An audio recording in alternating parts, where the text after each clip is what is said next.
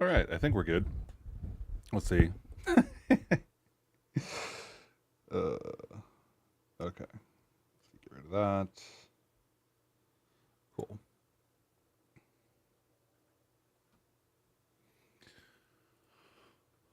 So this is the documentation site for Skein that I have up right now.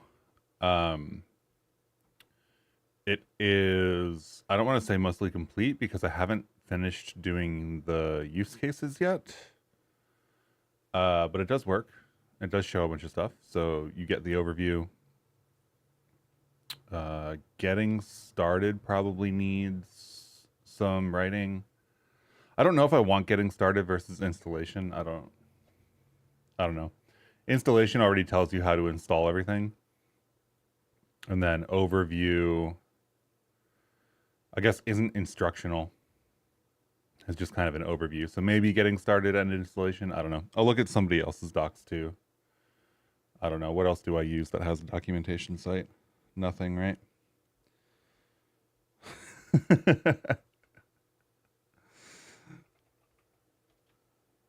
I don't feel like I don't feel like I really like a lot of docs in general.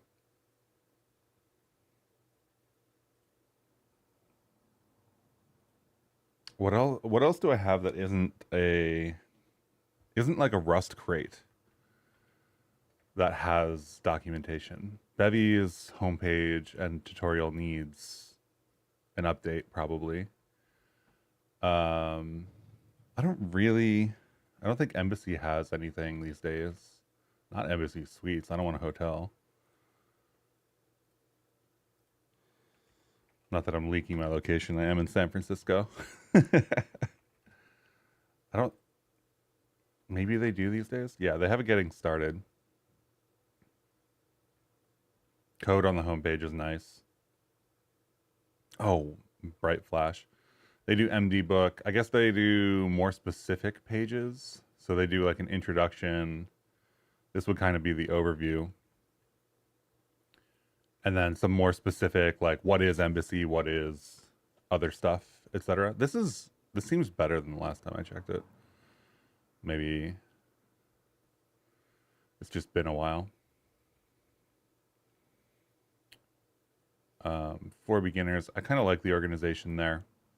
In any case, some more writing to do and whatnot on this, but generally happy with having some more documentation. I think I need to take a look at it from the perspective of somebody who doesn't know Blender, doesn't know Bevy, and doesn't know what they're doing, and make sure that that information is here. And then, other than that, um,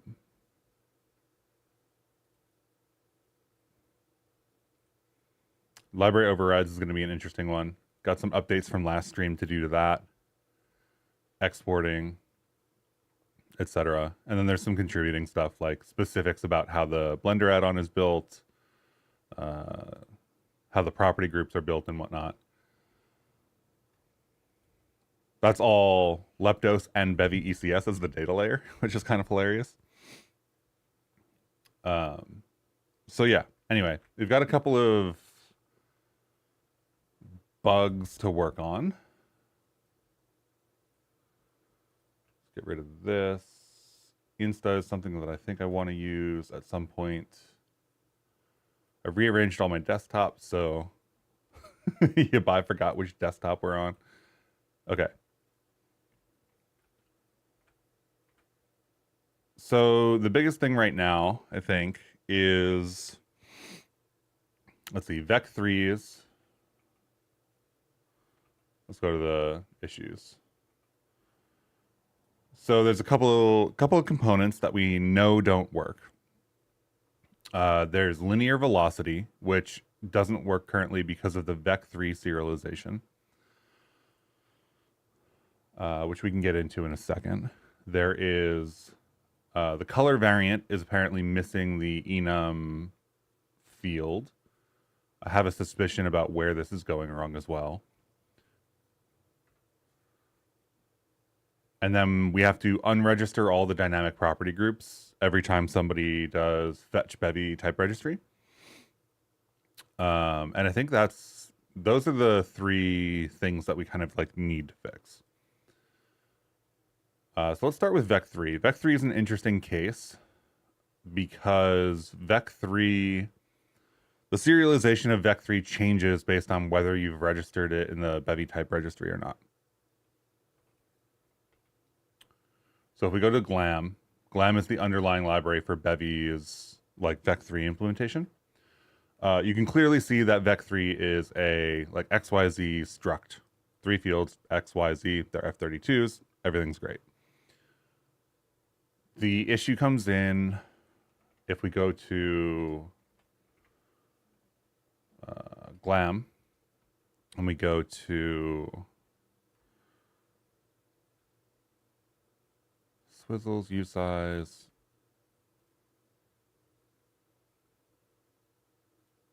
source, features, Saturday, and we go down to vec3. Vec3 is implemented as a sequence of 3 values. So we've got this issue where the type registry inside of Bevy knows this is a struct, tells us it's a struct, gives us XYZ as a struct. And that's the information that we get when we're building the Blender add-on. And then when it actually serializes, what we end up with is basically an array. So like a tuple struct of 3 values. And that's because Glam defines the serialization differently than the structure of the actual struct. So we end up with this situation, which I've documented in this. Right now, we see it as a struct, but we have to hard code our handling of vec3 and potentially other things, actually, so that we return this array. So I think this is just an export issue. I think we leave most of the functionality alone, and then we detect if we're dealing with a vec3 at the end when we're exporting. And if we are, then we serialize it as an array instead of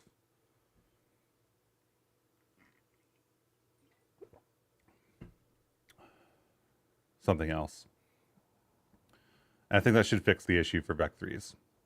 And that affects like linear velocity, angular velocity, anything that just like contains a vec3 at all. Let's see.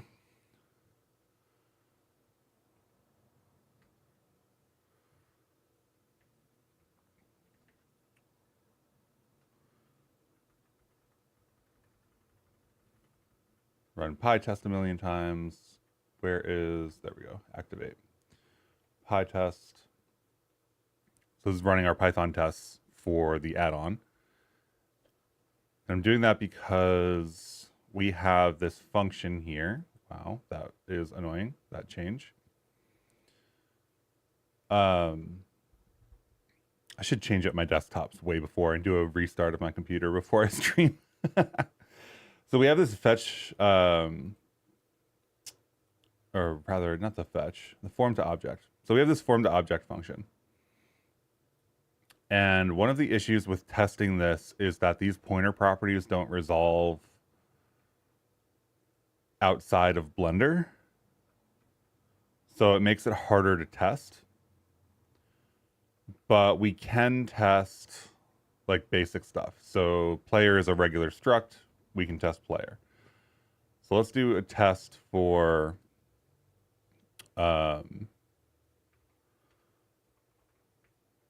linear velocity. Hey, Chris, how's it going? So this will be component tests like linear velocity. This is just the full path to the component that we're using. We have an empty Skein property groups that we're going to build with this helper function. And then we need to set X, Y, and Z probably. So like 1, 2, and 3 maybe. Always nice to have different values for stuff. And then we'll get that data from the editor using our special function and whatnot. This should be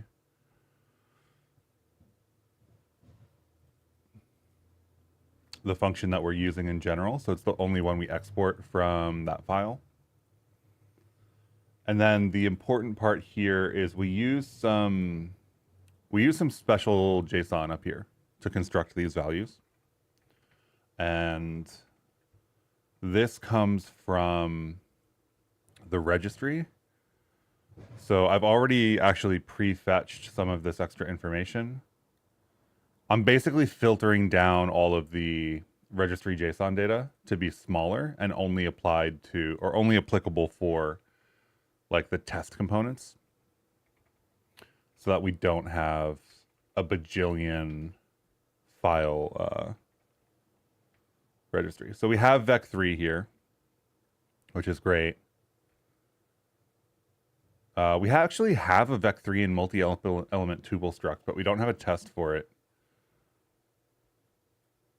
So actually, I wonder if we can even write a test for it without running it inside of Blender. That's something we do have to figure out at some point. We're running PyTest right now. We're running with bpy installed, which is the libraryification of Blender as a Python module. But when it comes down to it, some things just don't seem to pan out.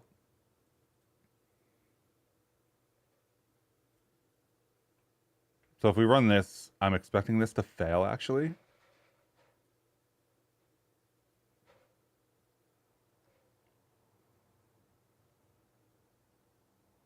And failed with key error. We failed with a key error because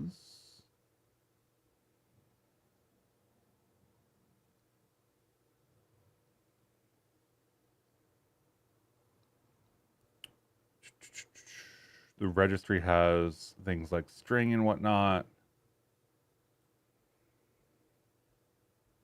Do we have linear velocity in the... I broke out these modules. Okay, so we do have linear velocity set up here correctly. We do have it in the JSON. I just put it into the JSON.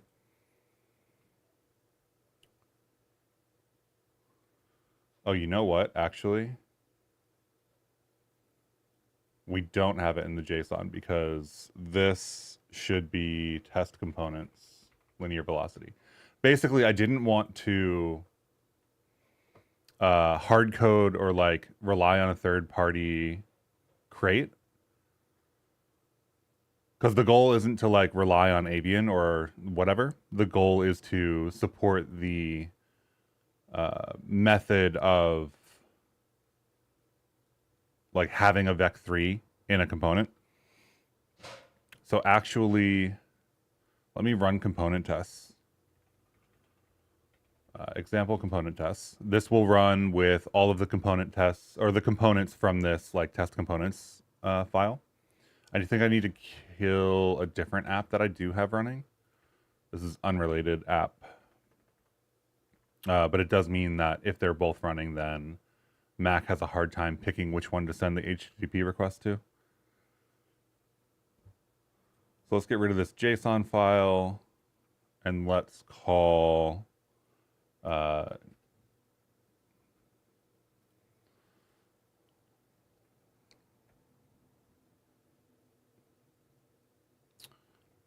run this again.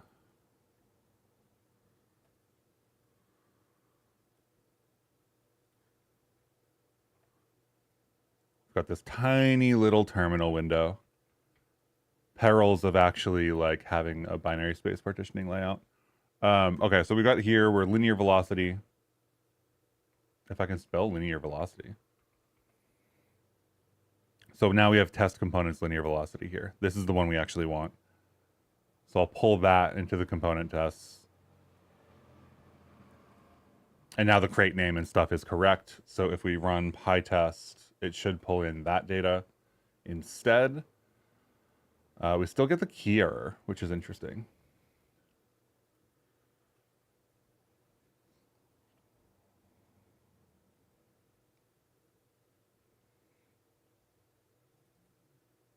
String component tests, tuple struct is in there.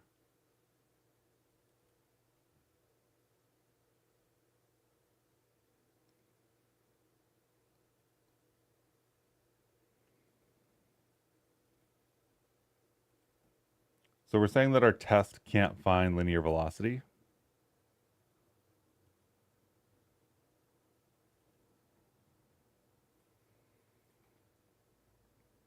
Which it should,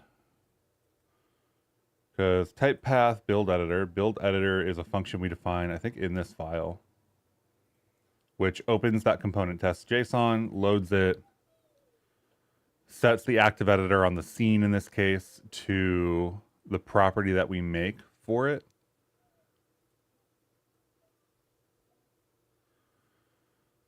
So I actually wonder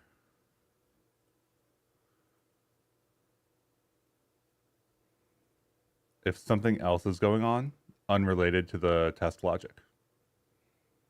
Component test instead of test components. No, the crate name is what gets put there. So it's test dash components. That will get transitioned to an underscore because of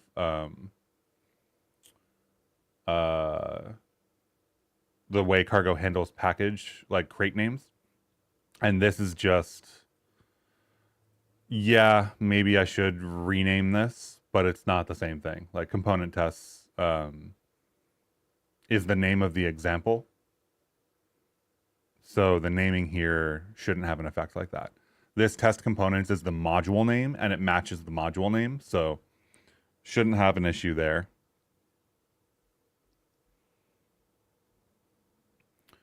What I think is happening is that there's a Python error happening and it's hiding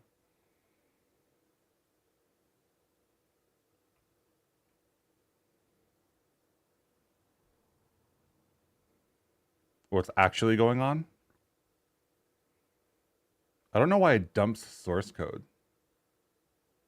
That feels so weird.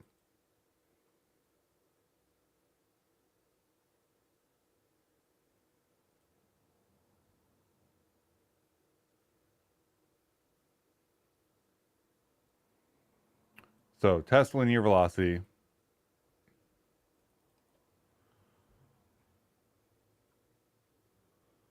We go into our test. We, I guess, start printing stuff out. There is, I think, no good way for us to tell this to print out.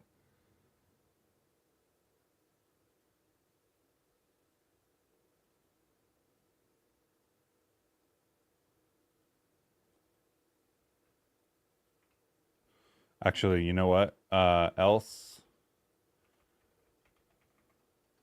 debug equals true. And we just remember to not commit that. And then that should print stuff out. Doesn't seem like it did, though. Build editor, make property, registry. I feel like this cuts off so much of the information that I actually need to debug this. Let's do a test print. Make sure that we actually can see logs in this case.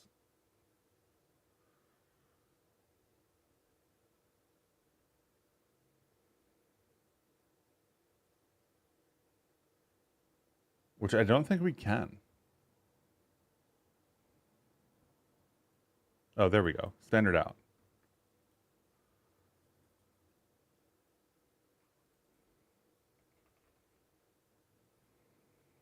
So if this is true, this should have a lot more output, and it doesn't.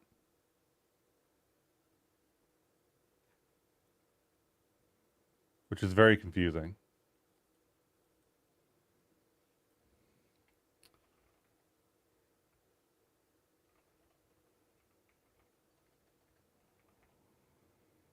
I wish I had a better logging solution for Python, because I feel like I go into this all the time and I end up like recreating and removing stuff. Okay, so let's do, we're just going to get rid of all of these print logs anyway. So start, and let's do type path.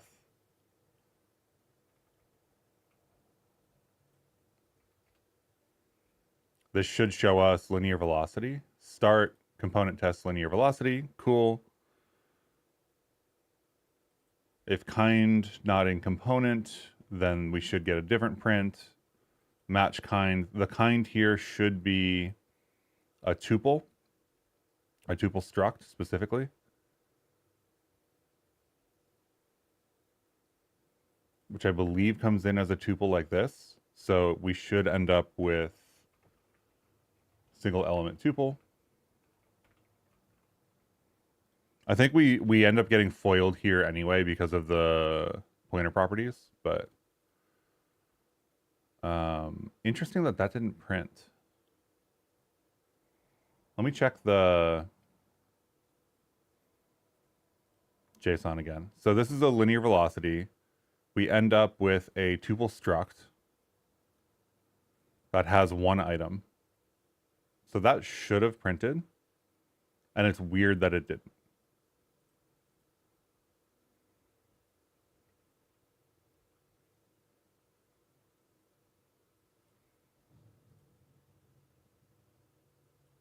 Oh, that's because I put it in tuple. Tuple struct. Single element tuple struct. And then I'm expecting that it fails here. So let's put another one here with the type path.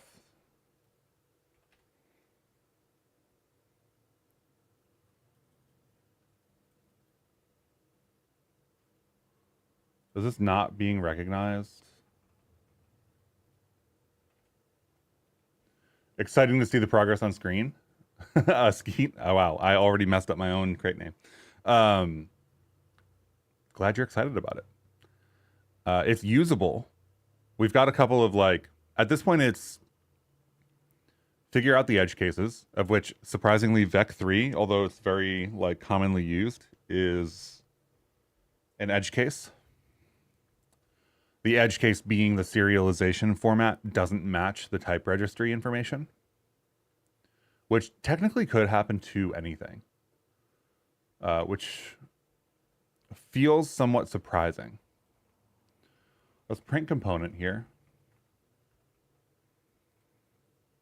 We should be getting more output than this.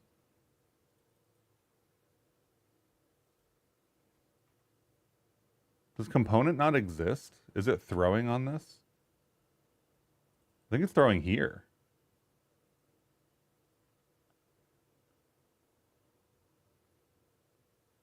Did I change the...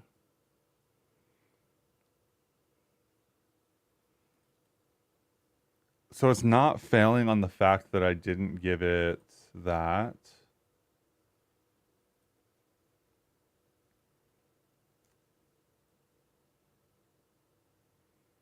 Right, make property gets called down here.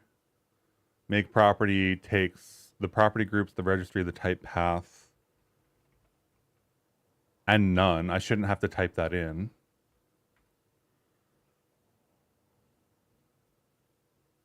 That gets to here and prints this and then fails here.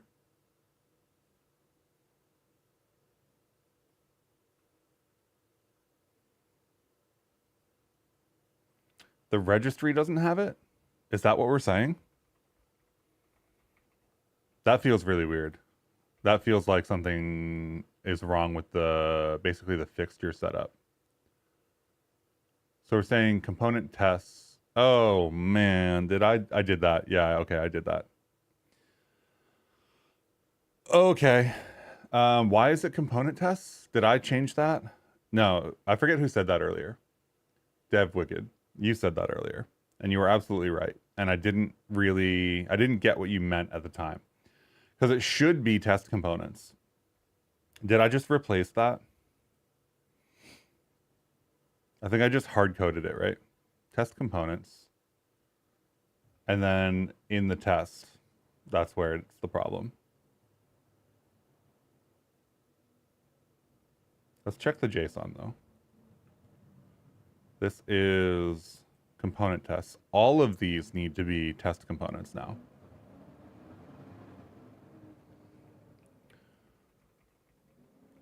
See, that's really scary to me. Like the tests were passing and that was very clearly wrong.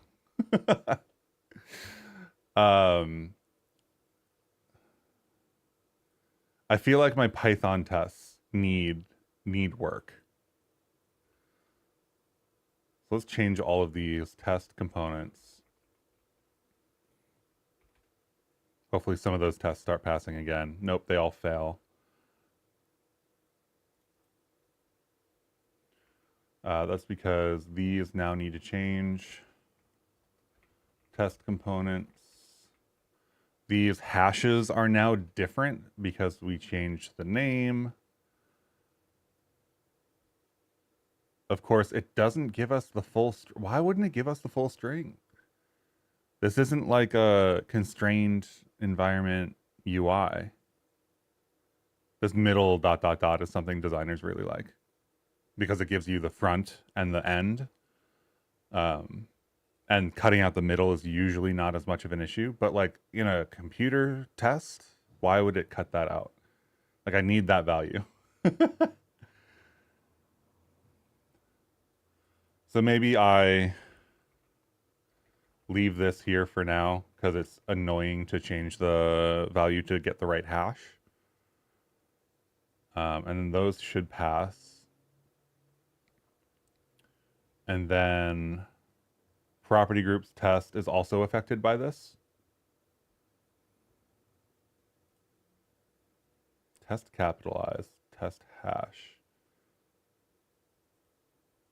I feel like the hash test should be here. The hashing is in, yeah, hashing is in property group. So let me take this test and move it because it shouldn't be here. I think that was just a copy and paste, kind of like put it in the wrong spot kind of thing. We don't need these capitalizes. We only need the make property.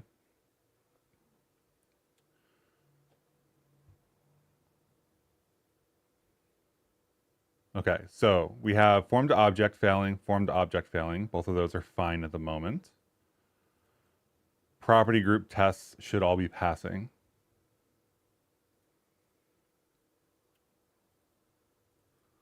So this is the same thing here. So what I did was effectively I wanted to share the Rust components or the Bevy components between the example binary that I have running that I can work with inside of like Blender to fetch and whatever. Did my internet cut out? No, okay, we're good.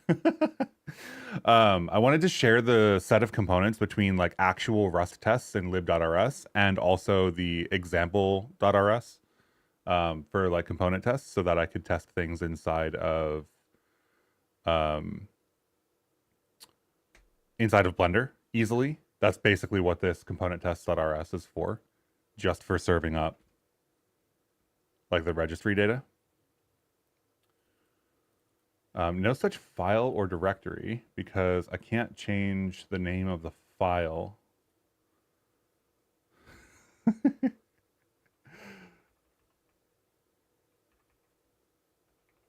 Is it components test? Component tests.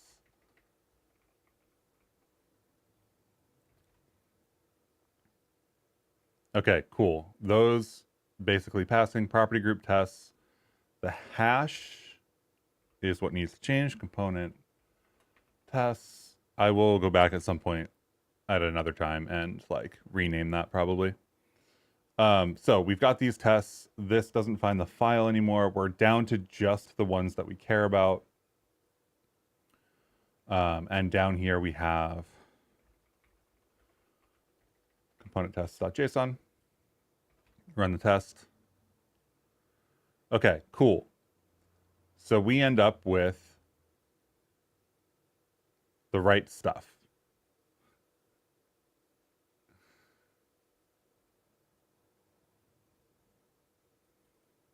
So we need to fix our expected test data. And really the issue is that this shouldn't be this. So this is where it becomes a little bit weird because this is a valid test, right? Based on the information we get from the registry, we should build an object and this should test as an object.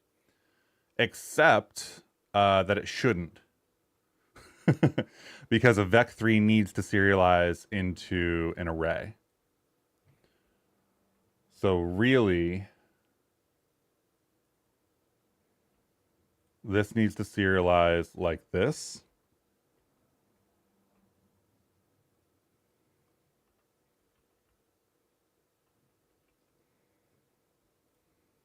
Which means we should have a failing test now, which is good. That's what we want. I'm going to go into the property groups and delete some of these extra like little log things that we put in because they were completely useless actually at the end of the day.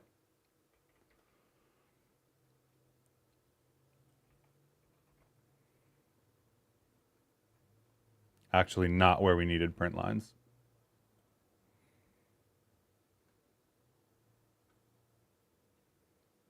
So now we get our assertion error. We need to see an array here. So we go into formed object, which is where this logic is going to need to change. And somewhere in here, we're going to need to detect what we're dealing with.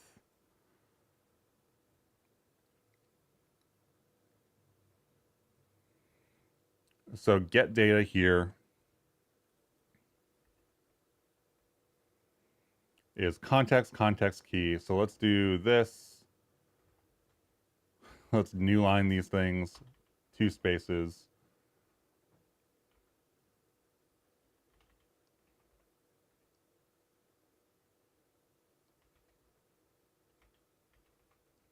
Just to format that a little bit better so it's readable.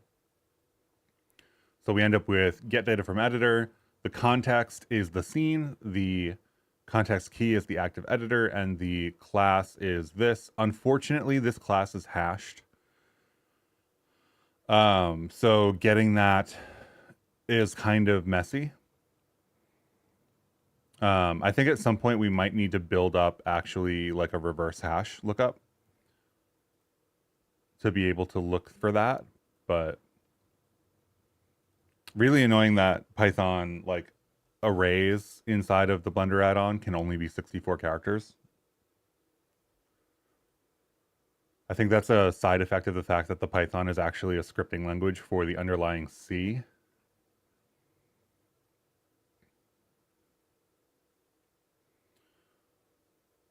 So this is going to come in, right? We're going to get the component data. This is going to be, we're going to hit is first recurse, right?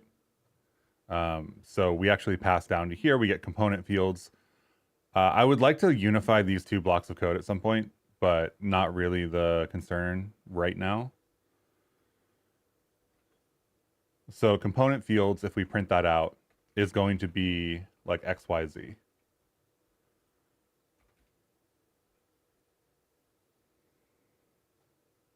Right, XYZ. So, the really hacky way to do this would be, hey, if we have something that only has XYZ fields, then what we have is some kind of vec3. I don't like that overall. I don't like having to know what these types are to have to override the handling is really what I don't like. I think we could potentially stick a static property on all of the property groups.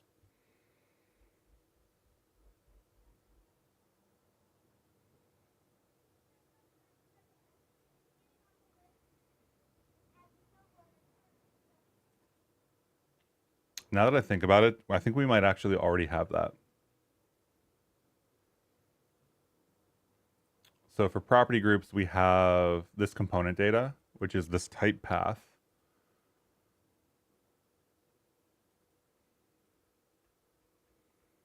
which I can't remember if we actually set or not at this point.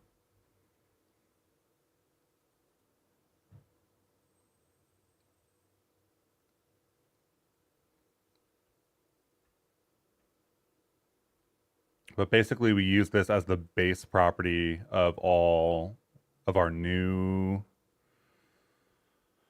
types.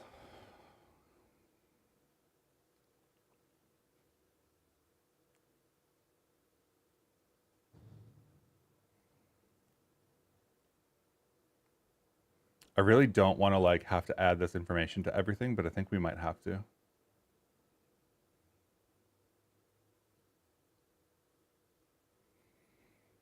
Right? Because like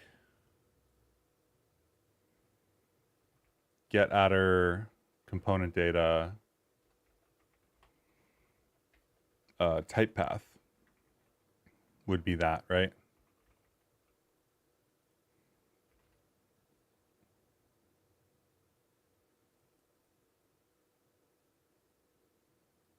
And it doesn't have it.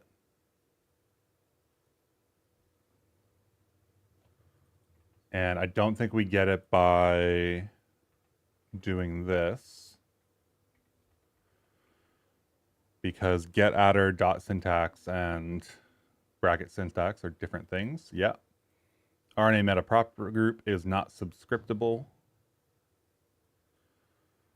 So we end up in this situation where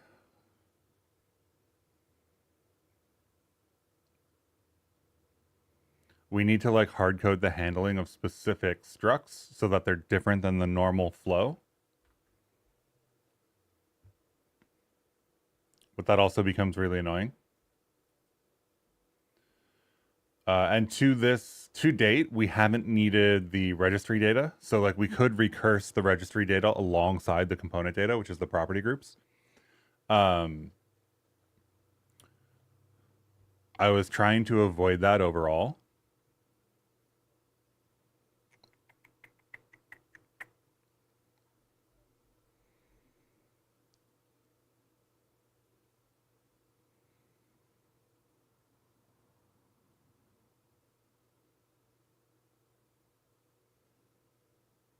Pointer property field sum function name pointer property, then get data.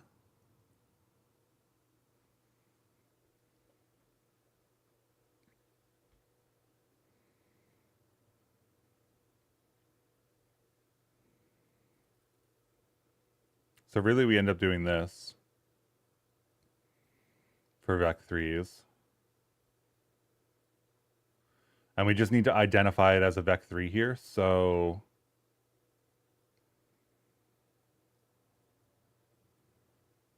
can I set that when I'm constructing the class? Python set property on class objects. I don't want like an instance.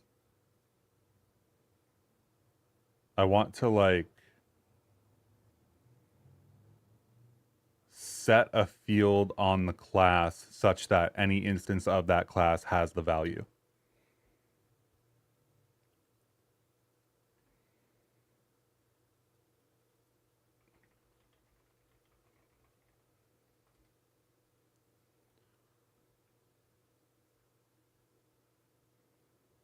Yada, yada, yada.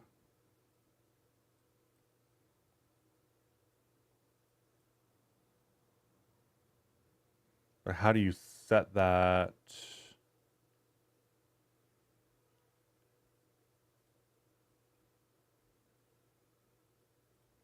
Dynamically set static class property. I don't want to put it into, what is a dynamic static property? Thank you, Stack Overflow. That was super useful.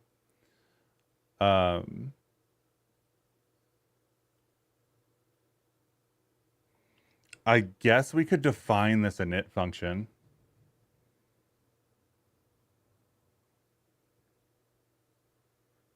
Learn how to use classes properly first. What a freaking I don't know how anybody learns how to program when that's what they're faced with. It's been decades for me, so it's fine. But like, I don't know how you, as like a new programmer, end up on like Stack Overflow and somebody's like, read the docs, dumbass. How do you deal with that?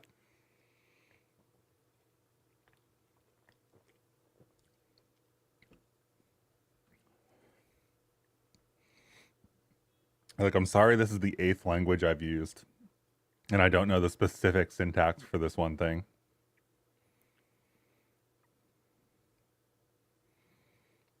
What was I going to do? Okay, so the component data, when we set it then, I think this will be a dot type path by the time we fix this. So in property groups, let's go to the tuple struct, because that's where we should be, right? Let's leave these, I guess, succeeded.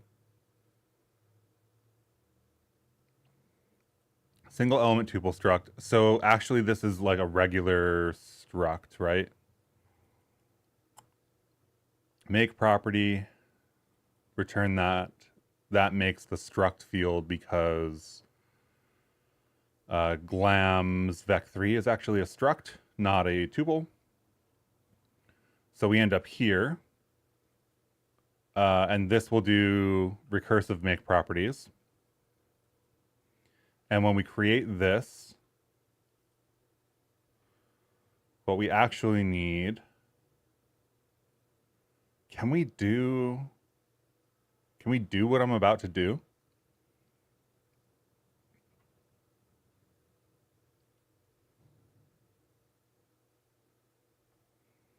Like, can we do this? Let's see. Python class annotations type property.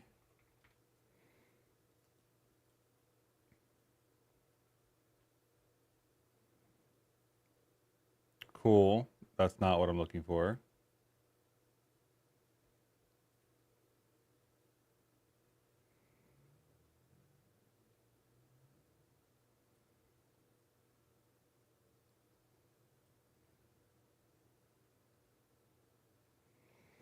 I don't want to put this in the annotations because I don't want to get it from get annotations, and I guess that's fine, but like we would have to delete it from every time we got it because we don't want to actually process it.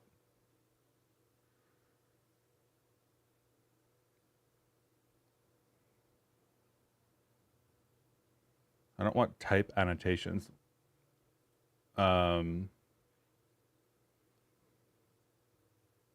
Like when initialized, set this equal to that value sounds like what I want.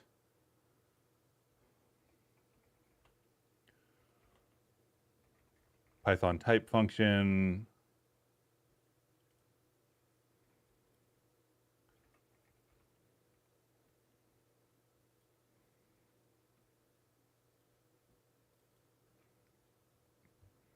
Okay, with one argument, with one argument, do one behavior. Return the type of an object. Yep, that's the most common usage I think I've seen. Is instance. With 3 arguments, return a new type object. That's what we want. Dynamic form of class. That's what we're using it for. Name becomes name. Bases contains the base classes and becomes the base's attribute. Maybe we have another base class that sets this, that we set dynamically. If empty, the ultimate base class is all, okay, if empty, it becomes object. The dict becomes attribute and method definitions.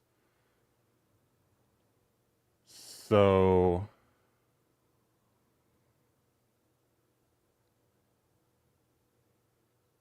I guess that is the way that we have to do it.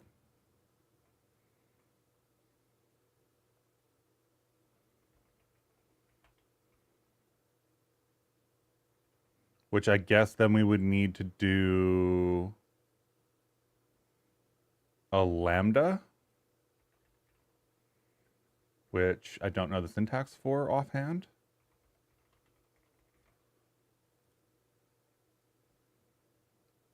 A colon body.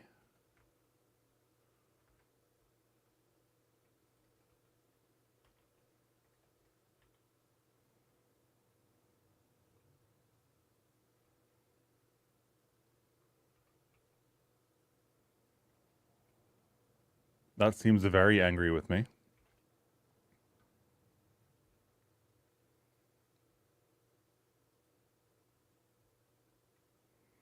Obviously, we don't have inventory count, but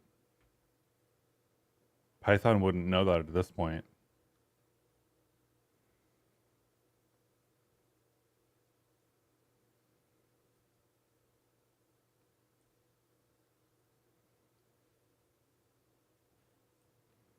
Keyword arguments provided to the 3-argument form are passed to the appropriate metaclass machinery.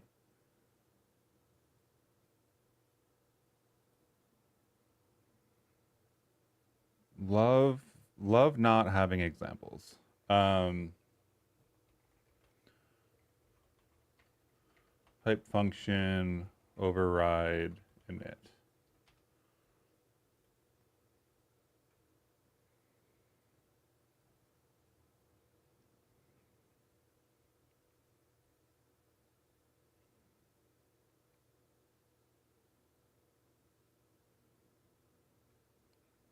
Yes, like obviously, that's how you would normally do it.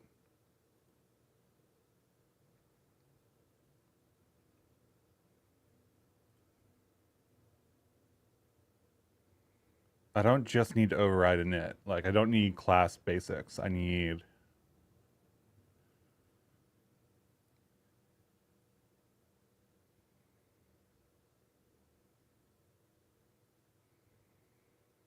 specifically init in a dynamic. This is incredibly hard to Google.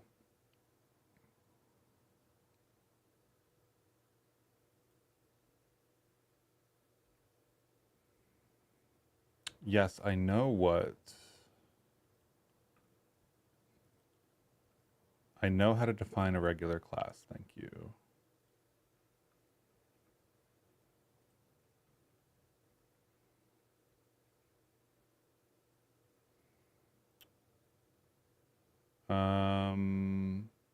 I guess we could just define it like this. Completely separate. Oh, did I not do? Oh, yeah. Okay. Yeah. Wish that was a little bit more obvious. Dumb question. Where's the web page for my thumbnail? The web page for the thumbnail on the live stream is actually this site. So I'll dump it in chat. It's not like super published yet.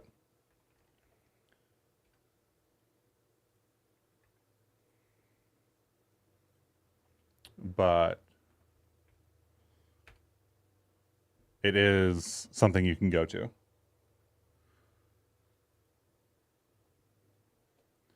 So yeah, I guess if you find things that are missing, let me know. Because obviously there's like to-dos on the site. But you're in the live stream, so I assume you know that because I'm currently working on it.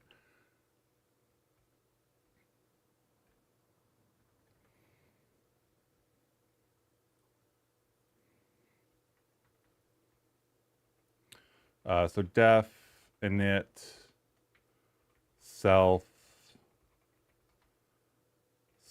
dot what we're gonna call this type path equals type path, I think.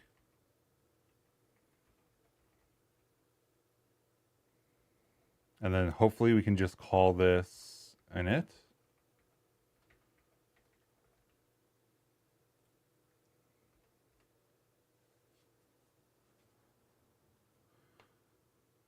Not freed memory blocks, 27,655. Total unfreed memory, 9 megabytes.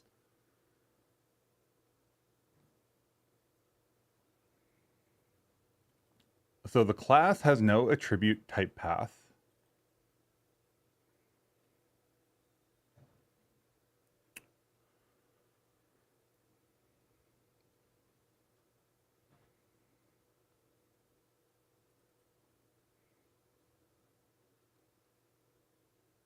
Which is weird, right? That should now be called.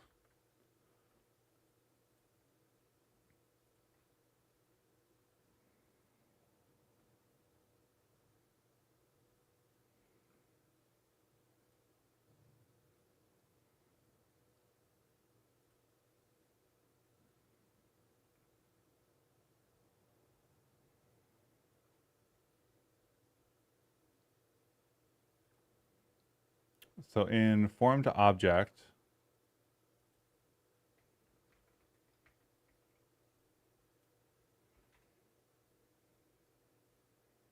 that's actually an interesting question.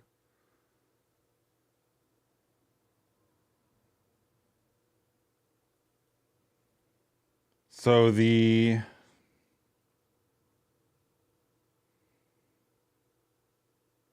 classes that are tuple structs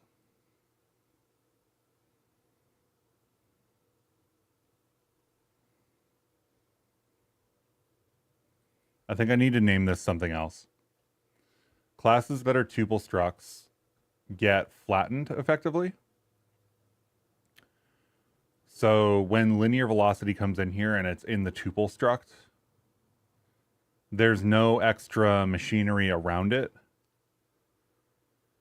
So we're saying that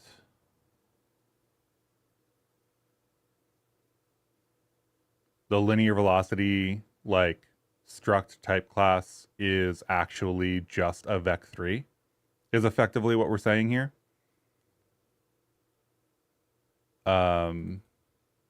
This should get called though, right?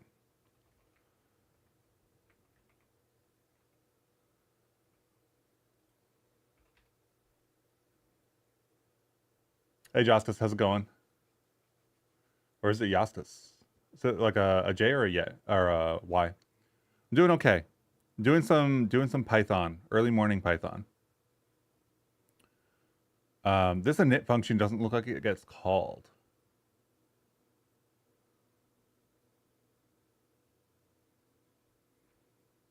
Single element tuple struct.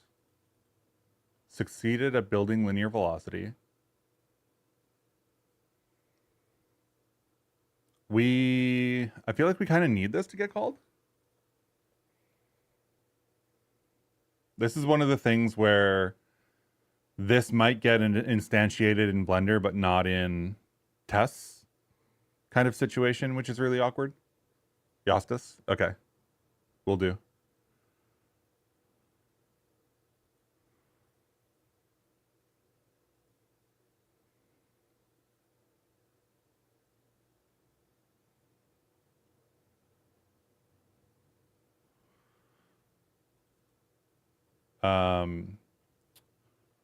So if the init isn't getting called, right?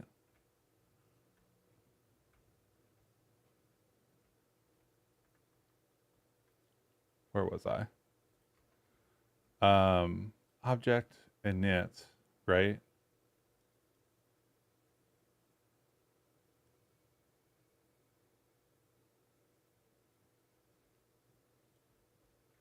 Maybe since I'll have it, I just define a random function.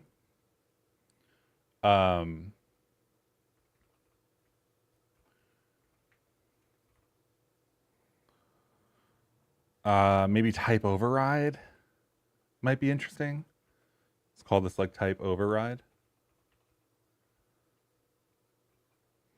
And then this actually isn't a init, so we won't do that. We will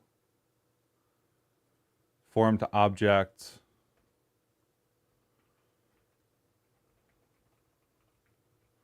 call the function.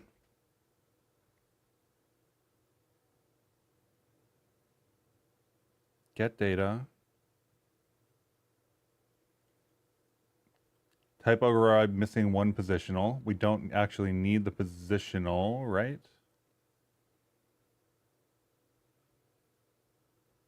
I guess, do we not get access to self if we do it this way?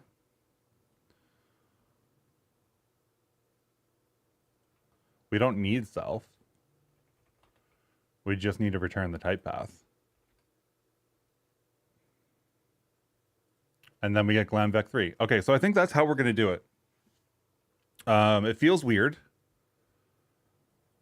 but it very directly gives us like a, hey, if this thing is defined, you can call that function to then get what this is supposed to be. And then if we need to export it differently for data purposes, we call that function, we do a case on it, and that's that, right? I think for most situations, this is just going to be for glam types. And having this be very explicit, have it be like call type override in C.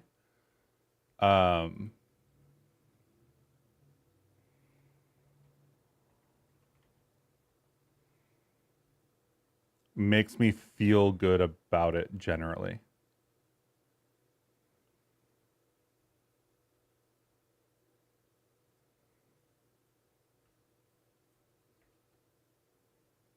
Because then in the future, maybe we can get rid of it. I don't know.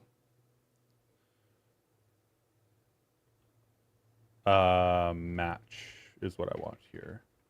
Match case glam vec3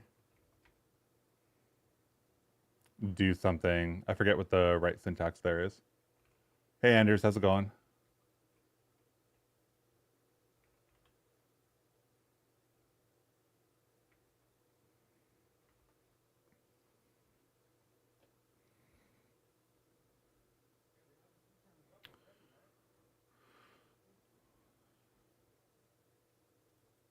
So I almost want to not do this generically, thinking about it. I almost want to just specify every type and have a specific place for it.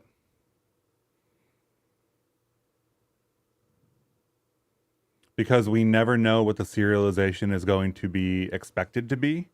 And this makes it very clear that this is like a special case and not the regular case. This is apparently not how you write match. I have a match somewhere else.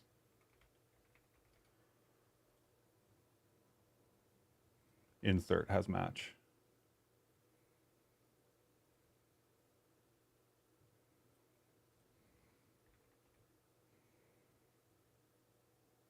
No, that's it. Why is it yellow? Case.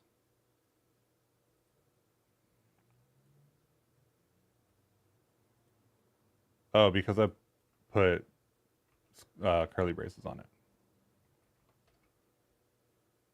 Let's do like pass here.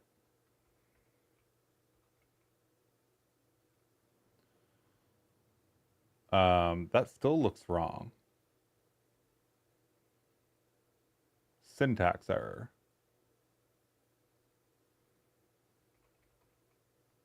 Because we don't need curly braces, but we need indentation and colons. That's what we needed.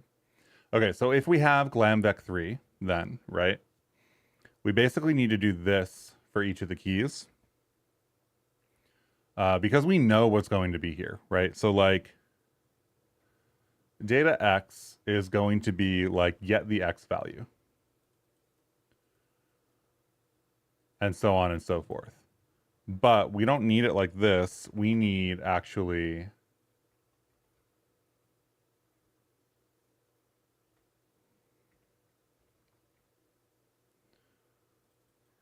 one, two, three, this. So if we run PyTest now, we get a passing test. So now we've basically overridden glamvec3 handling to return an array. No matter where it is, no matter what it's doing, which I think is the right thing to do in all cases.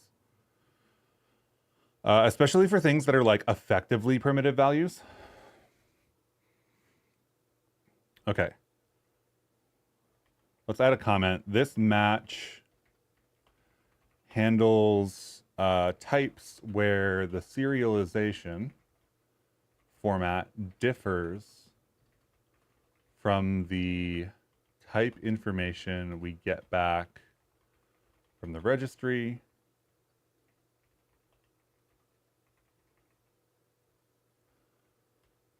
For example, vec3 is a struct and returns struct and has struct reflection information properly indicating that vec3 has x, y, z fields, but the serialization is overridden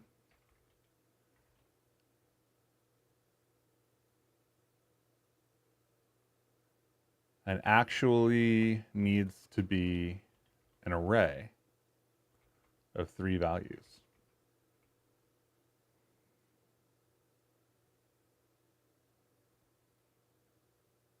So, vec3 obviously doing this. I think there's a bunch of other ones that are going to do this as well. I think I'll do those probably off stream.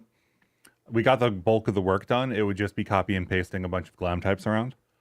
And I don't know how interesting that would be. But this should mean that if we go to, if we use our Blender add-on, which I promise I remember how to do, just copy for dev. Where are we running Blender? We're running Blender over here. Here I have a linear velocity, and you can see that the linear velocity here is outputting as an object whenever I debug. So that debug is not documented because it's not really meant to be used. But if you check all Skein objects, it'll dump all of the data for all the Skein objects. I think this will continue to be an object in this dump. No, actually I'm wrong. That should change to an array. So let's get rid of Blender and open Blender back up.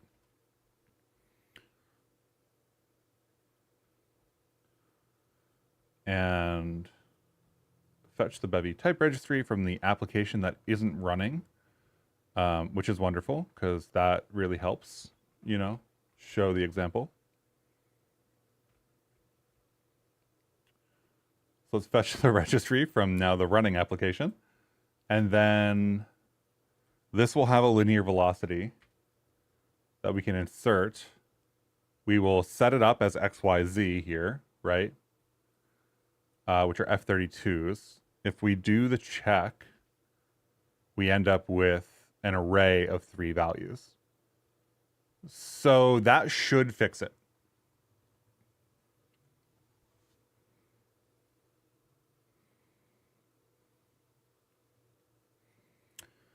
Since we are going to override things like this, I do wonder if, since we'll be detecting it,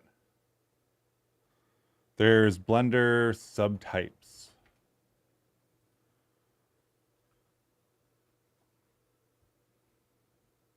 Factor, angle, time, distance, translation velocity, matrix.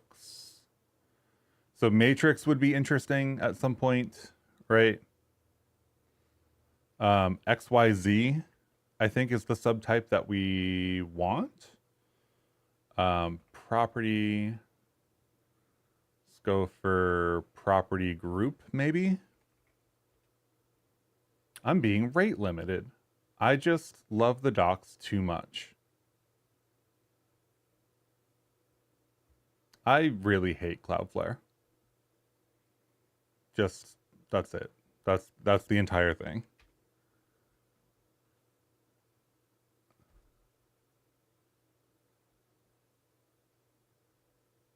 Well, I guess I'll go to a different site since I can't use the docs because Cloudflare is so great.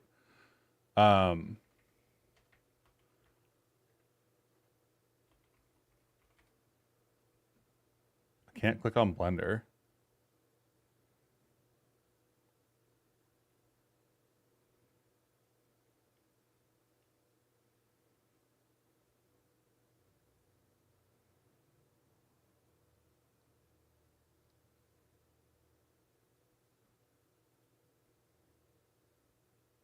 Go to a different Blender site, I guess. Property, subtype, number, array items. I don't want the XYZ node. I want the...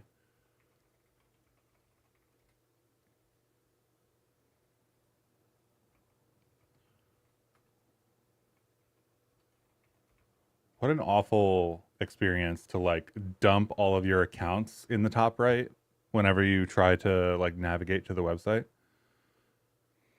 So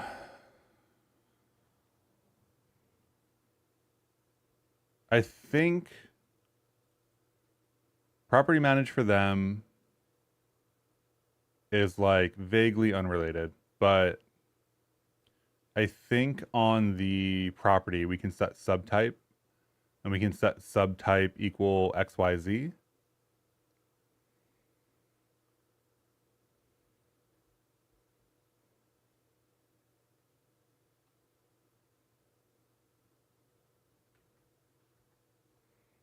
So I'm just going to try that, I think.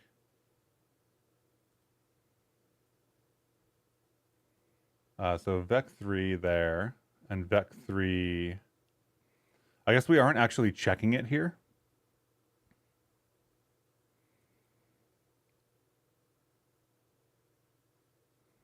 And I actually don't know if you can set this on a property group. I feel like you have to be able to, right?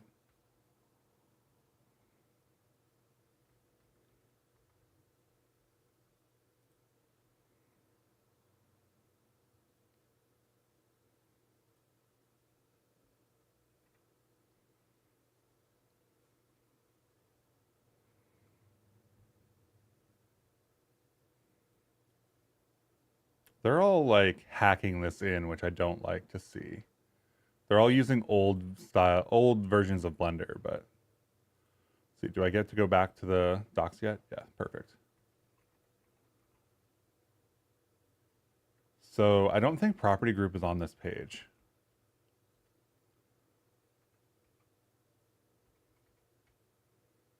Maybe it is. Property group example, yeah. So you can subtype a value. We could make it a float vector, I think.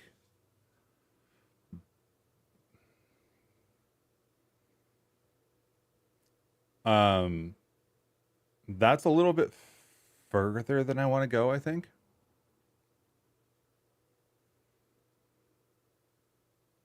It would be another way to do it though, I think.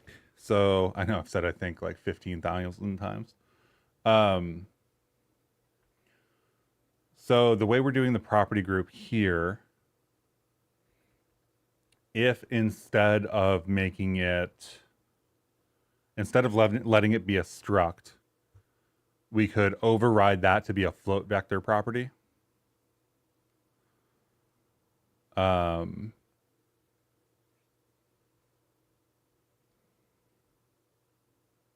I think I want to leave that for later though.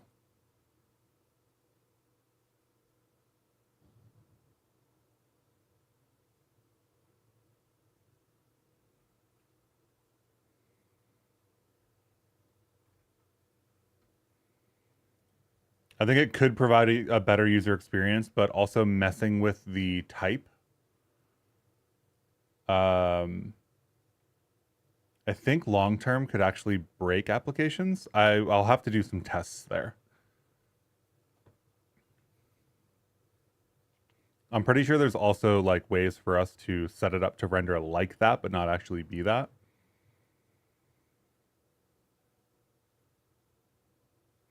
So I'll have to do some extra testing. So in any case, linear velocity, this should now export. Do we have the Skein folder? Newest project. Is this one Skein? Yeah.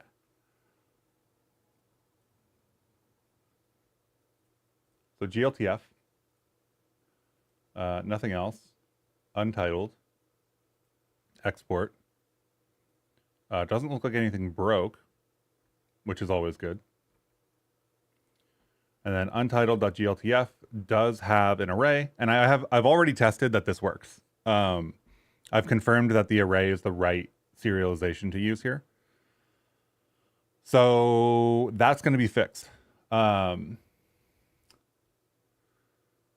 Let me then commit this. I guess not all of them are going to have type overrides, so we also want to make sure that it doesn't break when we don't. So let's do test components like player, I guess.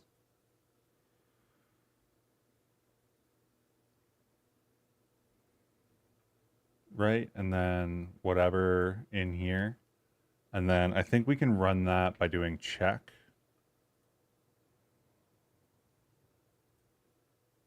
And that seems fine to me.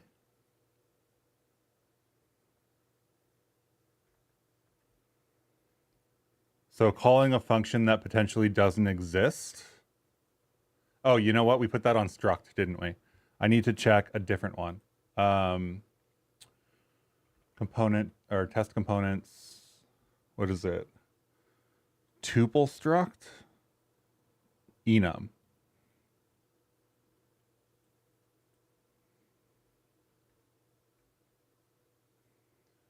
And then let's check the value of enum and make sure this doesn't crash.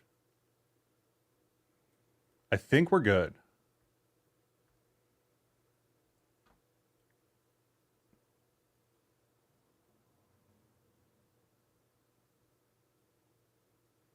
Should I make it explicit?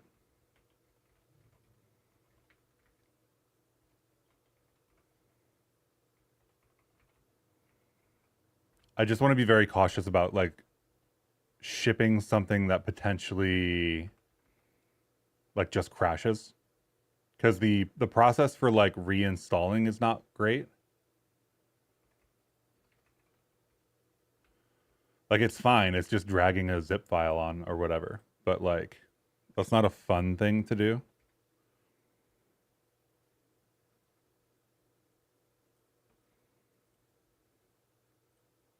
And I didn't run the application that needs to be running.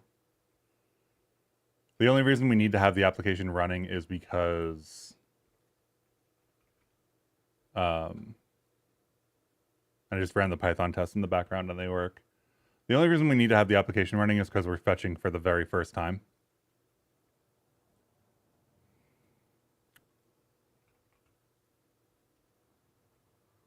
So test components, task priority, check. I thought that was running that function. Maybe it's not. Maybe I should check. Debug.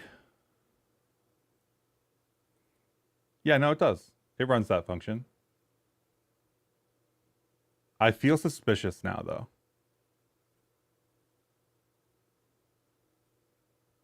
Right? Like case none, print no type override. Right? And that did not happen here anytime. Which makes it feel weird. Let's do player, I guess. Name power, object, get data.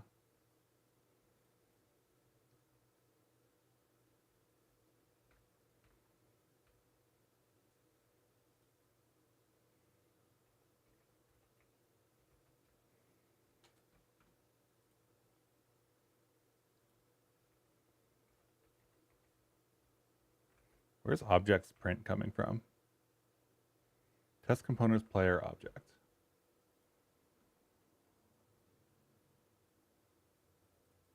Test components.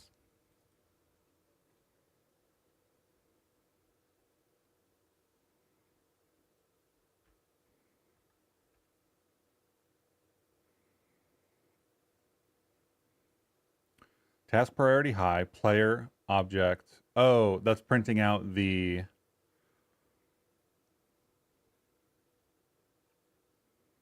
Why is it printing object?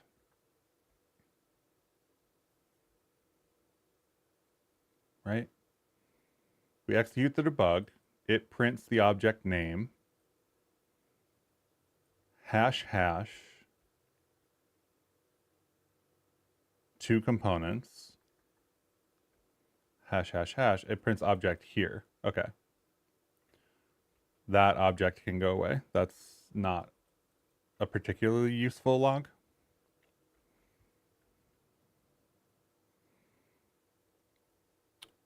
I think that's good, except for the fact that now we're printing twice.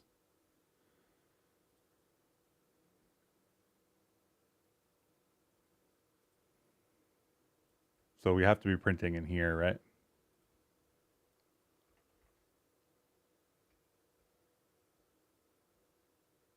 Yeah. Don't want to print that data. Don't think that printing that is useful all the time. So going to get rid of that. And then I'm going to commit this. And we're going to have a fix for vec3s. And then I have to go back and test to see if like vec4s and vec2s and all that kind of stuff has similar issues, which I assume it does.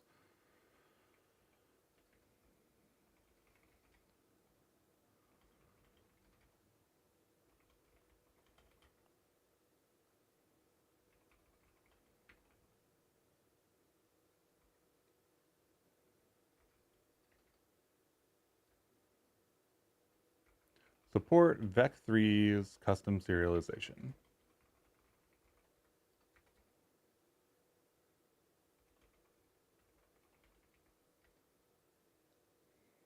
And then I'll leave a note on this issue so that I can go back to it. That's the Bevy repo.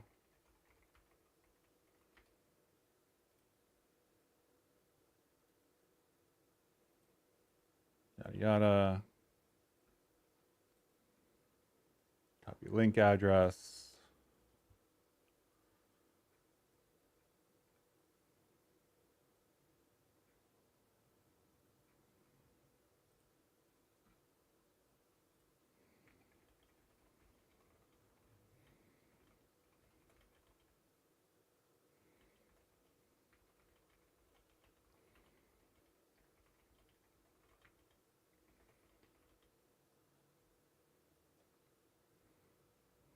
Until I cover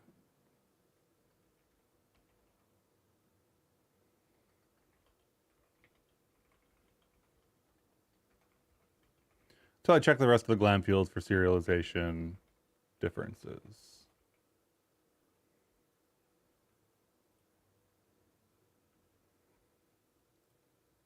Okay, so that's effectively fixed. Just need to write out a bunch more types for that. The property group classes issue is one that I want to fix. And then the color variant missing in deserialization is also an interesting one. I think we have a type and a test for this already, or a type at least. Maybe we might want to insert a test for it. So test components, color should be here. And then we got like a struct with color that has a base color and a highlight color and whatever.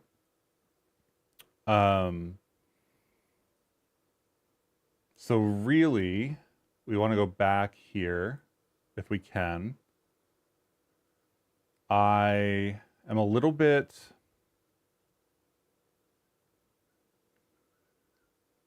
I'm skeptical that we can actually write a test for this, is the way that I'll frame it.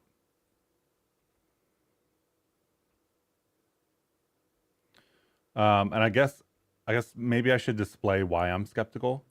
Like if we get rid of Z here and we run PyTest, this will fail with the field not being set, like has no attribute Z, not has initialized 0 value. And that's really concerning, right? We're basically forcing this data in here into like effectively an uninitialized version of the editor, which makes these tests very fragile.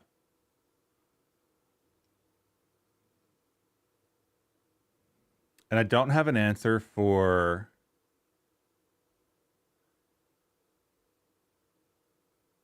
what the deal is here. I don't know how to like force these to initialize, if that makes sense.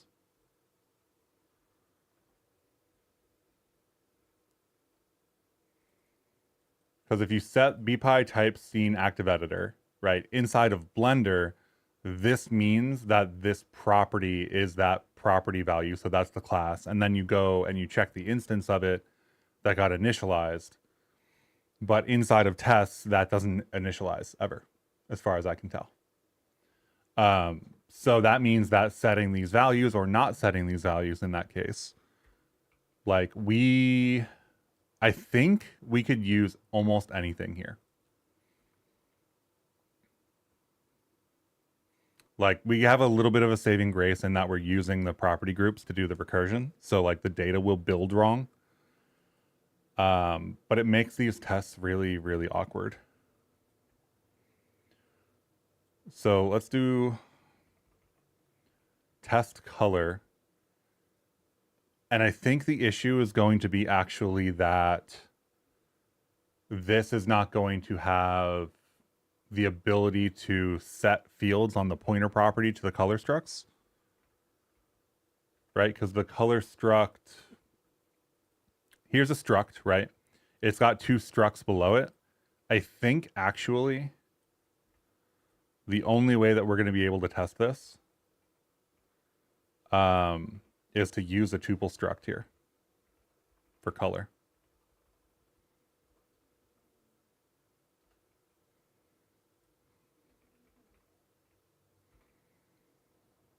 Because then it's directly the color value. We also run into another issue where color is then an enum and we have to like set specific things there.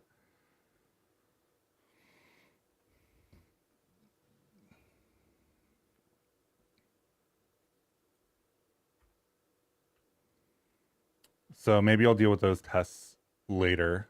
Let's just bring it up in Blender.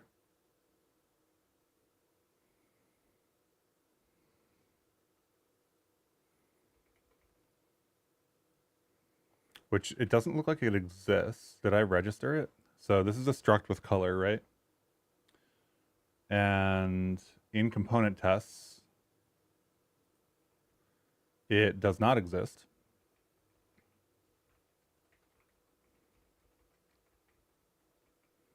Let's put a struct with color in here. Let's rerun this.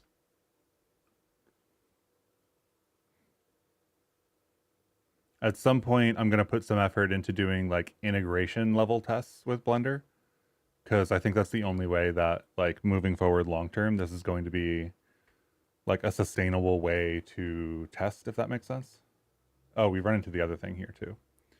So like if I fetch the registry, I think this is fine for new types. Yeah, so this doesn't exist currently.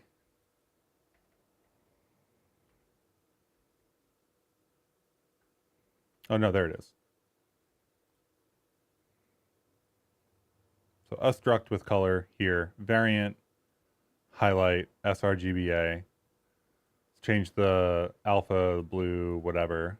Have these some values and then check the data. And this is the issue that I wanted to see earlier, actually.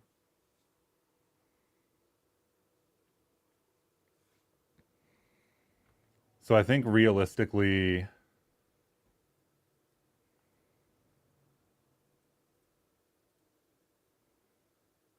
form to object, this needs to be in a try.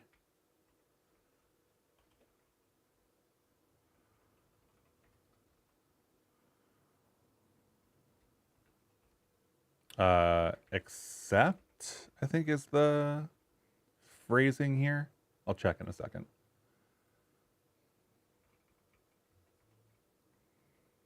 right? If this function doesn't exist, it doesn't mean anything, right? We should just continue as normal.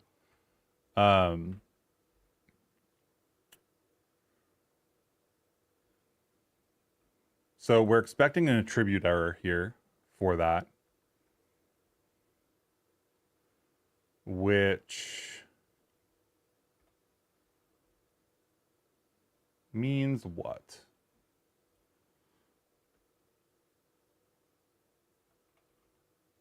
Try. Let's look for try. Let's look for try and extension. Try here. Try in insert.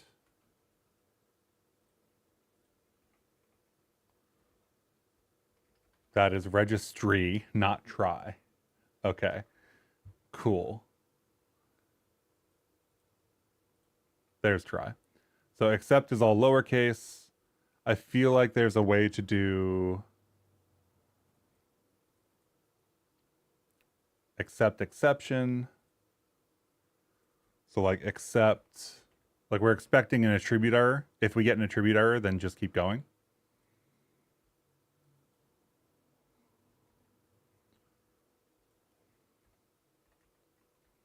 Copy the extension over again. Now to do the extension, we do have to actually drop out, and that is not a bug.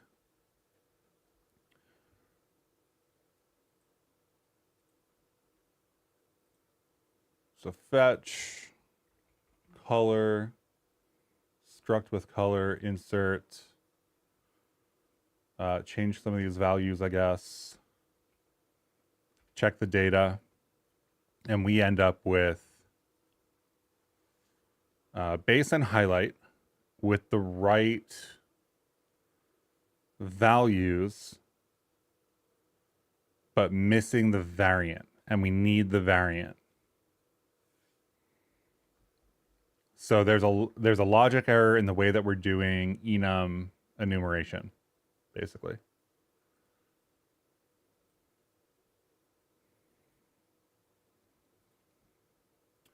And that will also be in the same area.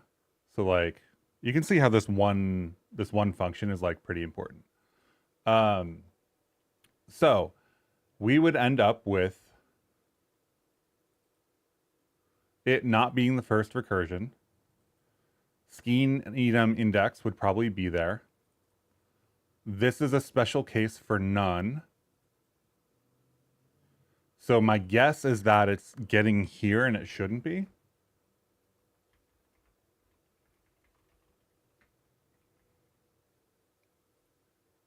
It wouldn't be some. And otherwise it'll go here, which is what I'm expecting.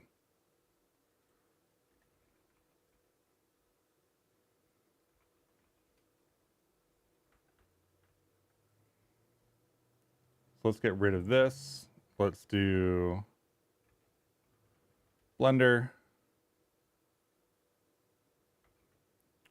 Fetch the registry.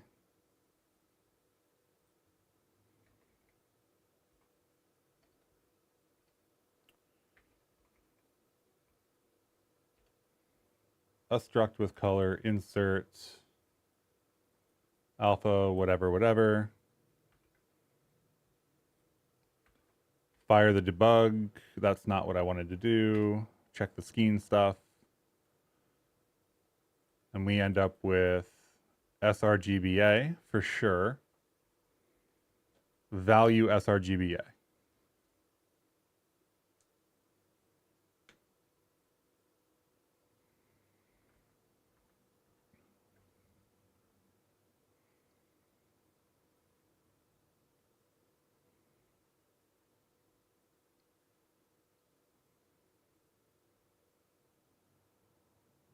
So we end up here, and then we end up here on the next recursion, is what those logs say. Right? Value sRGBA, we get into sRGBA, value sRGBA, and then we get into sRGBA. So I think that we just wrote this enum wrong. So this sum For some and none, we already special case these because none needs to be null and some needs to actually cut out the extra level in the hierarchy. So normally what you would see is like an object, the key sum, and then an object below that. But for sum, you actually need to take out that extra intermediary object. But for regular enums, you need to not do that. So what I'm doing here is almost certainly the thing that I'm doing in sum, because I'm almost certain that I wrote this and then copied it. But what we really need is, I think this. No. Active enum variant,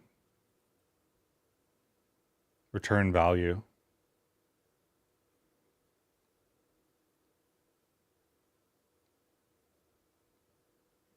Value if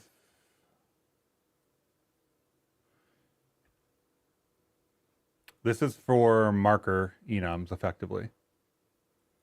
And otherwise we kind of just throw it through and try to process it as normal. So we get down to here. So I think this is the default case. So here we're doing none, we're doing sum, we're doing value. If value not in, we do the same thing. So this logic should be the same.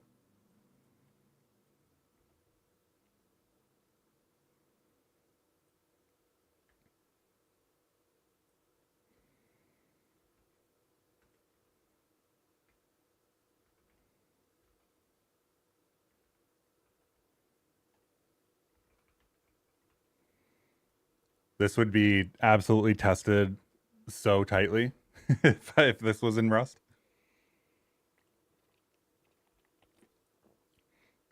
Alessandro, hey, how's it working with code CUDA in Rust? I don't know about CUDA, actually. I don't use CUDA really at all. I know there's some libraries for it. I know there's a Rust CUDA project. I think the project got like, had new life breathed into it again fairly recently. But unfortunately, I don't use CUDA in Rust, so I don't actually know, unfortunately. Sorry.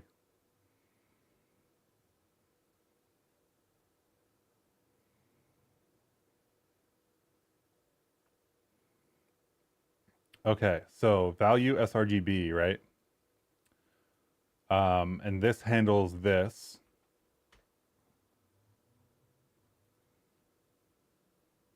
So this get adder has to exist at this point because we just did that check. And then we need basically this logic here.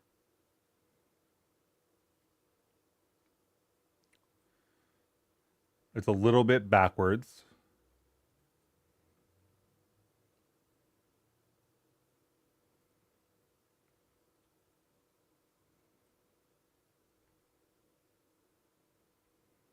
So get active, context, context key, key, component fields, context, context key. And then this is looking for value, but it should be key. And this is fields key. Because we're supposed to be iterating like as usual. Otherwise, in this case, I think we can just return the value because we just got it. Match active enum variant. Actually, no, that needs to be get with the key. If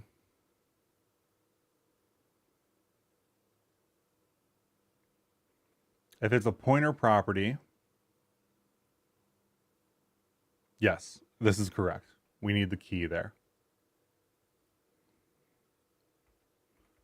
So let's copy it over. Let's run our component tests.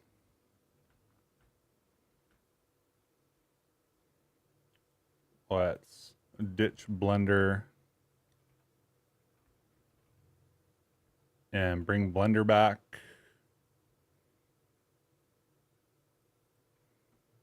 Fetch the registry. get the color, check the Skein data, and we end up with an issue for component fields on 24.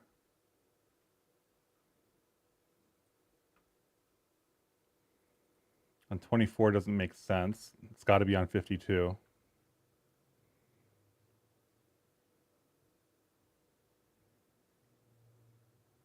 $106.47. Case value if not in component fields. Okay, yeah, I know where that is. That's this. And it actually needs to be fields because that's what we're working with there.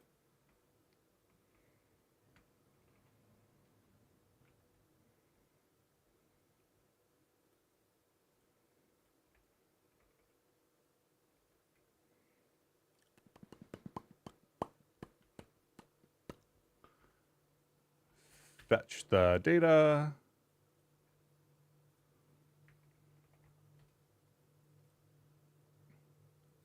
Yada yada. Check the data. Okay, and then we get a different error.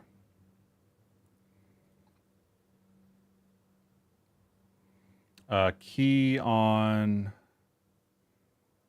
fields key false. Key on fields key false. So here.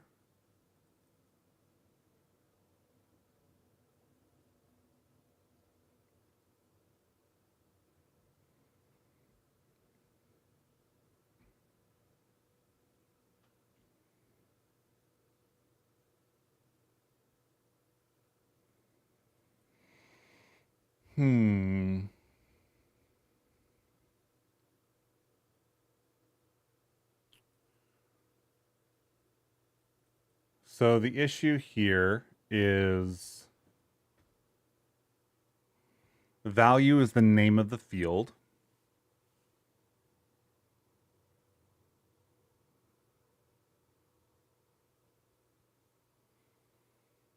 Right?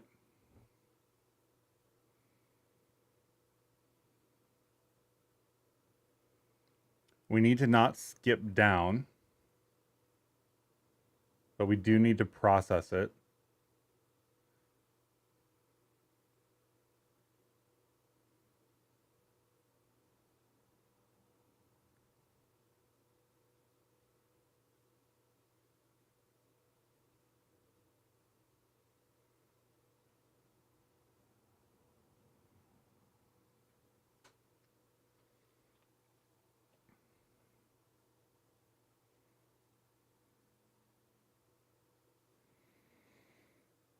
So at some point we get here and our value is sRGB A.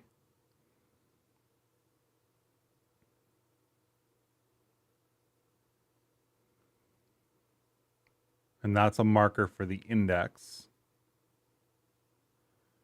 which means that the data needs to be that. So it needs to be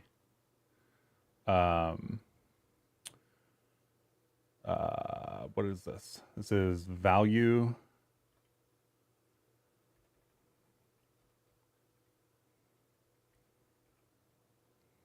get data for the next one. So this is actually, this was correct earlier, right? Because we're looking for value, we're looking for the value of value, and we're looking for the key named value here.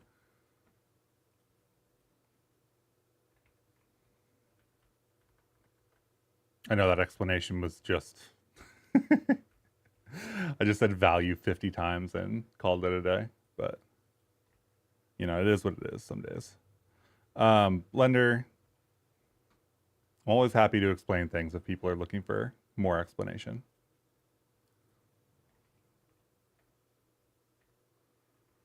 Struct with color, insert, check, and we end up with base, sRGBA, this stuff, which I think is all the stuff that is correct.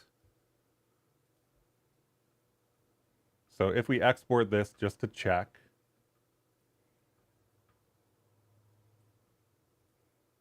we drop this in as GLTF.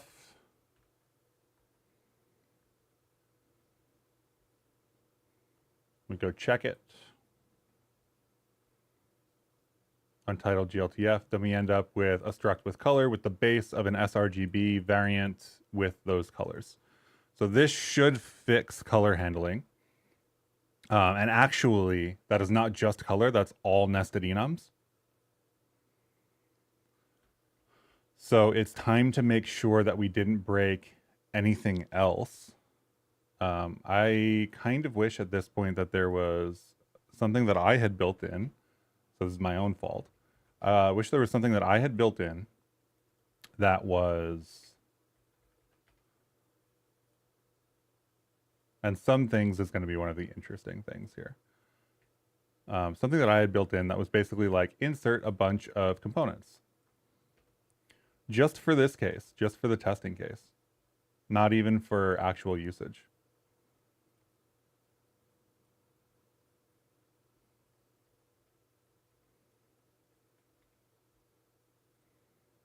Although I think it would be useful for actual usage potentially.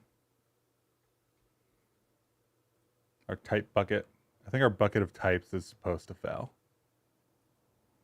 Let's check the bucket of types. I think bucket of types is a bucket of types that don't actually work intentionally. Bucket of types. Yeah, entity, UUID, bvec3a, that'll come out of there, actually. So bucket of types is not meant to work.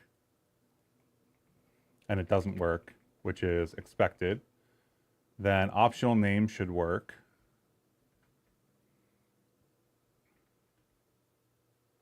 Linear velocity should be in there. We got so many of these tests now. It's absolutely at the point where it's like, okay, this should be an automatic integration test. It shouldn't be me inserting all of them.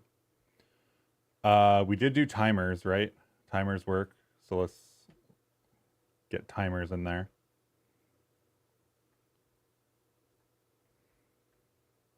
Multi-element tuple struct will not. Rich and unit enum should. So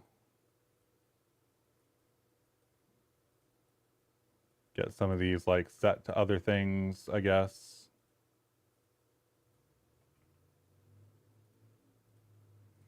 I guess we should get two optional names in here. One that's none and one that's some, just to make sure that we didn't mess that up.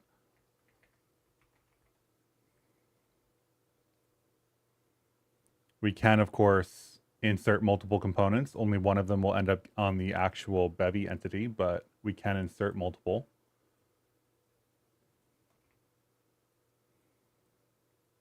Didn't write the word test there correctly, but that's fine. This is one thing and low. We could do both of them there. Marker component, struct with color, some other stuff. Maybe make one of these like LCH. And then let's export GLTF to the same spot.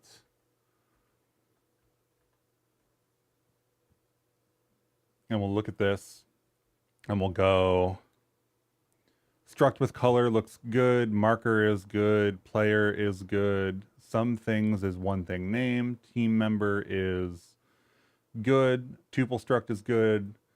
Enum is good. Optional name, that's a sum, is good. Linear velocity is the new vec3, that's good. Non-zero is good. Timer container looks good. Rich and unit enum, this is the rich enum. I think we need to check rich and unit enum. I think this is good, but just to check.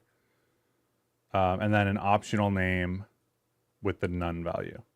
So let's check rich and unit enum. That would be player.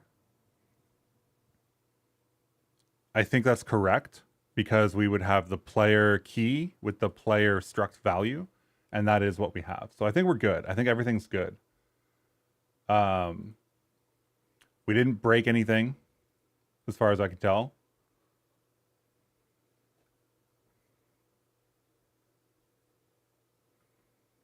I guess it might also be useful to be like, to load that in and spawn it.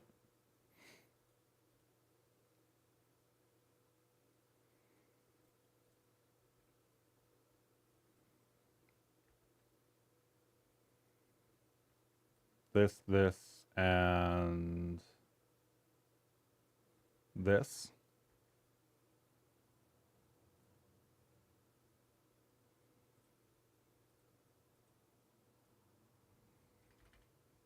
So 1, 2, and 3, paste. Love multi-cursor. Multi-cursor is amazing.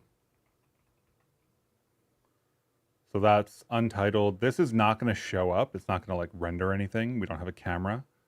We're just looking for it to not panic.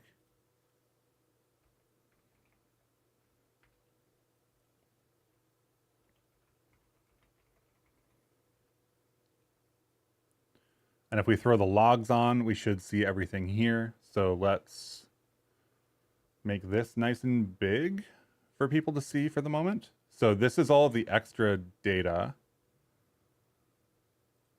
It's a lot of tabs. I feel like that amount of tabs is weird. Hey, you're building your first game in Bevy. Where can you post it and get some feedback? You can definitely do that in the Bevy Discord.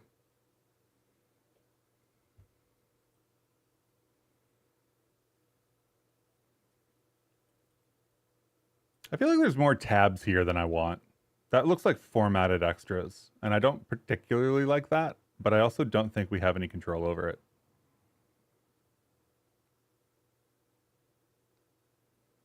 Maybe we do. I don't think so, though.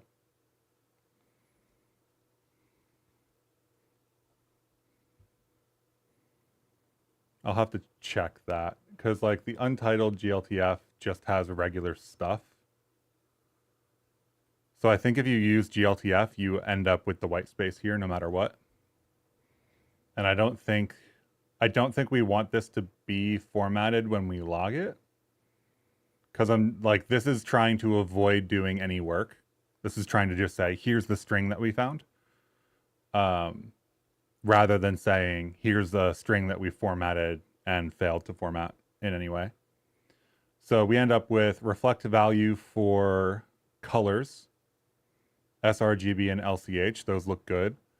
For marker, for player, for enum, for team member struct, for other enums, for tuple struct, optional name, linear velocity works. I see a vec3 in there, non-zero numbers. The timer container is a 14-second timer. That's cool. Player here, optional name with none is here. Everything looks like it's working. So I love this. This is great for us.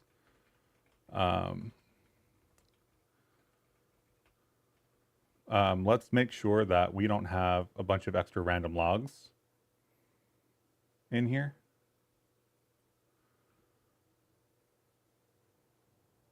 And I guess also make sure that the Python tests are still running and working.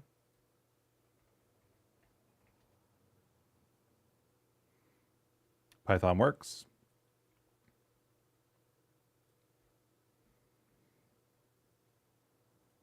Where did I add code? I added code to form to object, right? Get rid of that. Oh, I already added, didn't I? Get diff cached. Let's look at get diff cached. Nope, that's not the button I wanted to hit. What does H do in get diff cached? Summary of less commands. Q. There we go. That is not what I meant to do. Okay, so we're registering a struct with color now. I want to get rid of that system startup stuff. I think I might just comment it out because I feel like dropping the untitled file there to check things is useful. I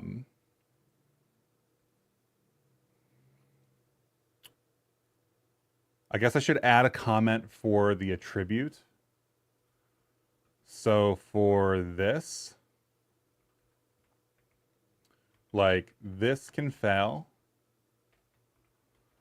because not all property groups or properties have property groups. Not all property groups have the function defined.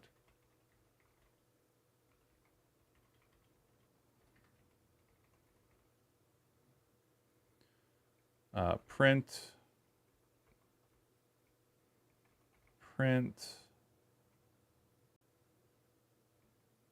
think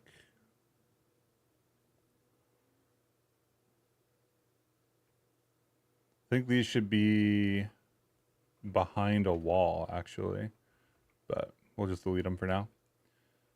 Cool. I'm fine. Usually I'm like, I don't like leaving comments, or not comments. I don't like leaving commented print line debugging code. But in this case, I think that I have to uncomment it and use it so often because there's no really great logging system that I'm comfortable leaving it like that. That was not going to be the end of what I did, is it? What was the thing that I was going to do? Right. I was going to go into the example component tests. We're just going to comment this out.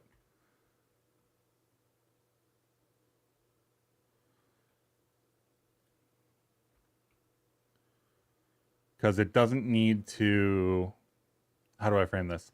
If we're working on something and it doesn't work, right? If we've broken something, for example, we're doing like a refactor, we broke something, then this will fail and it will be annoying to have that fail. I guess spawning a GLTF is like not that bad, or not spawning a GLTF is not that bad, but for the most part, it won't be there. So I'm going to delete that.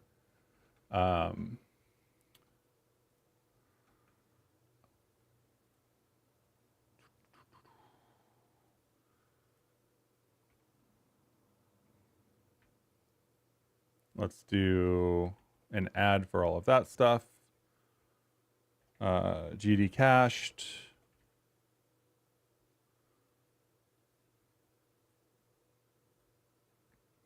And we end up with the struct, some commented out code, the Python code that we put in that is very important with the try. Pointer property handling, all that's good. A new test for the Python, love new Python tests.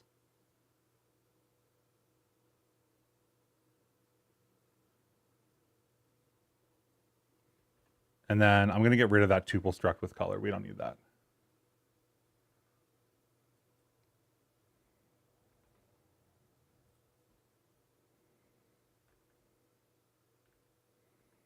What did I do to my code editor? Oh, there it is. It's on the left-hand side. I just expanded my terminal until it covered it. Okay, so what was the other thing? Not I've forgotten, the tuple struct. So lib.rs, this tuple struct is not really required or necessary at the moment, so we'll get rid of that. Fix color and other nested enum handling.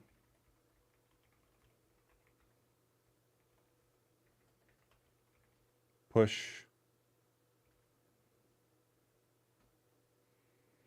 Also, you're building your start screen for your game. Do you know some projects that demonstrate good conventions on this subject? Good conventions on this subject? I mean, it depends what you're doing, right? Like, why are you building a start screen?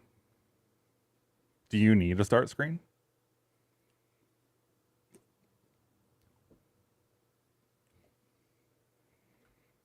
I don't know, like, what is a basic start screen?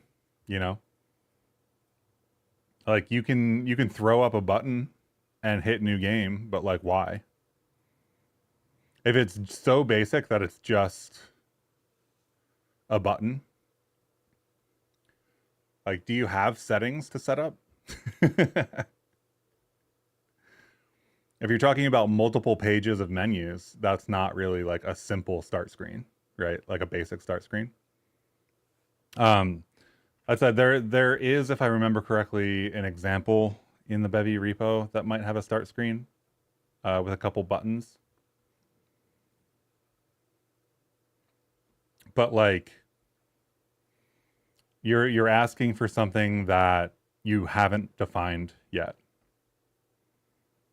So I would caution you on that front.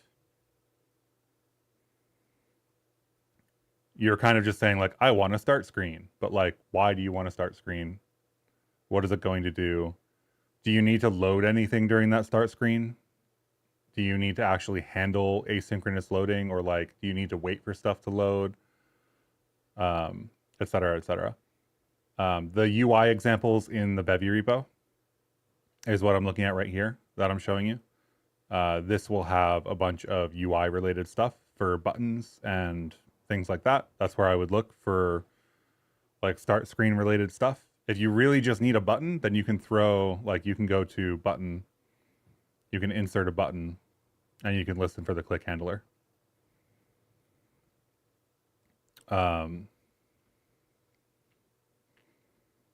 Yeah.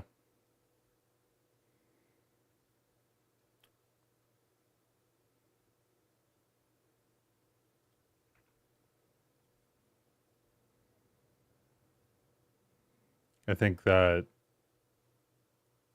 without defining all the stuff you want to make it do, there's no example that's going to like fit your game, if that makes sense. Like, for example, just to drive the point home for what I'm like saying here. If you were going to handle loading assets and showing a progress bar while that was happening, that is a very specific feature that you would have to have, and you would have to have extra crates to handle that. For example, Bevy Asset Loader has an example for progress tracking loading assets. Like, this exists. But if you don't have assets to load, then you don't need it, right?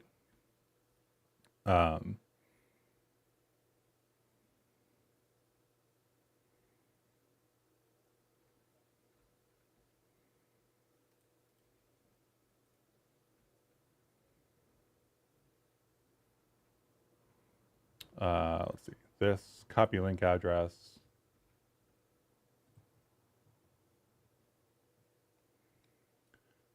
Yeah, if you're just doing it because you can, then just start looking at the UI examples and like pick the things that you want out of it and throw them in. If you're just doing it for kicks, one thing that I would say is probably useful is using Bevy states. I'm gonna have the PR pull up here, but examples. I think states is the directory they're in these days. State. So Bevy has this thing called states. It has an example that'll show you what this is. It has, this might actually be the one I was thinking of. This will show you how to click buttons and transition between like a menu state and a playing state. So this is probably the example I would send you to first. And then from there, just like build out from the other examples. There's like literally hundreds of examples in the Bevy repo. That's how I would start, and that's what I would do. You have it implemented that you use a state for every page. You just despawn all the entities related to the menu. Yeah. Okay, so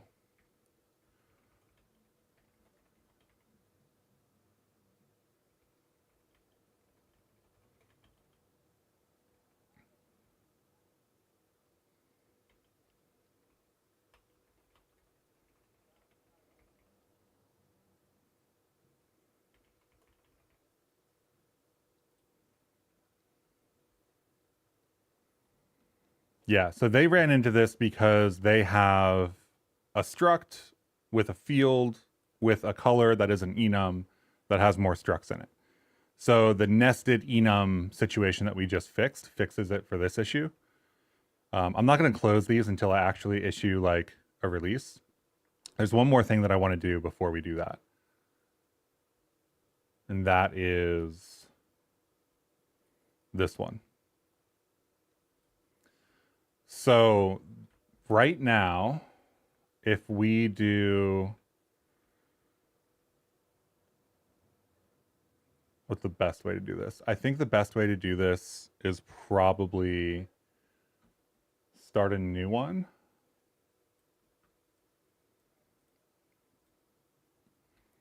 So I'll go to temp. I'm going to go to Bevy new. Do we use the 0.15 branch? I think I will use the 0.15 branch. It doesn't really matter. The functionality isn't different. So I'm going to use the 0.15 branch because it's stable. I'm going to call this, I don't know, changing component.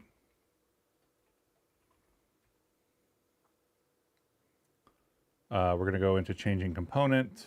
This is using the Bevy CLI. If you've never seen this, that's because we haven't really talked about it yet. Bevy CLI is really cool. It uses cargo generate to do scaffolding. So I have a template in the same repo that we've been working. If I can find the, yeah. So in the same repo we've been working, I have template minimal Bevy 0.15. And you can either use the Bevy CLI to template it, or if you have cargo generate installed, you can use cargo generate.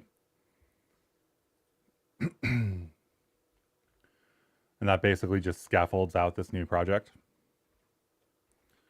So if we take a look at what this is, it's not actually super interesting code in general. I should have named that project something smaller.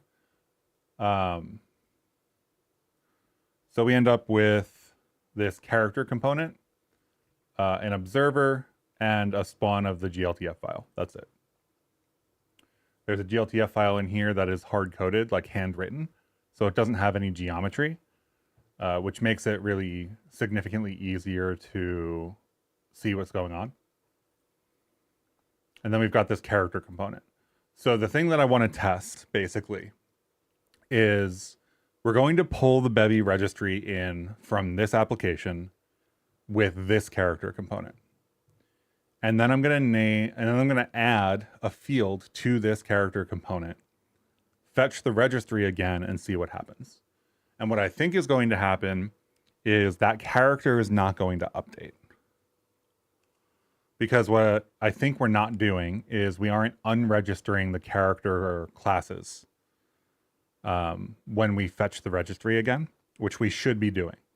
We should be keeping track of all the classes that we have dynamically registered, and we should unregister those whenever you fetch the Bevy type registry. Good morning, Anas. How's it going?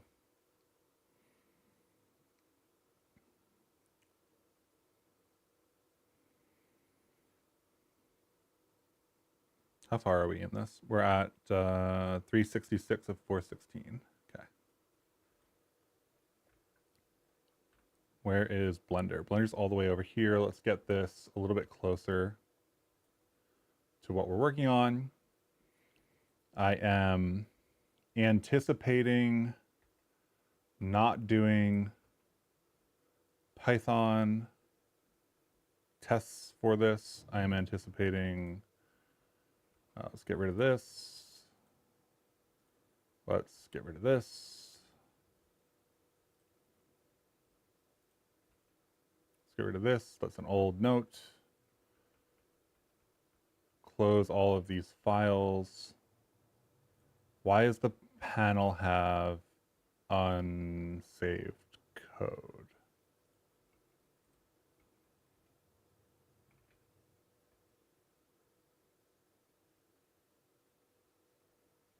Okay, that's fine. Let's remove the log. That's fine. This is a list of stuff that we need to potentially support.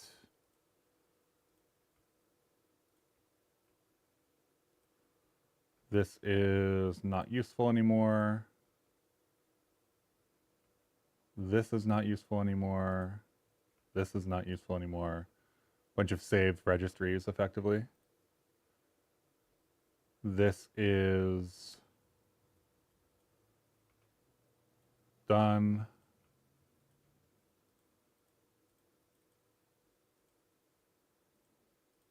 And this is where we got this list from, so I'll leave it. And then the places we're registering are also going to be the places that we are unregistering, I think. So we have fetch Bevy type registry. And we haven't done anything yet. But anywhere we call register, which I think is actually in make property now that I think about it.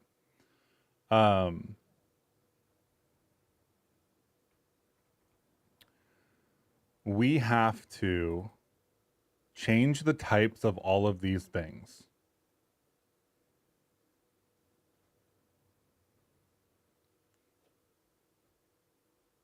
Anytime this function runs.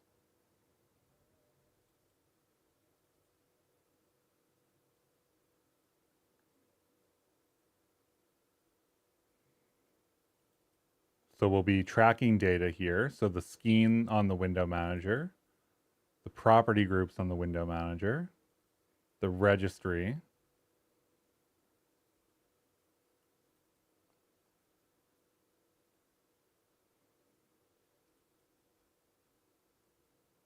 registry gets set when we process. So let's start a little bit earlier. This is when we fetch. We write this out to the JSON file. Okay. So we're into the processing. This is our fake enum component annotations.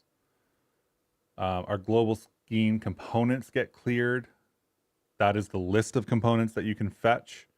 So I'm expecting, like, this clear is why new components show up, because we clear and then reinsert everything. For all of these, I think we have to go into the Skein property groups, which should be this, right? So to do iterate Skein property groups and unregister classes. And then we also need to unregister component container, which I don't think we store anywhere. And we need to reset these, which I think we already do.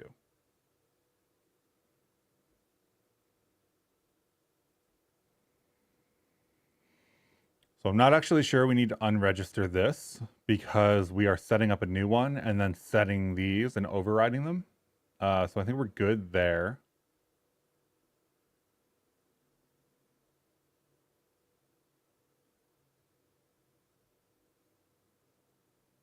But all of the individual classes, I think we need to set up. So let's check. Cargo run. I don't know why this has an error on it. That's weird. Let's go to a new Blender file.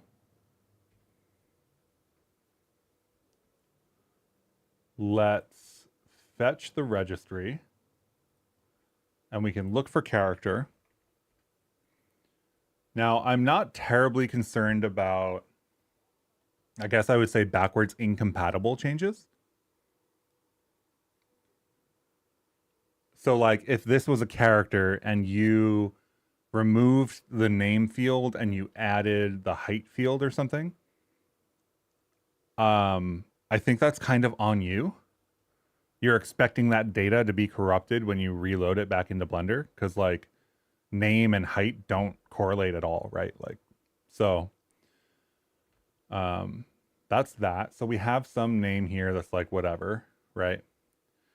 And then we're over here and we like, okay, so we want name, we also want height. So this is a forwards compatible change. We'll make this like a U32. So running this, this is now serving the new registry.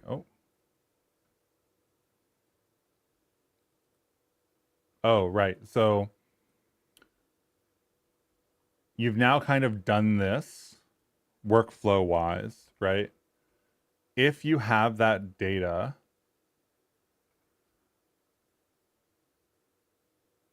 then you actually can't construct it if you break it. So if you have default, everything's fine, right? So I think people aren't going to be used to this concept. The concept of like forward and backward compatible schema changes now applies to the types that you're using for your components if you're doing it like this. So if we look at demo.gltf, right?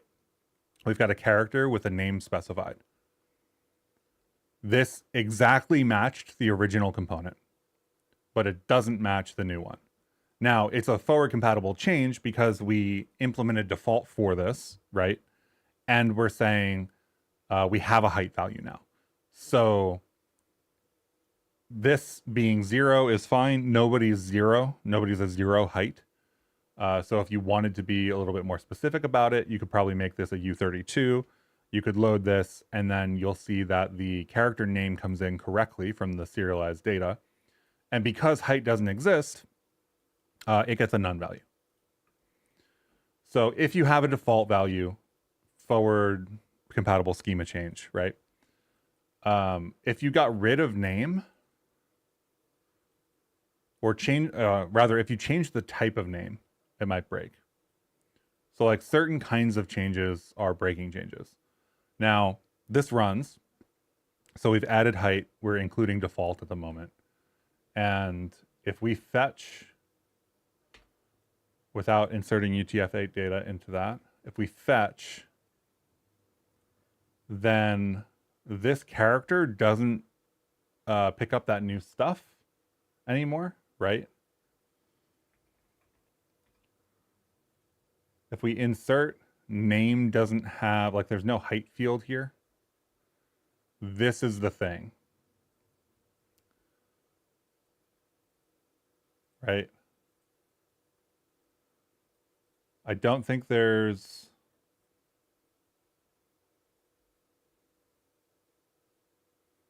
any way that this works.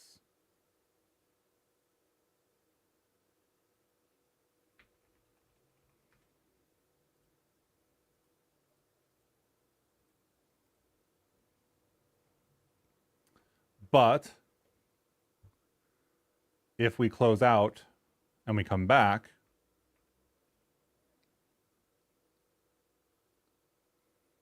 remember, app's still running with new schema, then character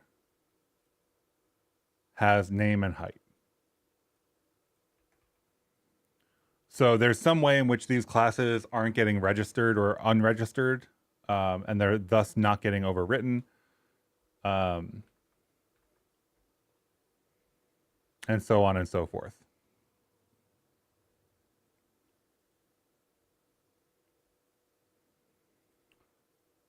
So the question is, what are the changes that need to happen here? I think having a bunch of classes in memory is not the most terrible thing. Skein property groups doesn't get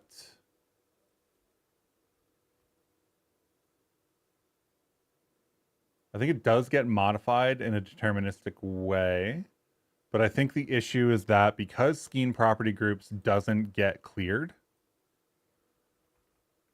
right? I don't know if clear exists on Skein property groups. I think it does, but I don't know that for sure. Because it doesn't exist, what happens is there's a function in here called make property, and make property will, given the opportunity, return whatever's in Skein property groups. So Skein property groups being filled causes this issue, I think. So if we clear it before we do this, then we have to do the whole dance. Fetch the registry. We have a character here. We insert it. Say there's got like some height and some name. That's a weird value for a height, but fine. Then we go back to our components and do like, I don't know, shoe, and make it a string. Like maybe they like Nikes or something. I don't know. Then all we need to do is run because we haven't changed anything in Skein. And we'll do our fetch here. And now we get shoe. So I think that's fine. I think all of that works. So let's update the value of shoe here. Maybe it's Nike. I can't think of another shoe company, unfortunately. So theoretically, we export this. I'm in temp, which is here. And what did I name this? I always name changing component Skein, go into assets. Let's do the GLTF so that we can actually see it, call it untitled. And then you can see like we have defaults on all of that, but the untitled now exports with the right components. So I think that's all we needed to do, actually. I think we just need to clear the Skein registry.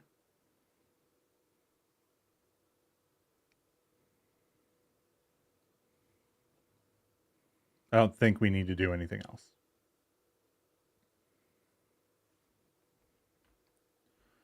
So let's move forward with that. Let's say that this is the fix for that issue.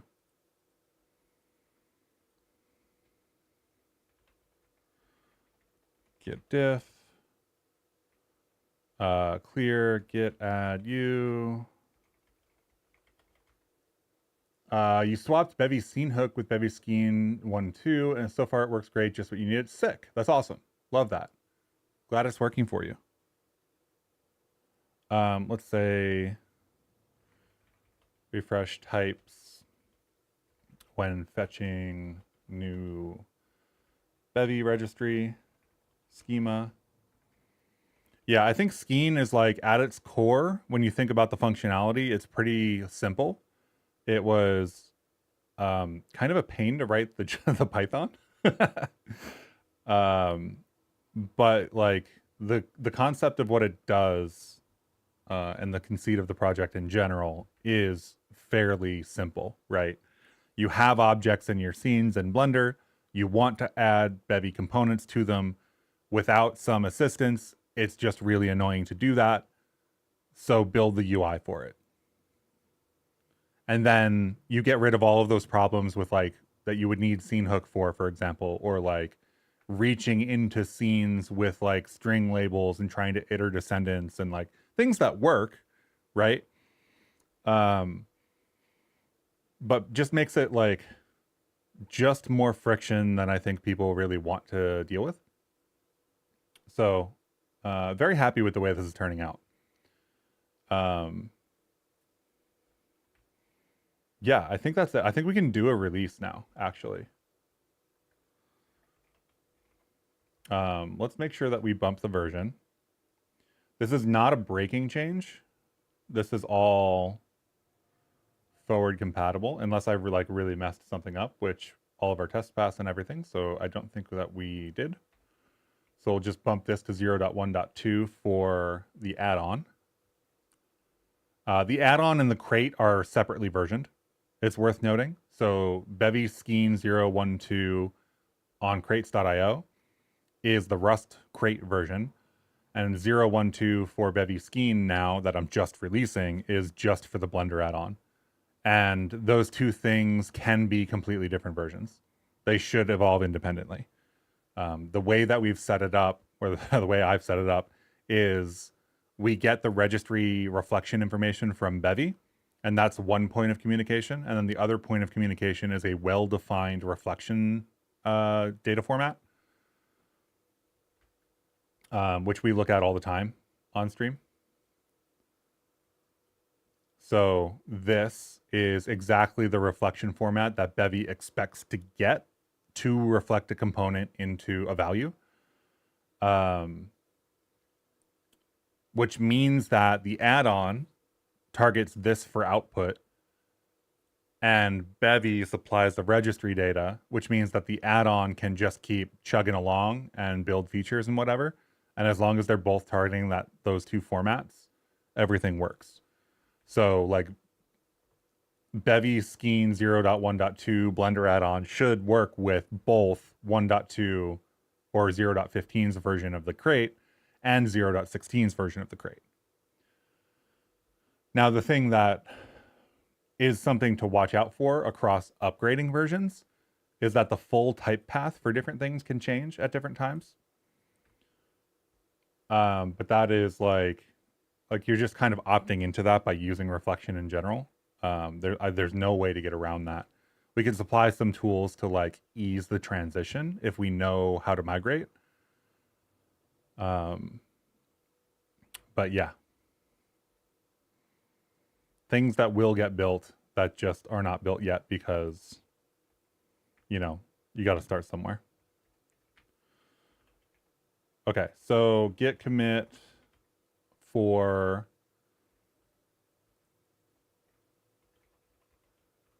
zero point 1.2 Blender add-on. Let's do a git tag. We didn't update the change log. Let's update the change log. Put all that effort into actually making a change log last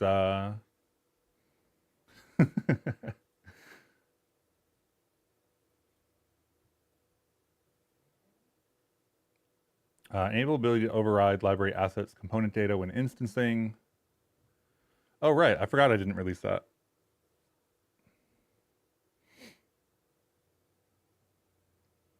Oh, no. I just messed up no, we did release that. That was 0.1.1. So we have 3 features or 3 bug fixes, I guess, is really the thing. So let's copy this link.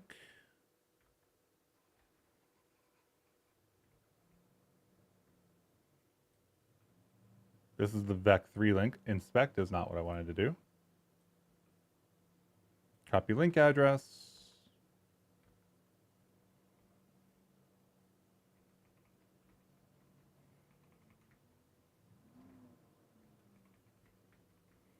Forget which fix 7 was. 7 was property group classes.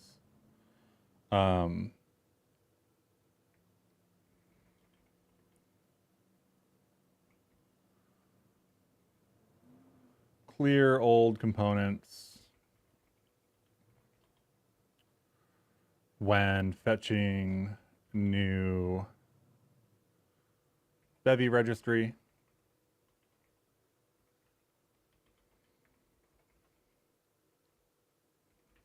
Allows updating components to add fields without closing Blender. Vec3 will say Vec3's serialization is an array, which is different than its type registry data.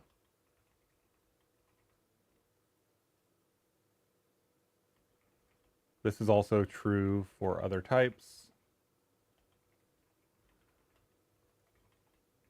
Fixed in a future release.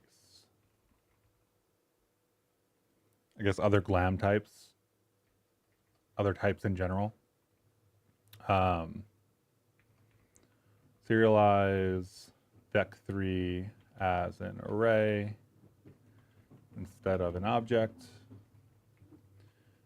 And then, what is the other one that we fixed? The color variant. Copy link address.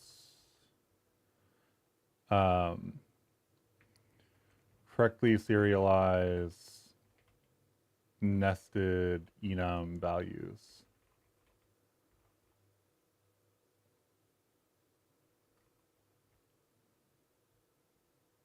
I guess these are all changes.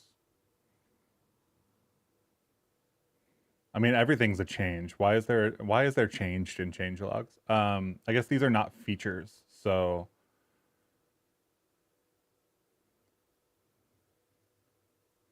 I feel like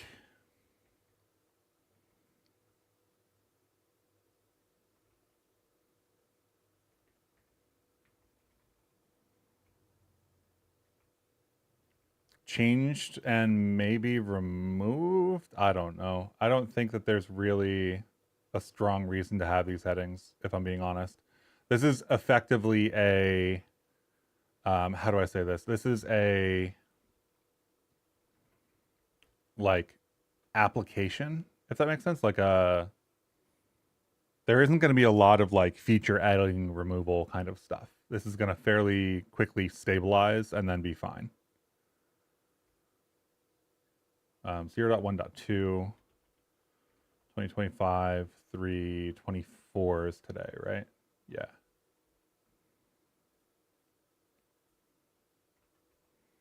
So like, do we need headings when there really isn't even that much stuff?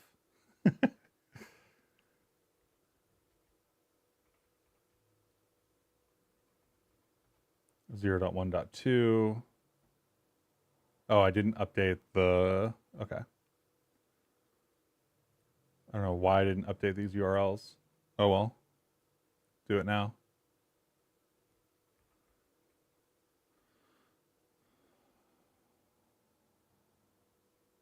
So this is 0.1.1, 0.1.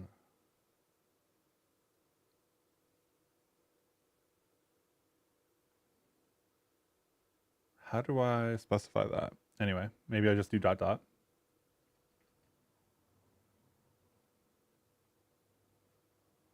Head is probably what I type. So 0.1.2 and head, and 0.1.2 is this, and that should just work. This needs to have, I don't know if that needs to be capitalized or not. Let's get this onto GitHub and then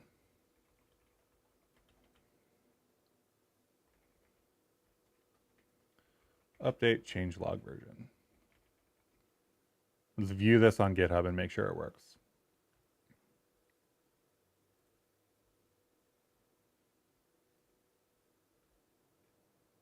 Changelog.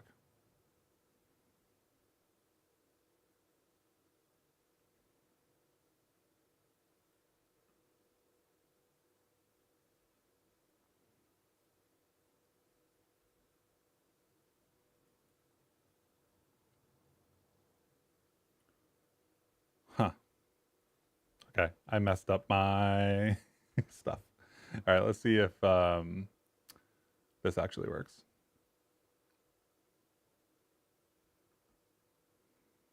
Bump Blender add-on version, enable library overrides. This is the wrong comparison, but I was not paying attention while I was writing those changelog notes. So this is 0.1.1. And then this is 0.1.2.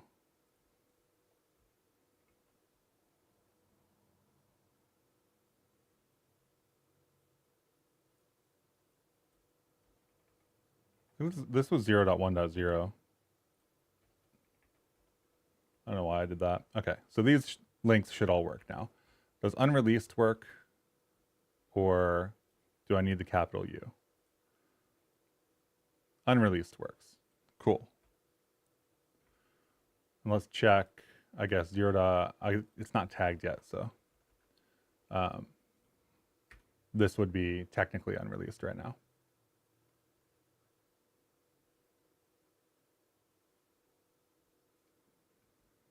I think it's a little bit awkward having them both in the same repo, but it also like doesn't make sense to separate them. So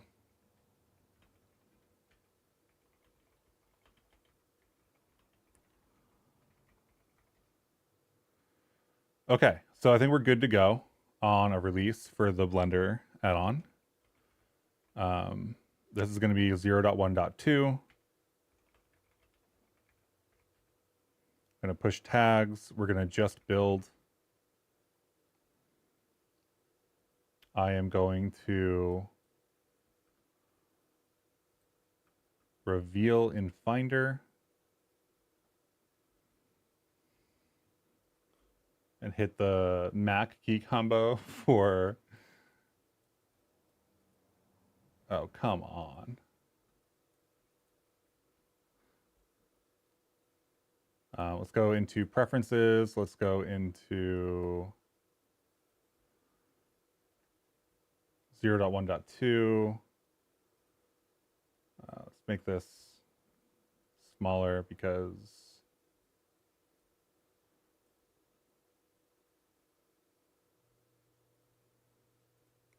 here's the add-ons. Drag this in, hit OK. Doesn't crash.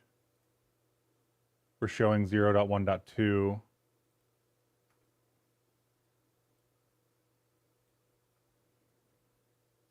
Let's close out and reboot with Blender. I think we still have a Bevy app running. No, we don't. Let's run this one. Fetch registry. And then we have what character on this? Character, great, height, whatever. There's apparently a key combo to open and close panels. Who knew? Check all the Skein data. That looks good to me. That means our export function is working. Cool. I think I do want to check. We have our game somewhere over here. So cargo run. This is the game we're actually using it in. And if I pull that registry in, I should have access to, oop, that's not what I wanted to do.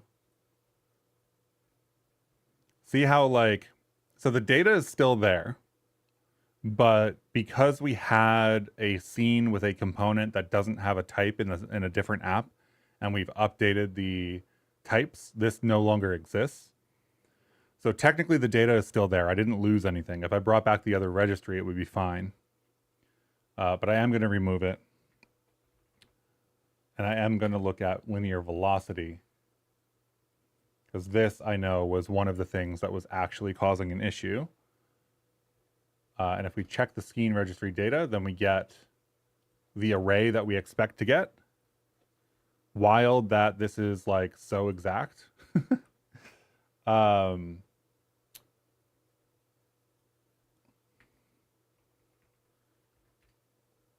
think one of the more complicated ones is this distance fog. But that all looks good as well.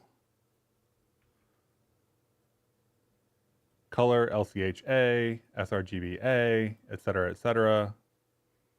Linear. Great. Wonderful. All of this looks good. I guess let's do one last test. Let's say I'm going to open the Bevy 15 game GLTF and save it out and make sure that it doesn't break my game.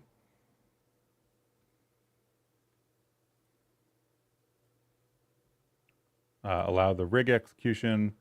So we've got a bunch of like drivers and stuff set up. This is like an actual application with an actual desire to like not break things. This already has all the blend file stuff in it. Let's go to the right directory.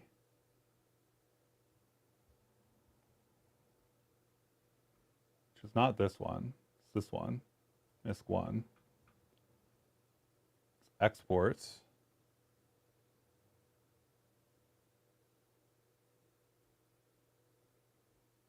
Looks good.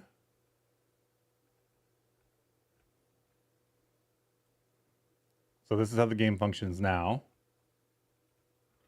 Pick up, go to next level. And then we have something else that was causing an issue. That is unrelated.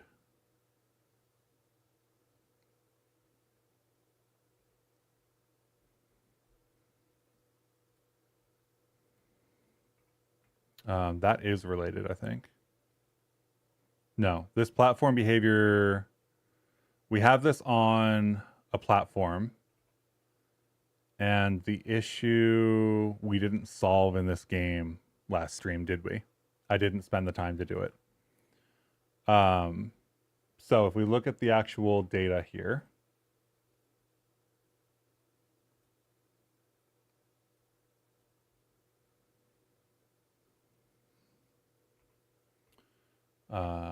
import from GLB. Let's dump this in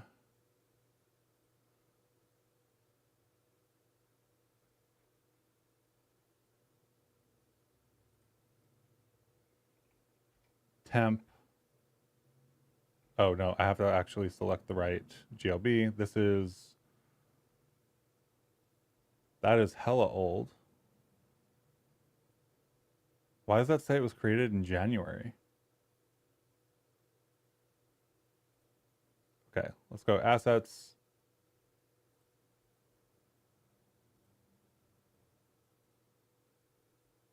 Did I delete something? Anyway. Oh, modified today, 1037. Perfect.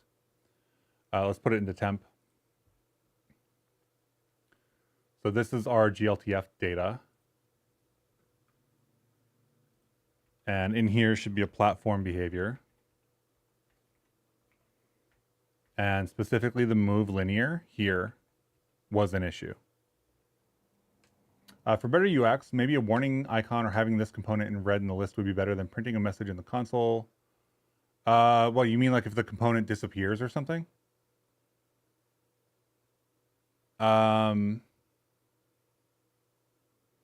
Yeah, we could try to figure out how to do that. Like, presumably you would know if you were making large schema changes. I'm trying to think. From a UI perspective, something missing is equivalent to being like a marker component.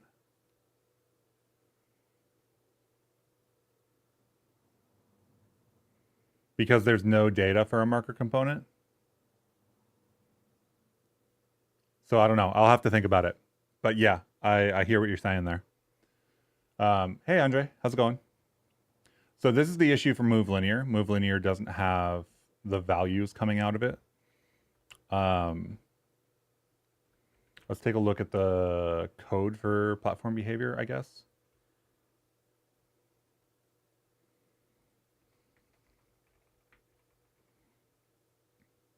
Platform behavior is now, so basically what I did is what I showed off earlier. I took platform behavior, which was previously 3 unit structs, and I added fields to one of them. And this doesn't implement default. So when we look at it in Blender, right, and we've got start and end here and whatnot, these values can't be edited because I have them under drivers. If I check the data on all Skein objects, most of them are empty. Some of them have things. We have rigs in here, and the rigs can also have objects on them. Here's some cuboid collider constructors. Hold point, cuboid, cuboid. Here's a stopwatch, a timer. That's doing an animation offset for us, which is very cool. And then this platform behavior at the root level, I think, has an empty object. So I think this is actually a bug, and I think it's actually a different bug than we had, that we were looking at. So I guess the only way to be absolutely sure do this. Check the Skein data.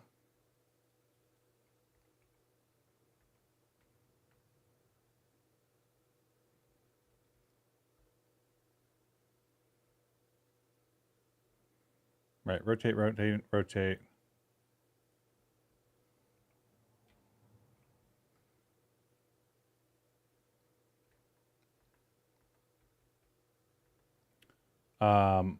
I didn't refetch the registry here, right?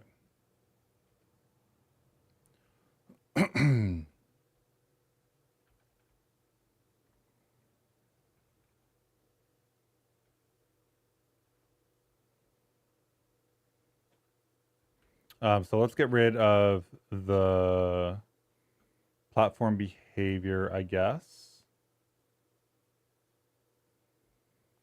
Because the other thing is we could implement default for it.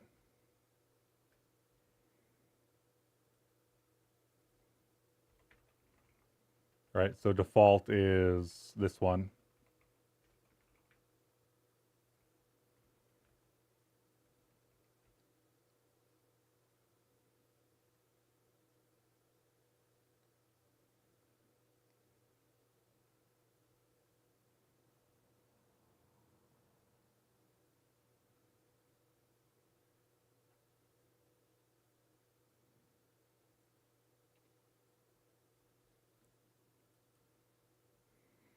Yeah, so this is also interesting. So doing default doesn't save you from, how should I say this? It doesn't save you from not having field names because of the way serialization works.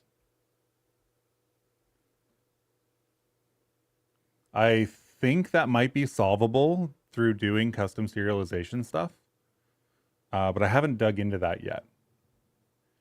In the meantime, I can get rid of that.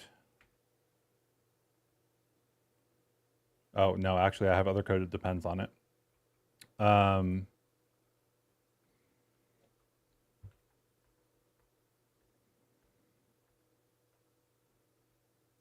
Let's get rid of this. Let's get rid of this and save and export GLTF.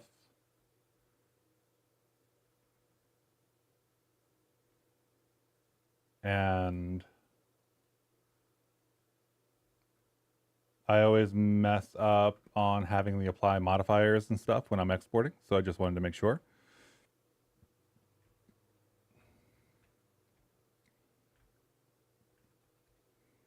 So this shouldn't have the platform behavior data for the move linear anymore. So this is our regular thing running.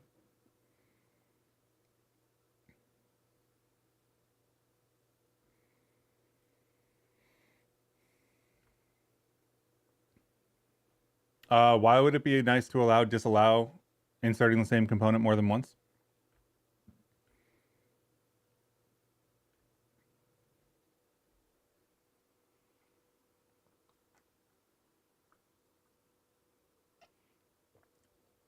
A number of streams ago at this point, we made the decision to go with a list. And we made the decision to go with a list because if you want to do something like this, and say this has an animation offset timer, right? And you want to, like, animation offset timer isn't that complicated of a component. But like theoretically, when we do this, we could change the ordering of these two. And one of them would apply based on the other, based on the positioning. And I think that that's useful. Like if you want to mess around with values for those components, but you don't actually want to use them, having something later in the list like that will allow you to temporarily override it and then remove it later. So I think from a developer experience perspective, having the ability to have multiple enables you to mess around with temporary values. And that's why we use a list, and that's why you can do multiple.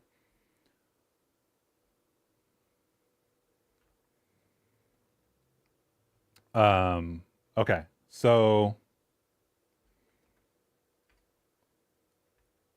the game has to be running before I get distracted again.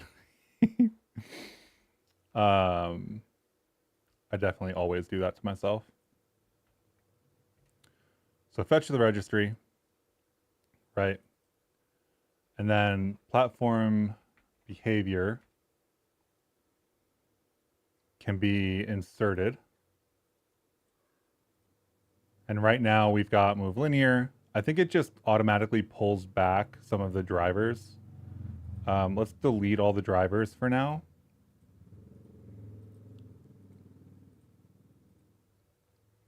And then we'll just move Z somewhere like way over there. I don't remember if this was negative or not. Doesn't matter.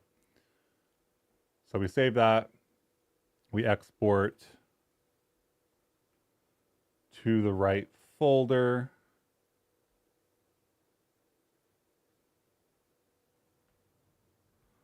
And then we try to run the game.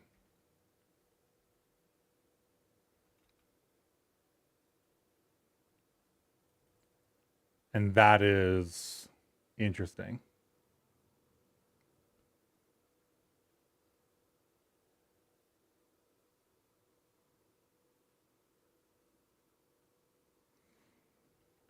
So let me take this and dump it into our experimental, I guess,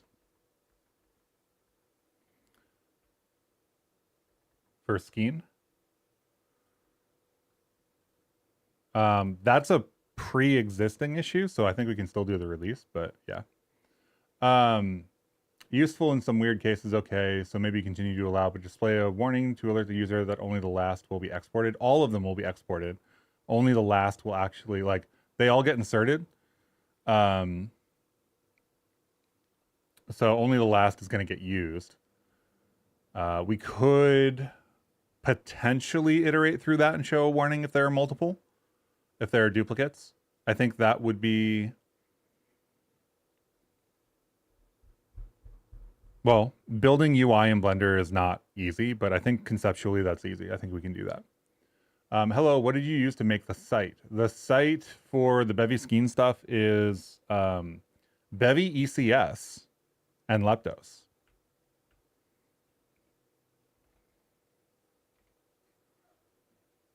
So it is a static site built with Leptos islands and using Bevy ECS as a data layer. This is the same person that does Bevy Asset Loader and stuff like that, or Bevy Common Assets is the other one, I think. Some other things. I think Bevy Kira Audio too.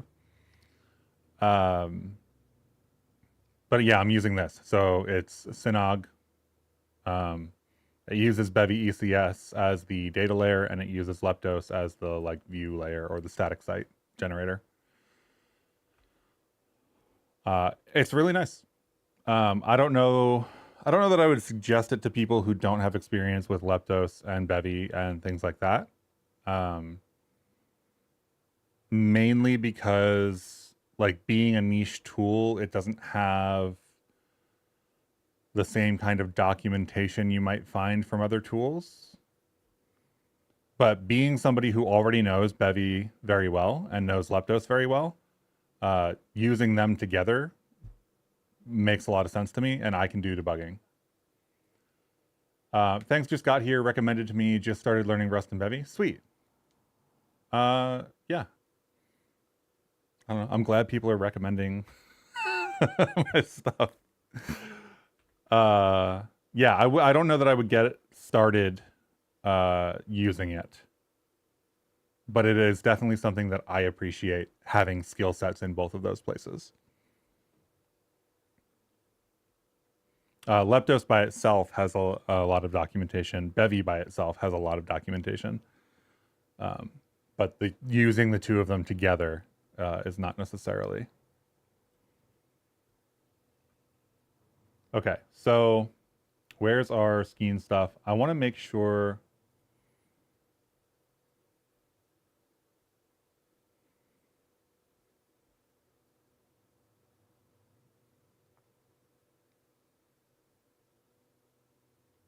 I don't think this is a, how do I say this?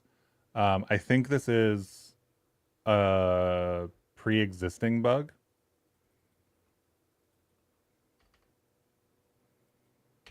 So I don't think releasing this right now would affect anybody. And it does fix 3 other things. So I think we move forward with the release, but I want to test this because it seems weird that this would be an issue. I know where it would be an issue if it was, right? So if we do basically the same code we were looking at before, right? This get data stuff. And we went to, because it's an enum, it will hit this one. And because it's not none and it's not sum, it will get down to this. And then that data will come back here.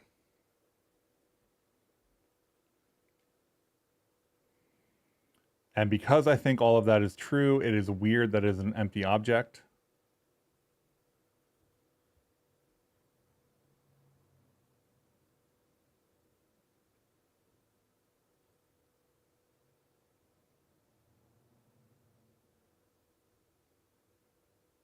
This does need to be a field that is there. That's how the enums are constructed. So I think I just need to put in some print lines and give it a check.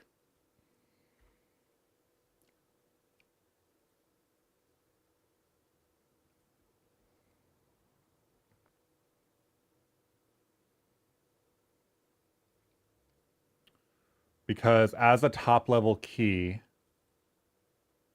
it is a top level enum and should hit this, which means that the active enum variant should land here.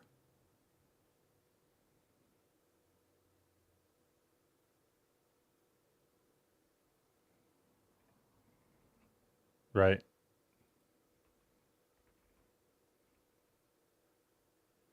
So this should be that. It's the same thing, but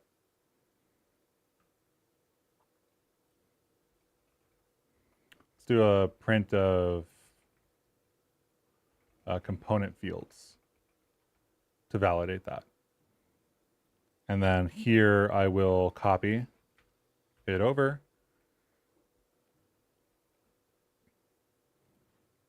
And I'm okay messing with my own stuff.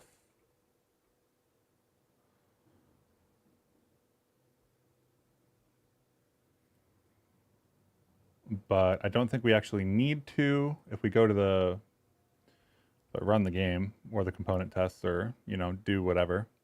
Let's cargo run this. So one of the nice things is that if you just fetch the registry and do random stuff and don't hit the escape key accidentally to mess up your object selection. So if we do this, this should check and get rotate 90x. This should move linear on some values, which is the issue.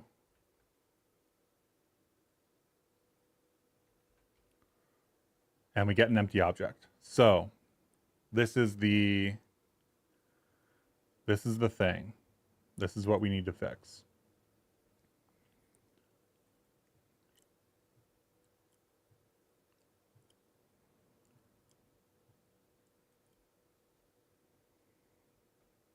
So the cube itself, this has always been name of the object, has one component. That component is a platform behavior. So we end up running get data from active editor on the platform behavior component effectively, right? That gives us an object with move linear, which is a pointer property.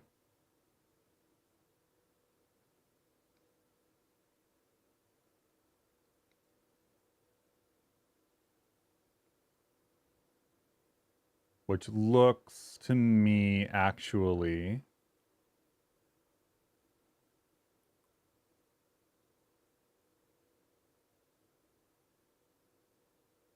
That looks like we're missing the Skein enum index, actually. Is that what's happening here?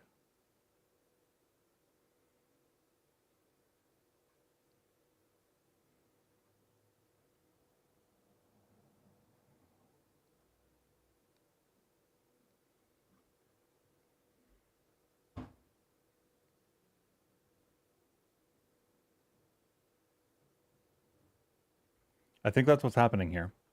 Let me validate that assumption. When we do property group creation and it's an enum, if the enum is a set of strings, then you end up with this stuff. If it's an object, you end up here. It's a little bit annoying to put prints here because of how many types come in. We can filter it down if we need to, but the Skein enum index should get set here for these items. So I would assume that in that case, that is not happening for some reason. So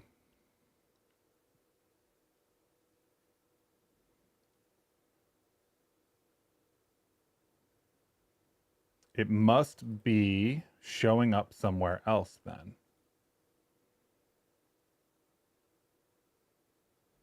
Let's go to the fetch, because this happens in fetch. So if we do fetch and we do, if reflect values and component and value reflect types, this is our little like cheat code here. If platform behavior not in type path, because the value inside of this is just an object. I guess we can call this Bevy 15 game, I think is the name of all of those components. Let's open Blender and check. Yeah.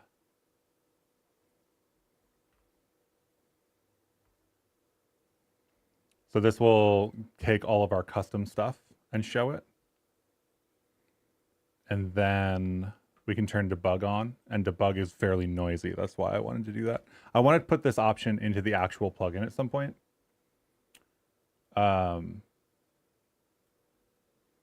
Because if we go into preferences and we go into Skein, we can turn on debug here, and it would be really cool to like filter the debug logs in this.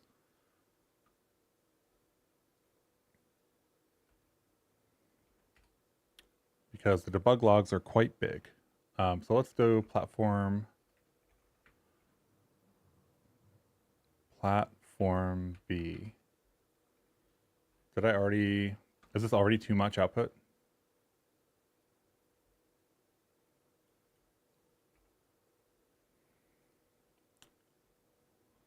Yada, yada, yada. Component is leaf wing. So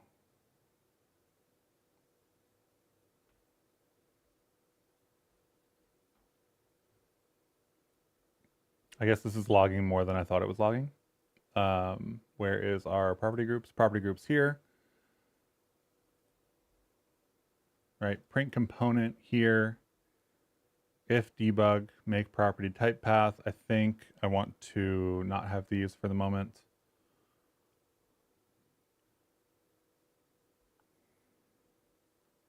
This should only go in.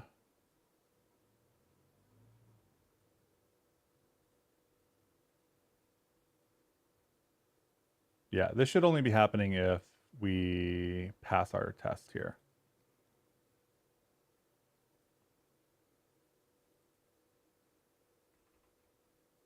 Right. I messed up. I did not in. Why did I do not in? Was I just avoiding avian stuff? Anyway, that was my mistake.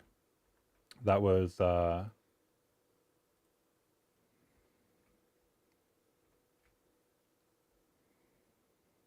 had the wrong conditional. So fetch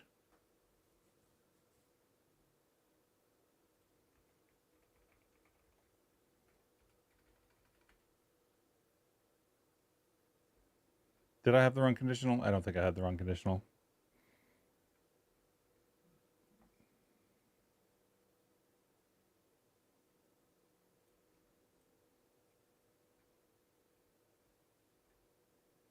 I wish I could print this to a file really easily.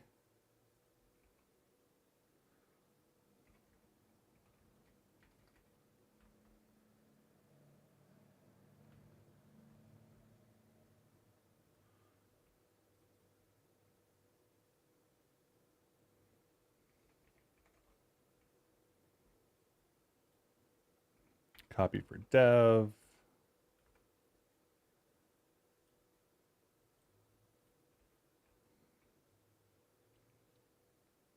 Assuming that I actually am overwriting the one that I installed earlier.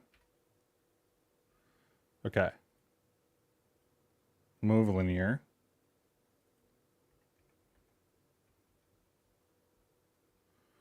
So we end up with platform behavior, right? Which is an enum, which is one of, which is a type of object, right? So we are an enum object, which makes sense. And we get rotate 90x, rotate 90y, and move linear. Then we have to create this move linear type, which is a struct.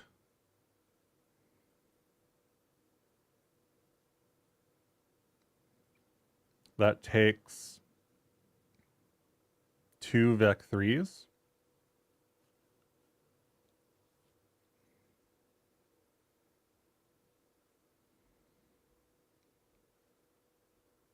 And we get x, y, z for vec3. And F32, and glam gets registered, move linear gets registered, platform behavior gets registered. So then we have platform behavior. We insert it, move linear. It clearly has the properties correctly, which is probably how I should have known earlier that it had the right stuff. And then we get move linear empty object. We get move linear empty object because we're getting the data from the editor.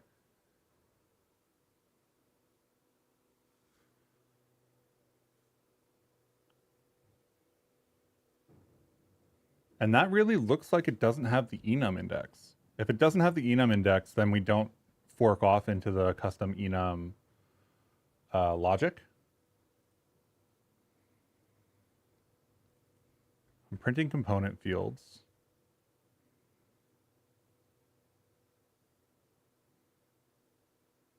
Which looks empty. Component fields is get annotations. So one of the issues is that these two things return different data.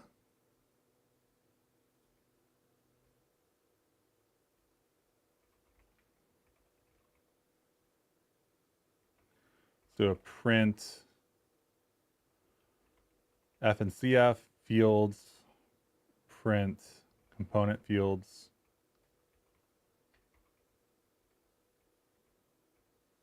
I think this is the issue. I think the issue is that we end up not getting that data passed through because actually doing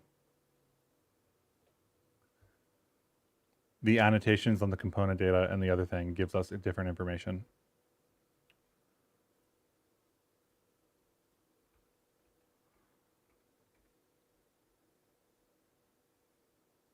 There's an old blog post on using the Python logging module in Blender that will help with that. I saw some people have different kinds of hacks. I haven't seen anything that was like, oh yeah, that's like the tracing experience in Rust, which is what I would really like. Okay, so F and CF is getting logged. Perfect. So this does have Skein enum index and move linear.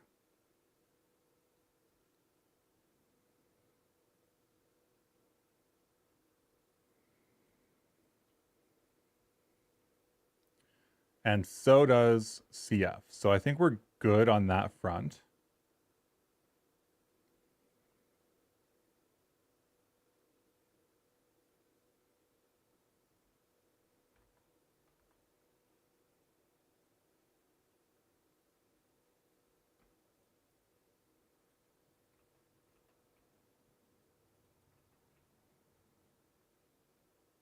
So this should hit, this should hit, this should hit.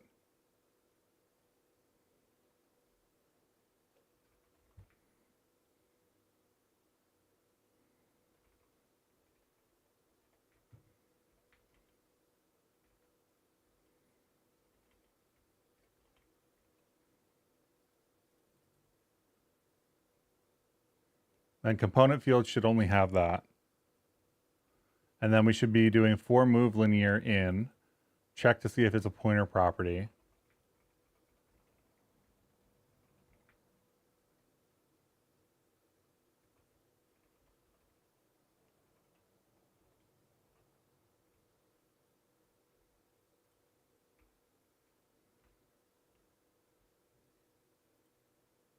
Close Blender. Open Blender.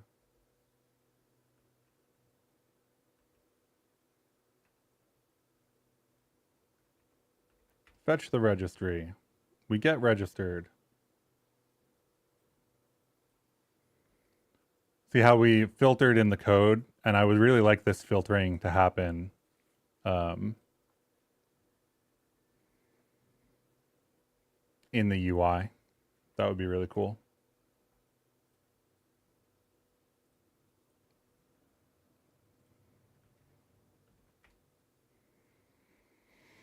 Okay, so we end up with the cube, move linear. It is a pointer, and we do get the data. Right, so we pass in the move linear key. And then we fall into get data from editor for the component field end. And is end not getting set? Because it looks like we're getting them.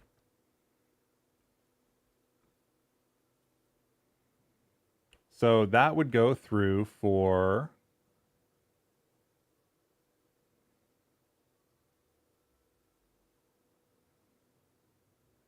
getting the data for the field and setting it, which seems very straightforward.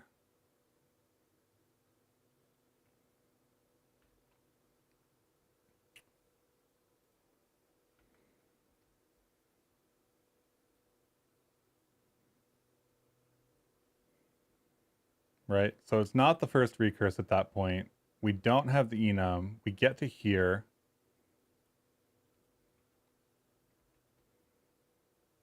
Print.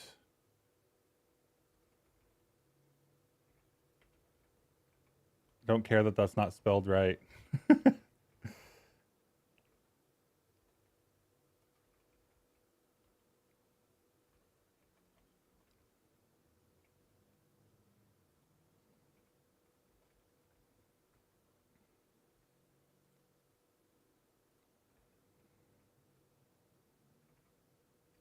Yeah, it would be cool to have like the Python log module set up properly such that I could dive in and do debugging on this without having to do like this whole like restart Blender, do the other thing, like whatever dance.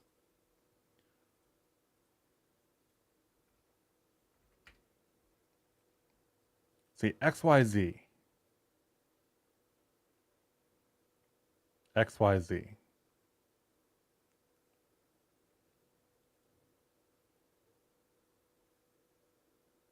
Get data from active editor. For end gives you XYZ.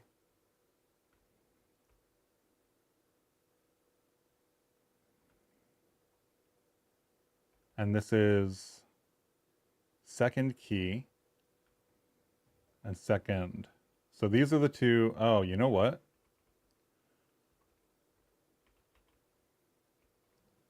I think that was it. I think I literally, like I missed a key assignment. That is, feels bad. I missed a singular key assignment. Um,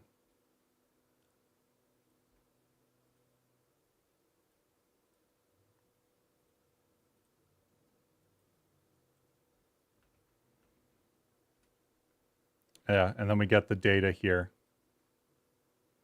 And this XYZ does actually need to be the vec3, right?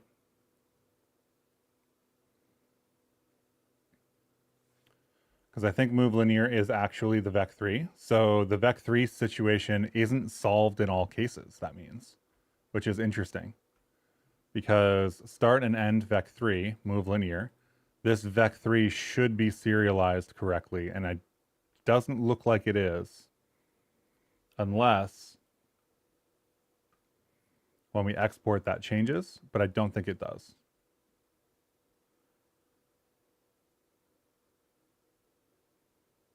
This is changing component, so we'll just put it there as GLTF, export. This is the changing component. This is the untitled GLTF. This has the XYZ. So this will fail.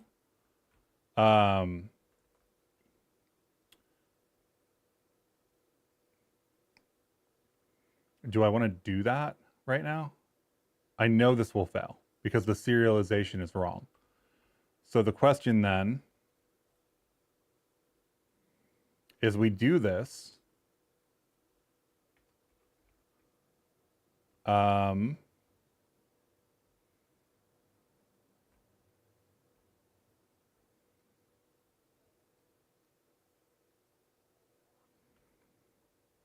this should hit.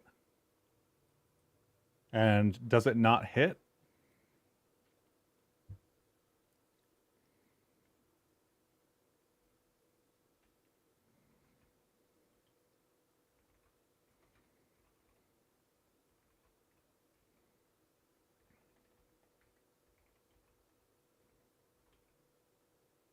So if it does that and it doesn't panic, let's also print the panic.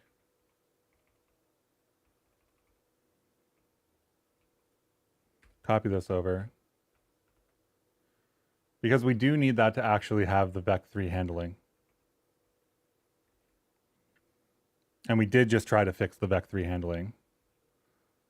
So it's interesting that that would be an issue.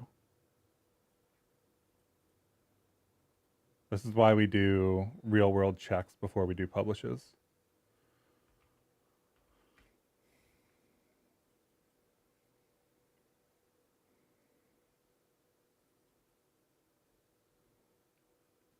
Get data, move linear pointer, get data, adder error. Adder error on that, adder error on end. So that's really interesting, right? Because we just did all that work to make sure that this was there.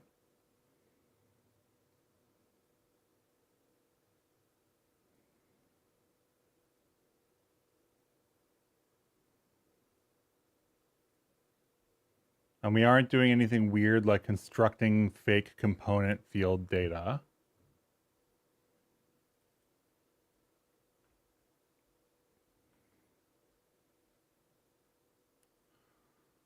Right, get data, context, key end, property.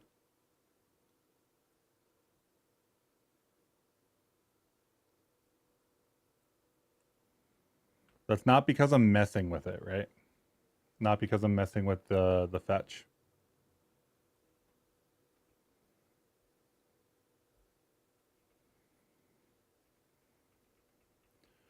Get this all the way back to the commented version.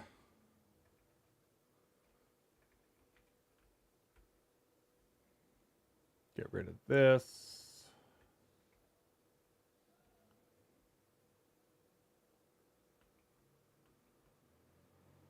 Fetch the registry, and this is platform behavior. Insert, move linear, check the value, serializes to object. And if we do linear velocity and we insert and we check, linear velocity comes out correctly and move linear doesn't come out correctly. So I think the difference between those two is nested versus not nested. Right? Linear velocity is a single element tuple containing a vec3, and platform behavior is an enum. Or not an enum, sorry. It's an enum with a field with vec3 inside of it. So move linear is nested. And the other one is not. Which means that this logic potentially has to go in multiple places. I don't like that. So this is at root level. So if it's an enum on the second iteration or further, it goes into here, right? And thus we would hit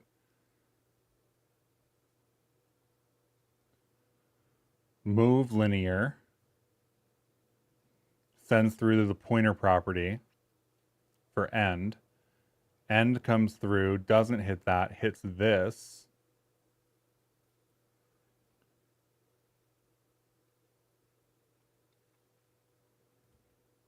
Proceeds to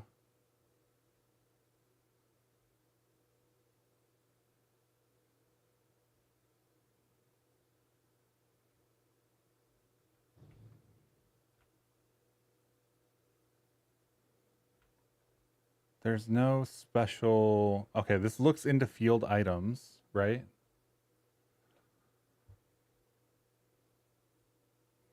If it looks into field items, fields is the annotations.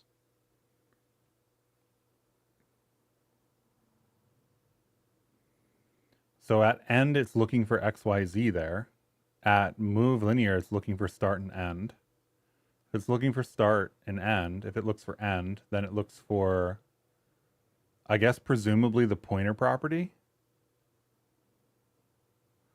So if you have a pointer property to a vec3, we can't access that function. Is that what that's saying? I think that's what that's saying. So we need to get the underlying class somehow here.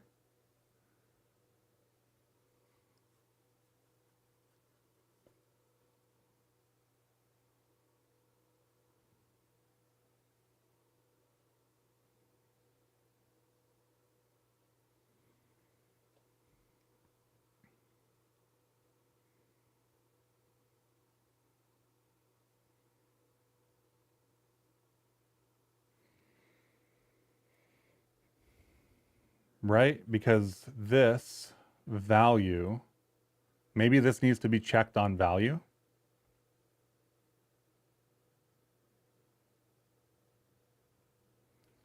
Because that is second end. Second end gets us the end here, which gives us a struct with a deferred property.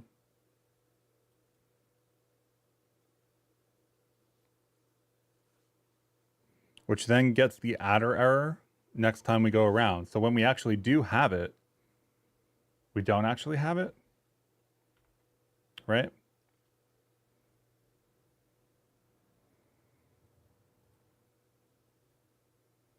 How do I get the, is it as E and then E here? Let's print the adder error here. And then, yeah, we're doing okay.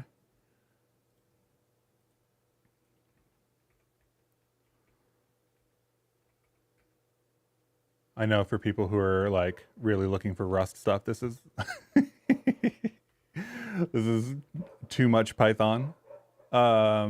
but it is what it is. This needs to get done.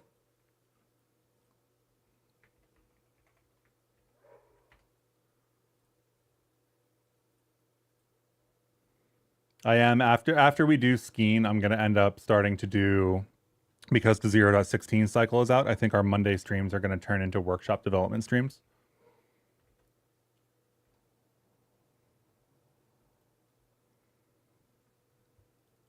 So that'll be a lot more Rust, a lot more Bevy. Using exceptions as flow controls the Python stuff of nightmares. It's the any language stuff of nightmares. Exceptions as control flow is not my favorite idiom.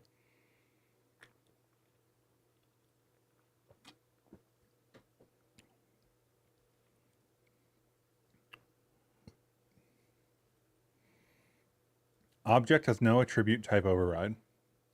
Great. Property deferred.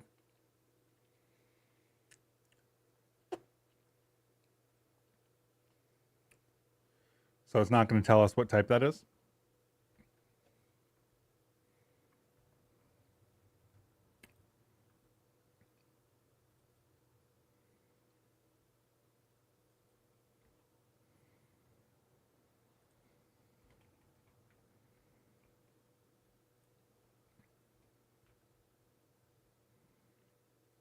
I don't think even calling type on this is going to help, but I guess while we're printing stuff,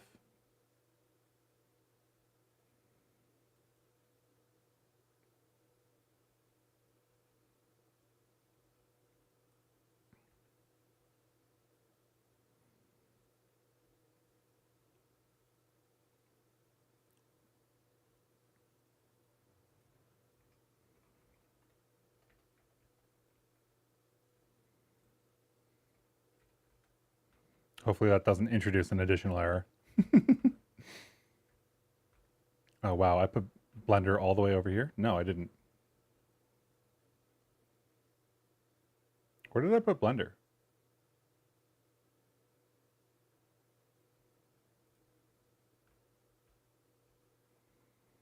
Oh, you know what? I didn't even, we don't have Blender running.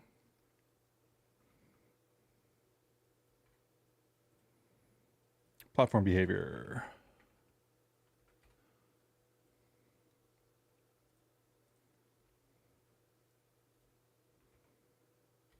Check the data. Yes.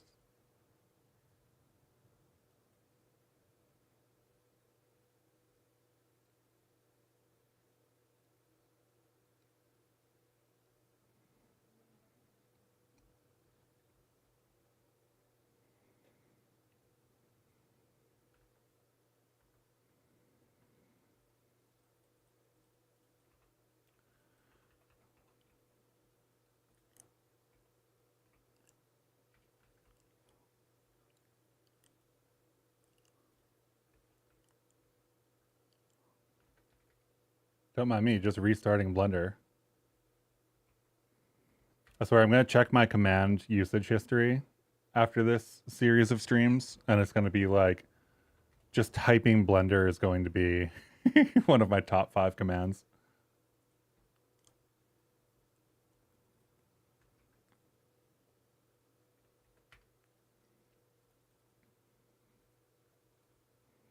Okay, so the thing with XYZ has no attribute type override because it's a property deferred pointer property. So we actually need the class under it, because it is a pointer property, to be able to know that it's this. No, this is the parent.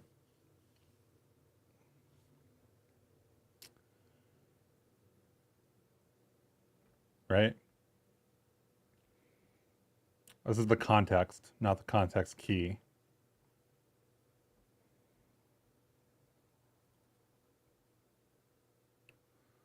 So the question is,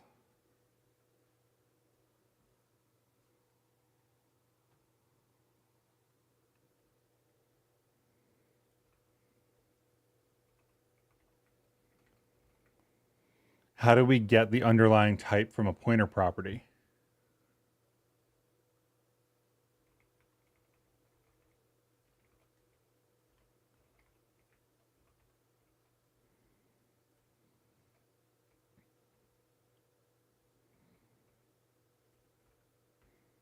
This is absolutely the like running into this specifically. I fully understand why people aren't doing this already.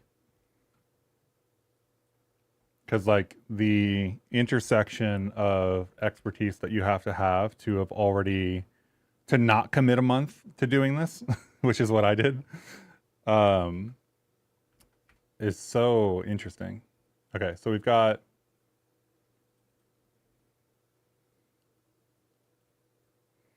property deferred. It looks like this is it. So let's do type override. I think we have to do this.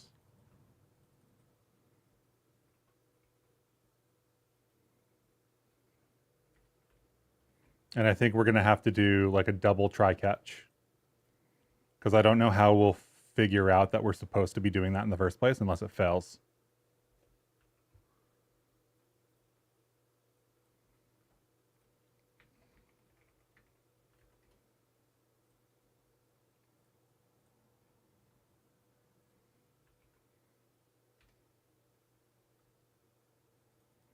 Oh, it doesn't have it.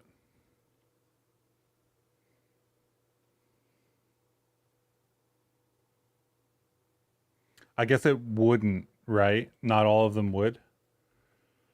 So this also has to be a try.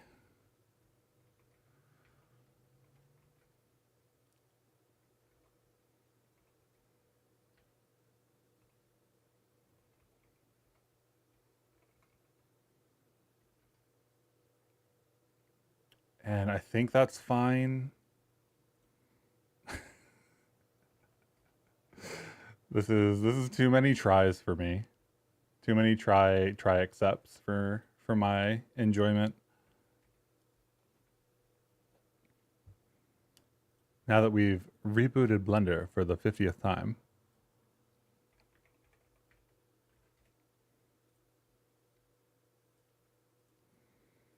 But yeah, this is so repetitive. One of the things that I would love to do and figure out is uh, integration testing for Blender. Like script what I'm doing here basically, fetch the registry, go to the component, like enter a property, hit select. I want to be able to automate that.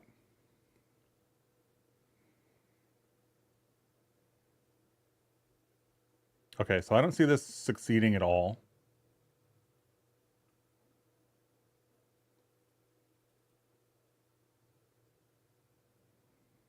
So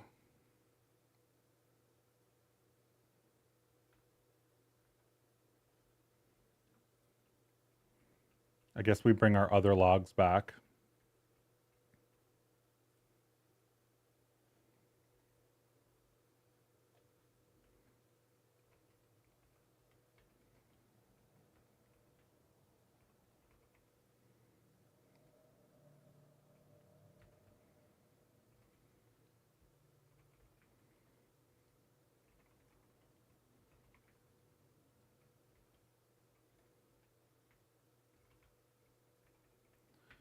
Exception as E, assuming it's the same exception for everything, but just covering my bases.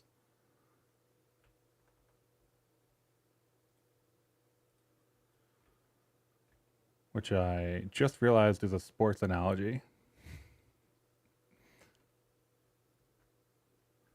Fetch. Platform behavior. Insert.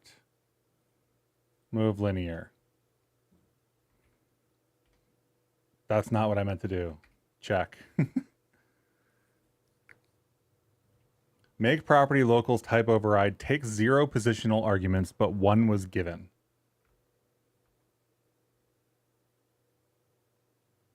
Takes 0 positional arguments, but 1 was given.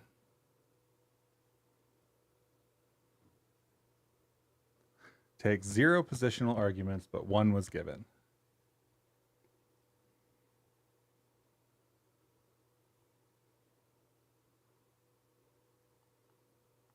What do you mean?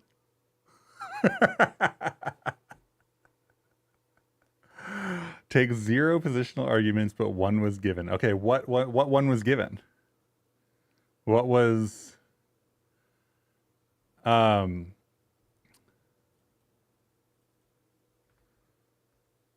so the issue currently is that this can fail with an attribute error, right? So component data.type override. And if I get the attribute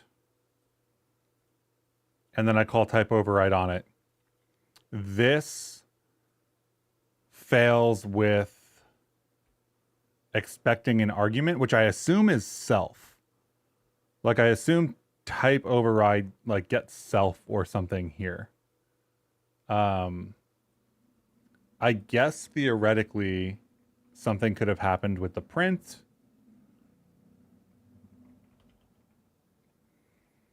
Right?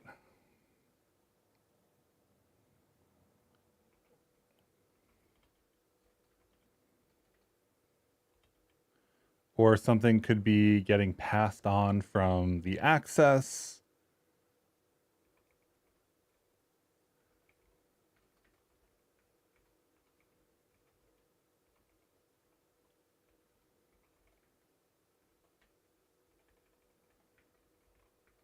This feels really strange that this would even happen in the first place, but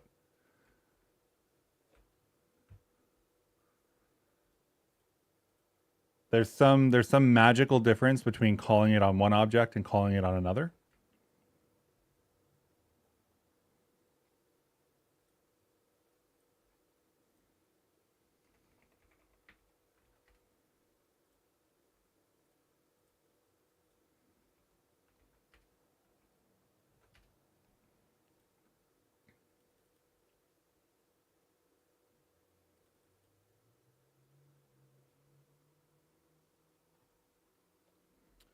Right? So adder error, property deferred,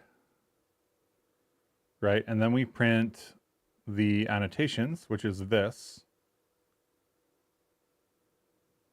And then we get this 006, which is the underlying type for the pointer property. And when I call it on that,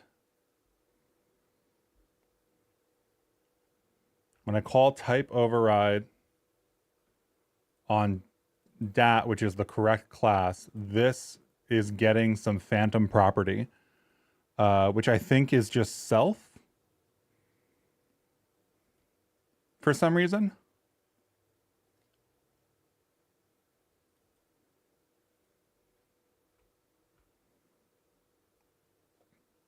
The only other thing that I could think of is that Python actually has a function called type override, and I'm accidentally calling it.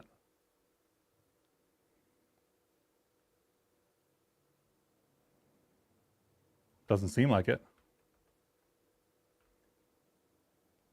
Right? Like, can I print the value of that function?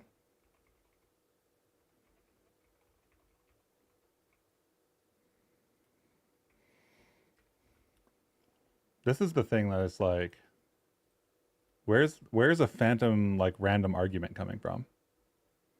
I'm not passing it in.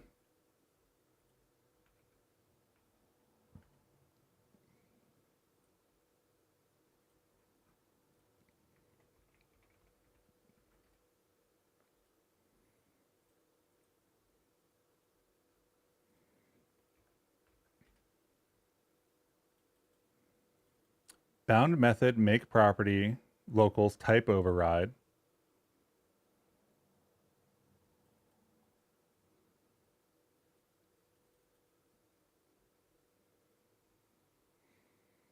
It's there. Y is 0, takes 0, but 1 was given. And the other way I call it, when I call it on component data, it's expecting 0. So can I overload this to do both?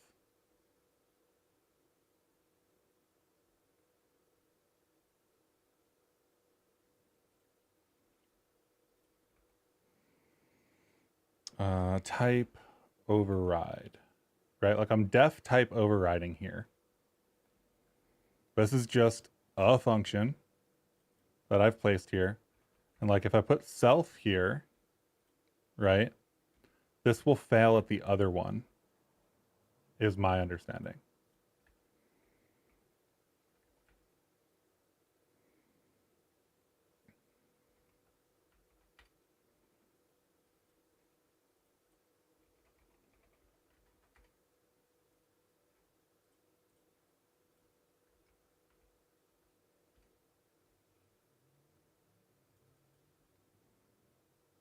Oh, it works there.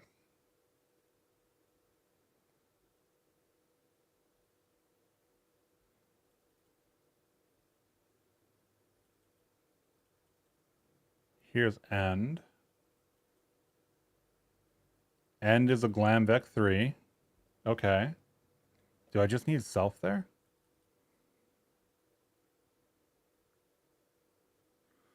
What was the other one that we needed to test? We need to test linear velocity.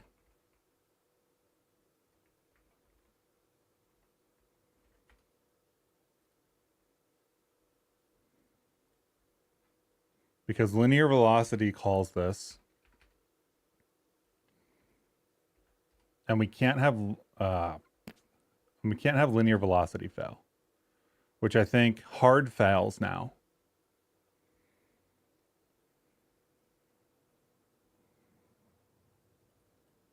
Because when we call it on one of these things, it's missing self. And when we call it on the other, it's not missing self.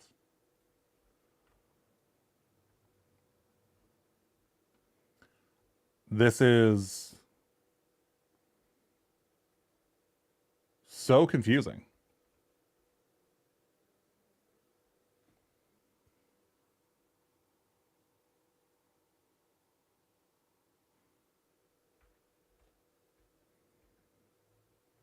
I don't need self. Function accepts self when not expected.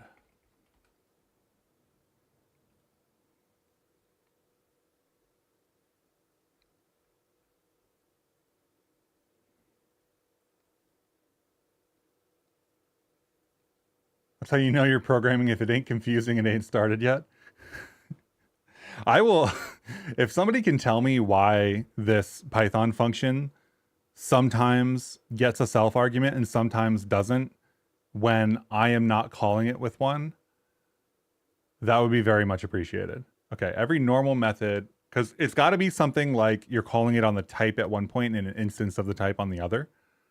That's got to be it, right? I have no idea if that's it, but that's got to be it. Which means that, can you overload a function?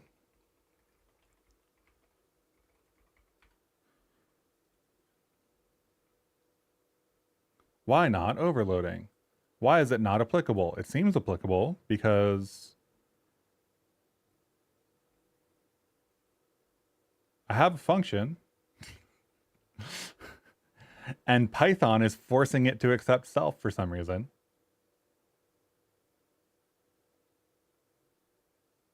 Method overloading.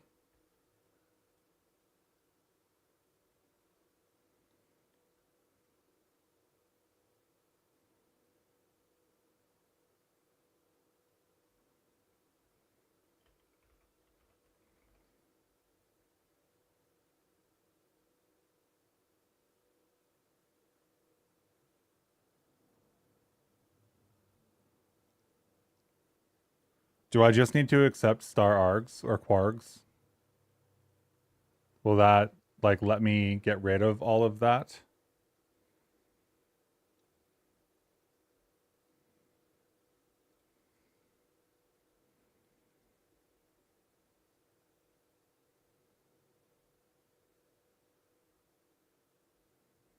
Or can I set it to none?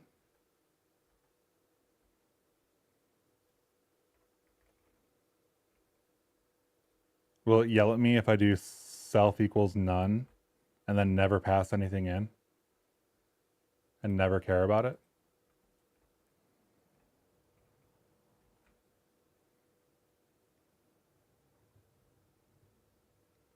I might want to mark it as static or function. I don't know what that does offhand. I would have to look it up. Those are decorators, right? But I don't know what they do, static or class. Is that forcing it one way or the other? Forcing it to be like only on the instance or only on the class?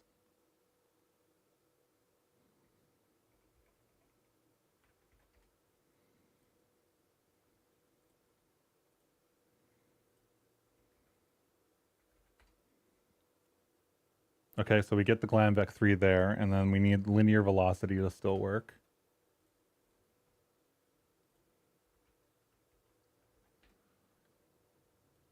That was it.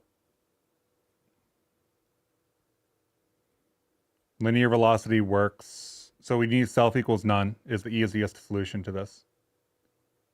Yeah, definitely using Python on the Blender side, not using Python on the Bevy side at all.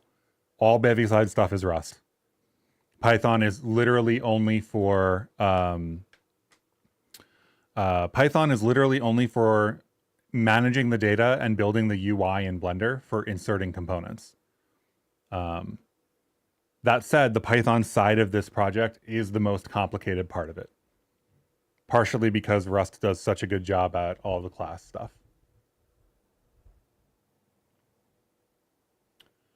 Class method will work if you're calling the class attribute and not the instance attribute, like class.adder. Okay. Yeah, they're decorators. Static doesn't take any self. Class takes a class argument that is the type and not the instance. I think because we're not using it, and because it will let me do self equals none, I think that solves the problem for now. That seems like the simplest way to solve it because we don't use it, so it doesn't matter if it's none or not. This is effectively a static property that I'm calling as a function. Which, honestly, should it be one?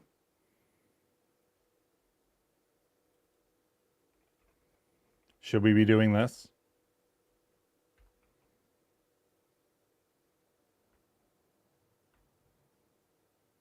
Weird AF, but solves the issue. Yeah, I just want to... This, if we do it with a field, then we have to go to form to object, which is the only place that this gets called.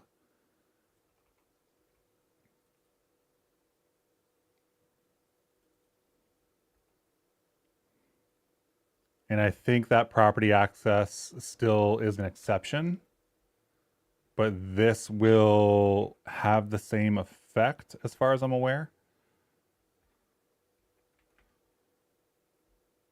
It would be nice to have this just be the property and not be like a weird self equals none function call.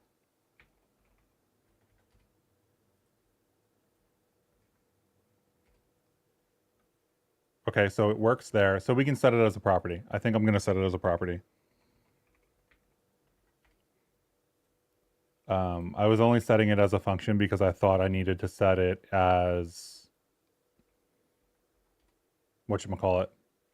I thought I needed to set it as a property in init, but we don't actually need to do the init thing. So...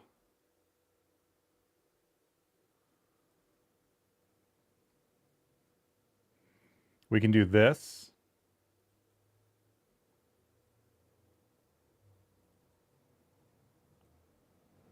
And then if we get the attribute error, that's when we need to do the second check, right? Has no attributes. So we need to guard this property access.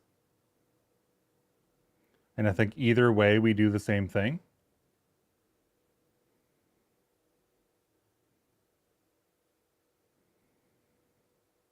So this is really the code that we need to copy. This doesn't matter. This is still going to be a case because we're going to have more than vec3. Just like having a match case here with one whatever does look weird. We are going to have vec2, vec4, vec3a, like all of that stuff's going to get there too. So if that is an attribute error, then we try to match again on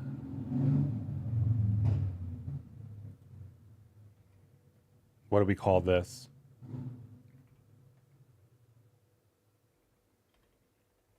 Object.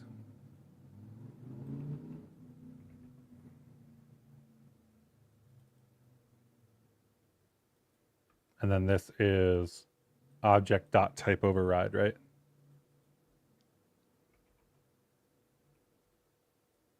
And then all of this goes away. We pass here because we don't care. This will be an attribute error.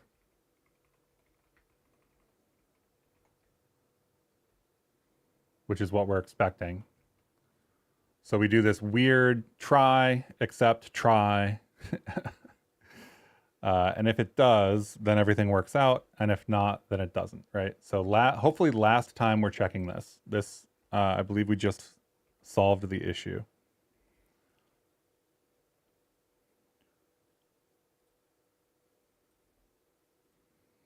So let's start with linear velocity, because linear velocity should just work.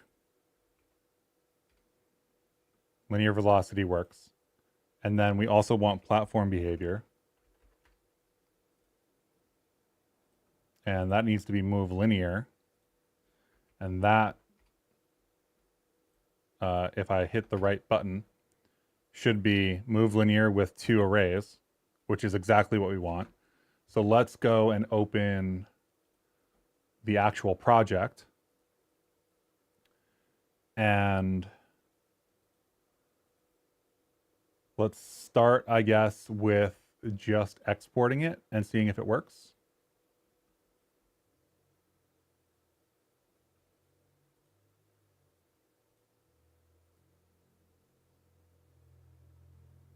Which assets folder should I be using?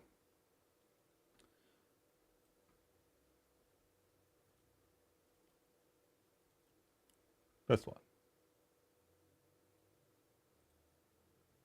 Cusco's poison? Poison for Cusco? Okay. We have battled our way through.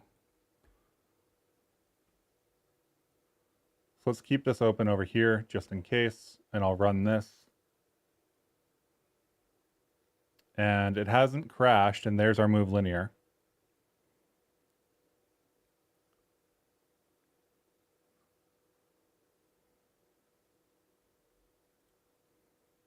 So because it hasn't crashed, I'm going to call that a success. I run into this every once in a while where I forget what the settings should be for the export. And I mess up. And apply modifiers, Skein animation, material vertex colors are off. Export.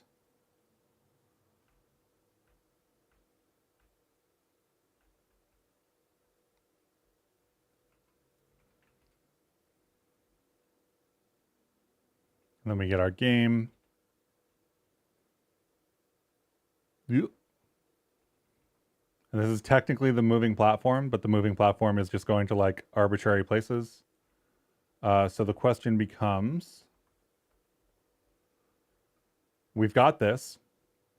Really the only 2 fields that we need here are Z. Let's do single property. We're going to do, oh, I don't want to do that. Where's start? There we go. Don't want that one actually. We're going to copy that. We're going to paste it over here. We're going to edit this one. We're going to look for end.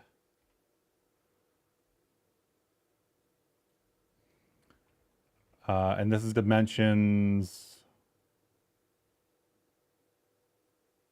0, 1, 2, x, y, z, 2. Right?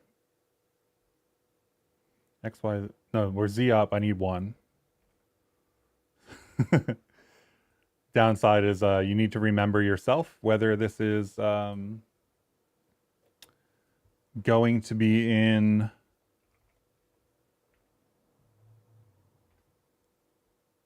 Blender or not. So here we're looking for end or start here. This is start.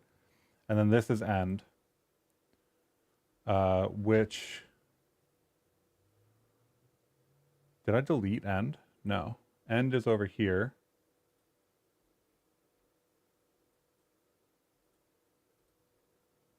Edit driver.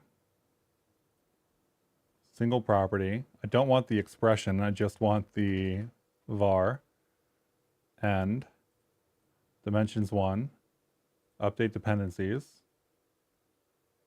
X, Y, Z. Is it 1? Is 1 the right thing to do? X, Y, Z. Z is Blender negative Y. Yeah.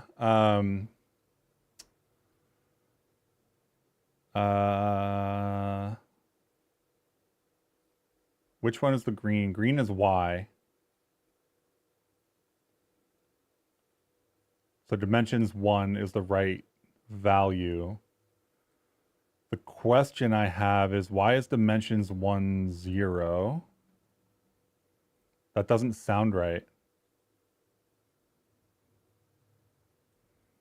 Because it's over here. And the position of this is 0, 68, 0. Right?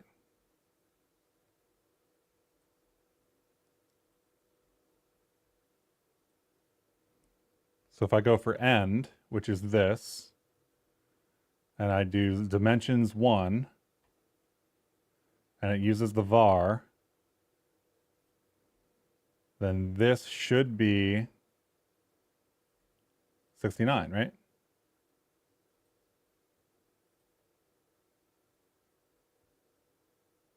Unless I've messed something up. Transform channel.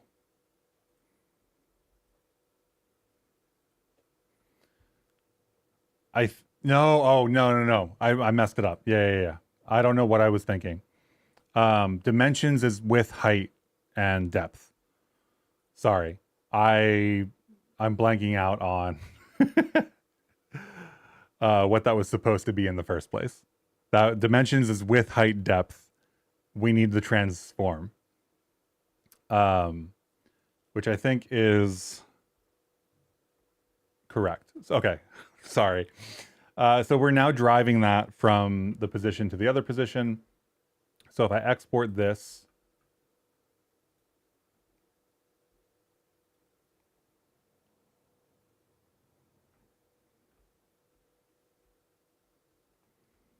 and we run the game,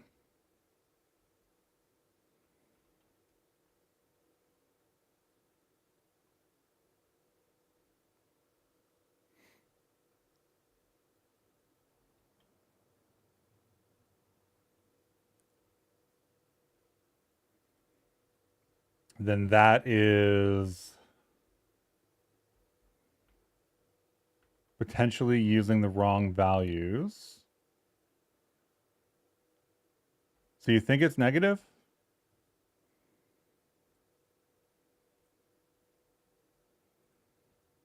You think this should be negative whatever and negative whatever? Plus 1.62? Come on. Negative.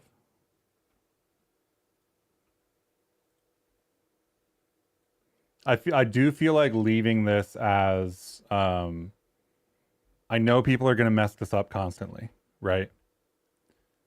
I am currently of the opinion that leaving it to be messed up or like to be the way you would expect it to default to makes the most sense. Because, like, you need to know how the coordinates transform between one thing and the other. See, that seems wrong, though.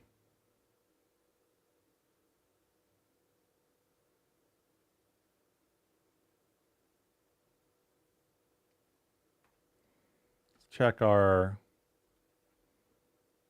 level, children, entity, children, moving platform, transform. Negative 42 at the moment, allegedly.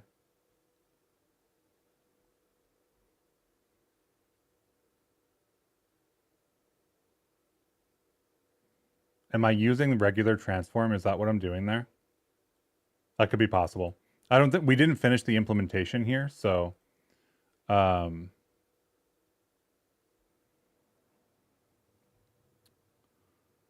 so children, the cube itself then has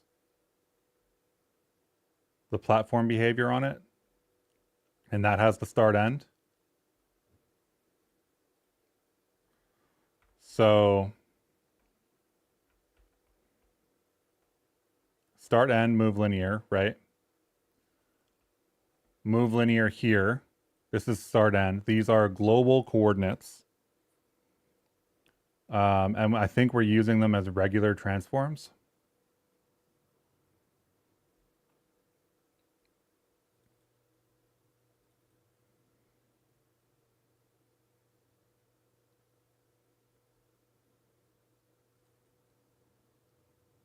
So animation graph, player, etc. Animatable field. So this would be like global transform translation. But that's not global transform translation wouldn't be that. Big question. No, it's probably some local global. Yeah, parent child. Yes, absolutely.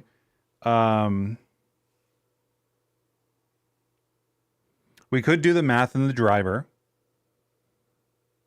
right? So we could do. So our start position needs to be 0 effectively if we're doing it that way, right? So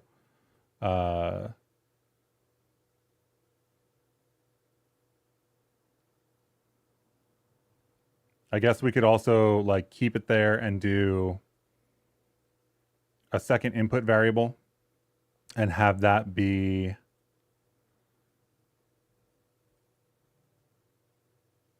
the cube.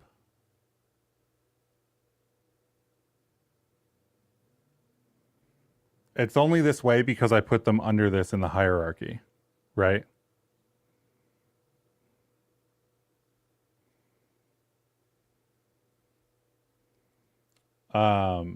Actually, those can get removed at some point too. So the math here would be cube position, transform channel y in world space is 42. And the expression would be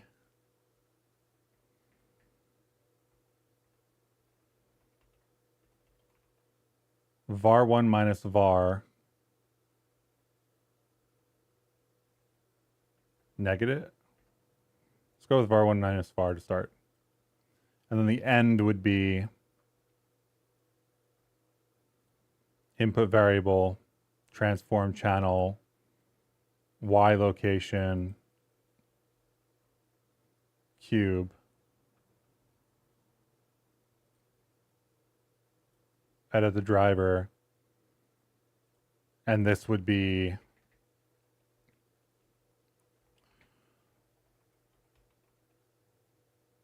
var minus var.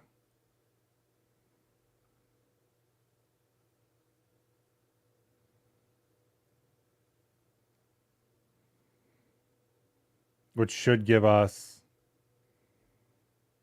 this position is 42. This position is 68.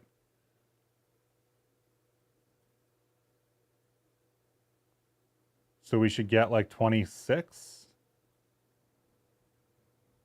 for that value, which we do.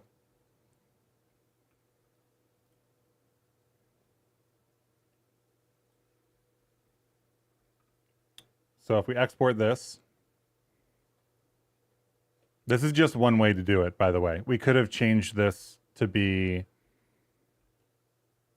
simpler logic side on the game side, I think. Oh, you can change world space to local space. That's probably a much better idea. So we end up with these rotating platforms and this moving platform. This is where the moving platform starts. And then I fall off because it doesn't take me with it. Because linear velocity isn't defined.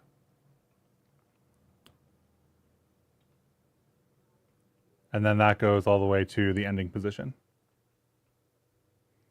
So we can now define moving platforms inside of Blender.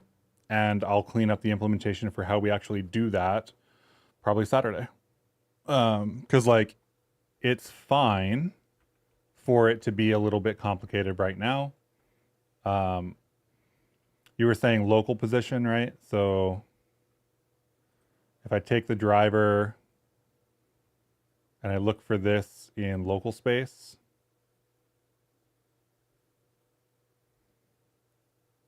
and I just do var,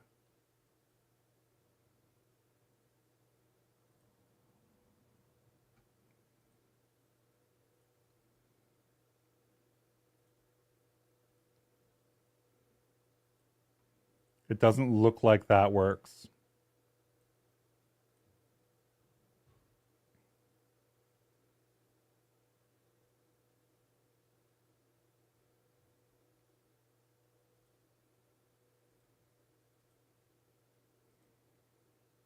Which is interesting.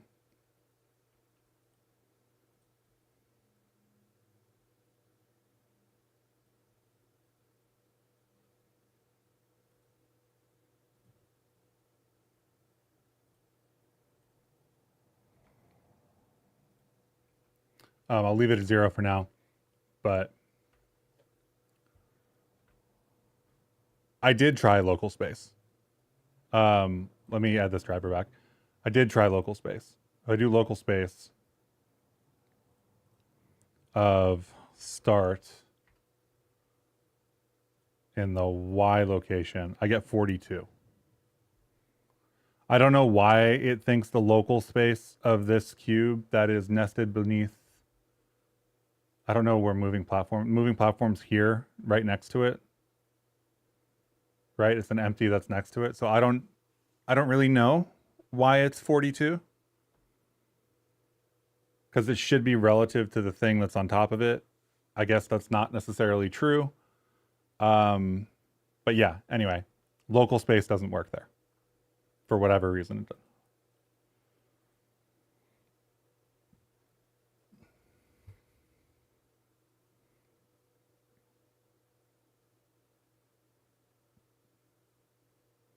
Oh, transforms include effects of constraints, but not parenting.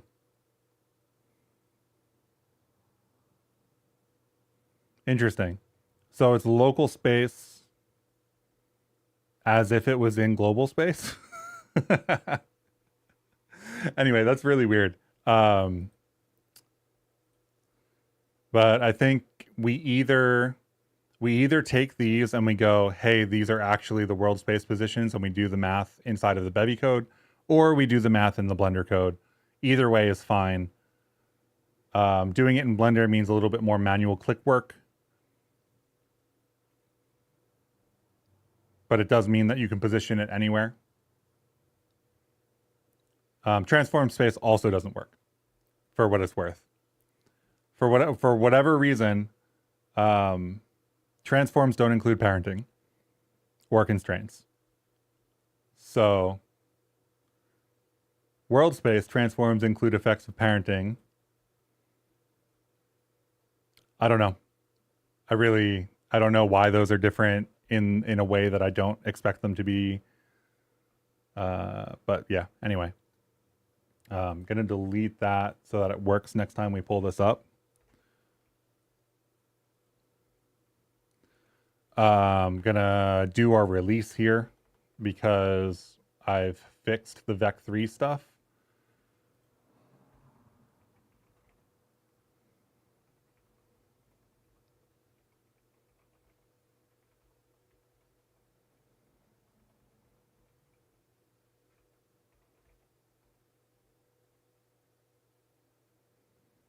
I actually want to check distance fog.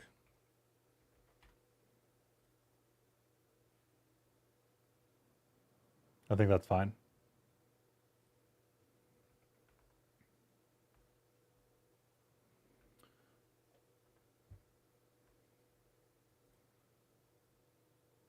So we successfully override glamvec3 here and glamvec3 here. I guess we will try to scoop those up into a single function somehow, or like, I don't know. I don't know exactly what we're going to do there, but we'll try to unify those in some way. Yeah, I know. I know local space should be the correct thing. I feel I'm with you. I believe it. I really thought it would. Apparently it doesn't. So we've got some code cleanup to do here that I'll do another time. But this handles checking in both places that we would need to check to see if it's a vec3 or not. Maybe we can get away with only doing this one. That would be cool. I'll do some more experimentation in that direction.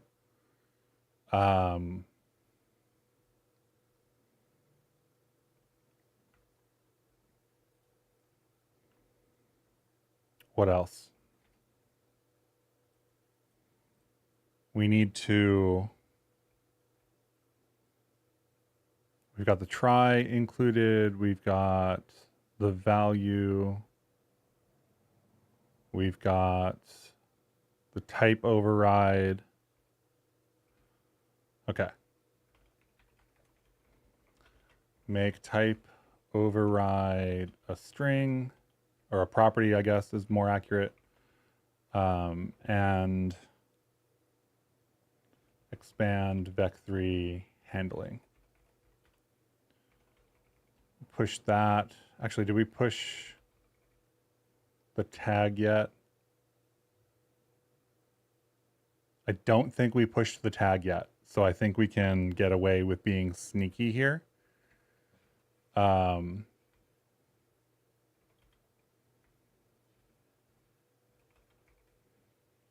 And I'm just going to move the tag to the most recent fix. And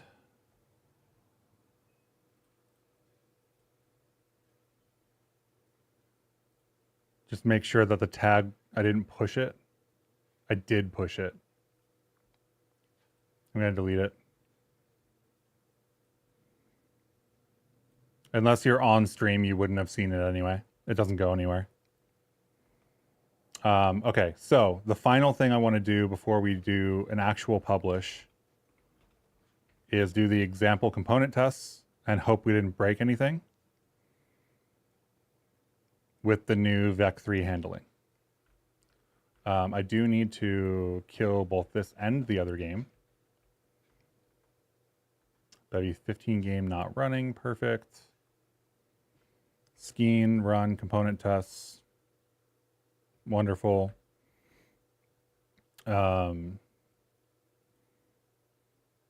Close.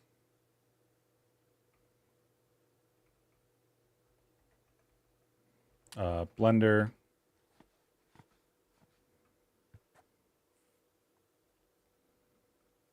Fetch the registry. Test components. Just going to go down the list. It's going to be the most thrilling part of the stream, is clicking a bunch of components and making sure they work.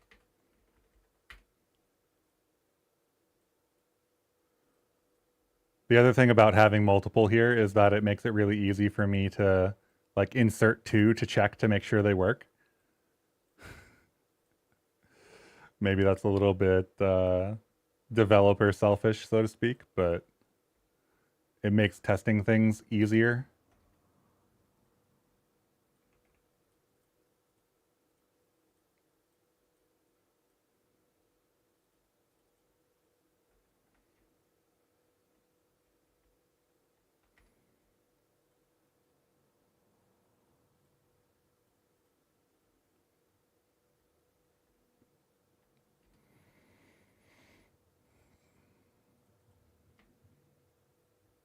Hoping nothing breaks. I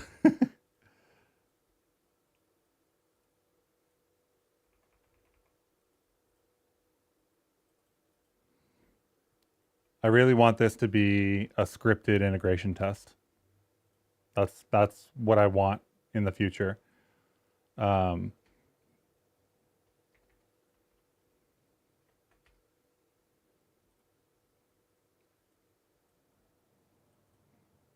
because it would be so much nicer to just run like the integration test and make sure that nothing actually failed.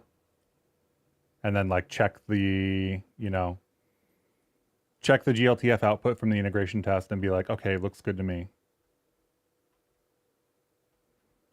Rich end unit enum. I think we need two of them here, right? We've got player and we've got not a player.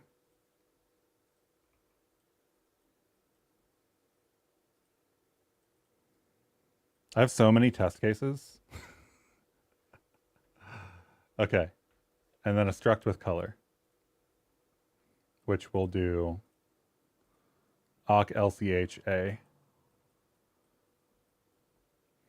And hopefully Skein data check doesn't break.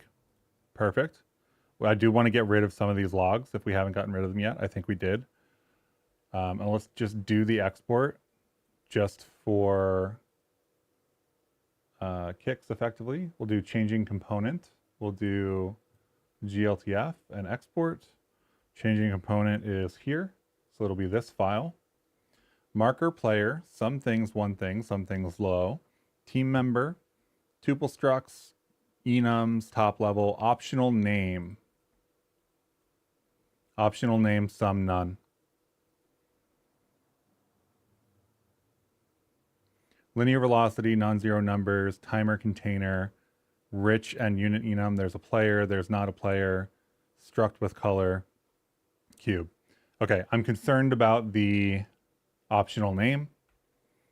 Let's check the optional name values here. We've got none and none. Okay, so it's my fault. I didn't change one of these to be some. That is user error. That is not library error. So let's export that and make sure that it actually changes.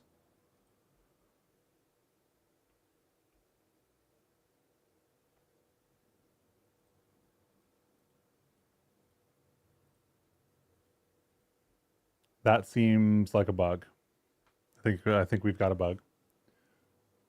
Integration test is possible when launching Blender in the command line. You can pass the script to execute and also execute Blender headless without GUI if needed. Yeah, I need to figure out how to do that. Specifically, I need to figure out how to. I guess doing things in the UI would be nice, but I could do them without the UI. I'm concerned about the some none handling here.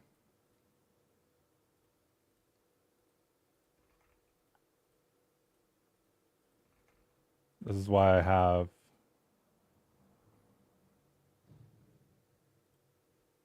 integration tests, as it were. Fetch the registry. Nothing changes. See? Something is setting this to none in our serialization, which I don't like.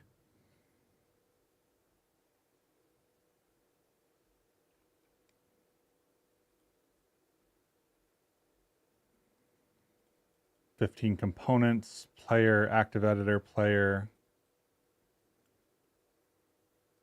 some things, team member, optional name, name, name none. Name shouldn't be none at that point.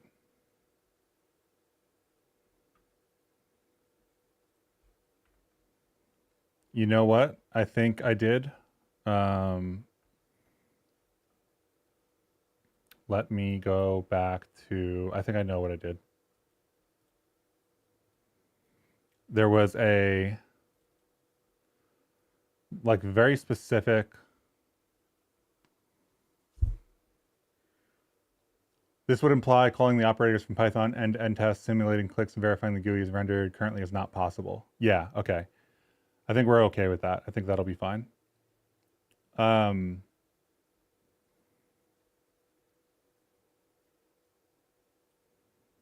If I remember correctly, we changed this in the last few commits.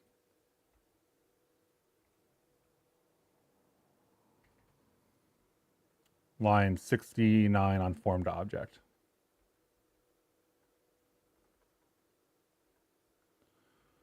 Head 2. Let's do head 2. And let's do key.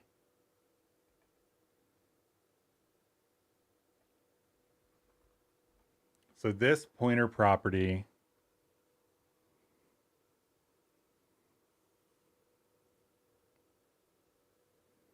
changed to set.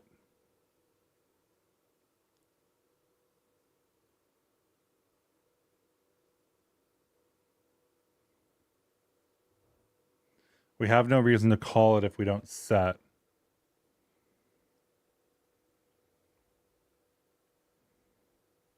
Type override.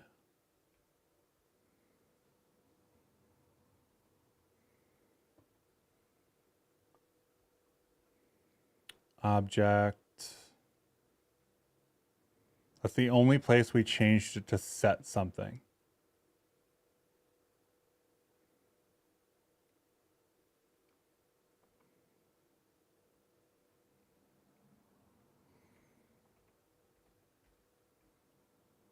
I guess it could have been one of the earlier changes. This is only proving to me that we want integration tests sooner.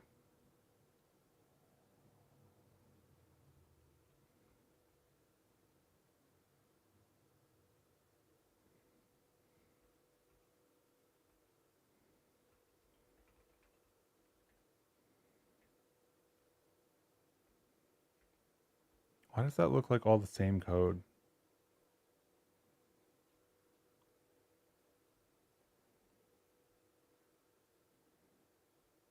Object,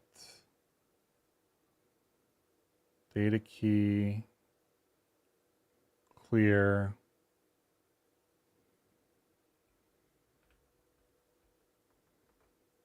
Time is it? 12:30. Only happens to options, so it has to be happening in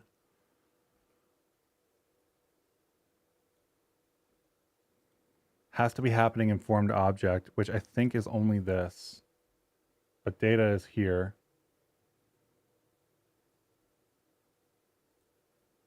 Why would that change? Doesn't change on any other interaction, right? So we've got optional name. If I go to sum and I click here and I drag around and I scroll and I do stuff, nothing changes. If I go back and come back, it still doesn't change. It's only when I check the data. And that is the only key that changed.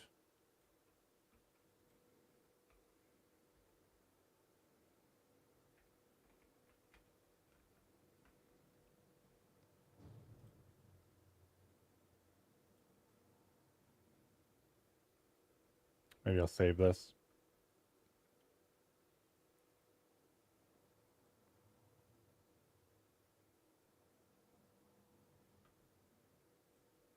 save that Blender file, close out, open Blender again.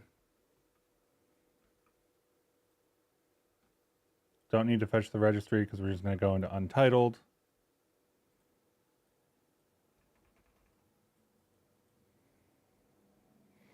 Doesn't change. Check Skein data.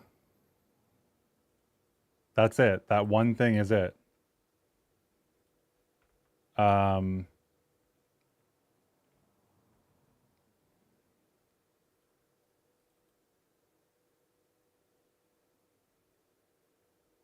That's really weird, right?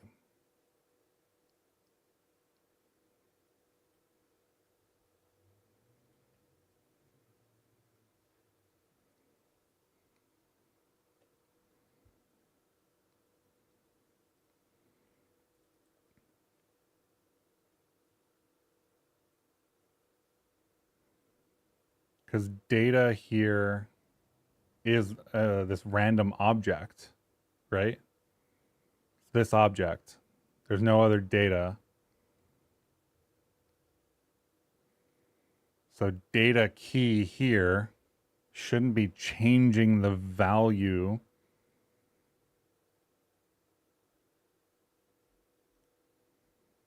But that is almost literally what's happening, if I'm looking at this correctly. Right? If I put it back, I guess let's do the export first.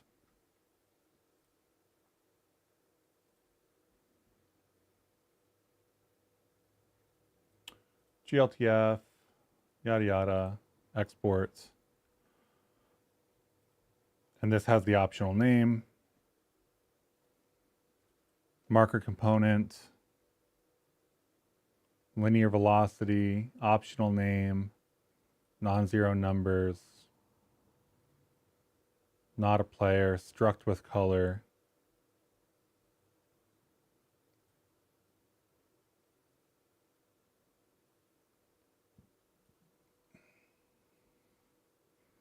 I guess the only other question is the vec3 handling there. So do we...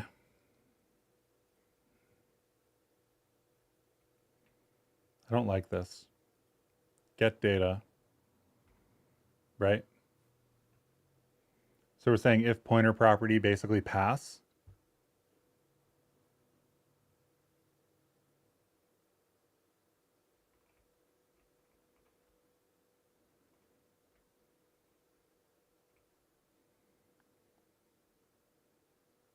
So if Skein enum index, otherwise do this.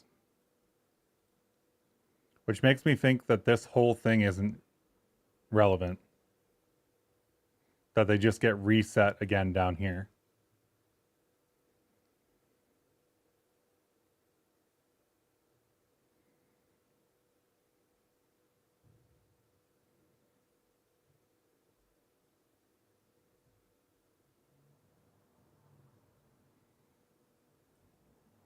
So in that case,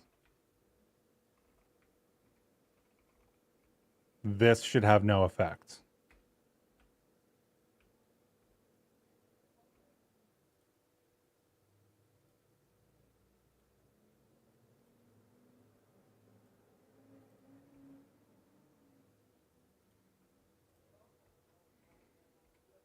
So open Blender, open untitled.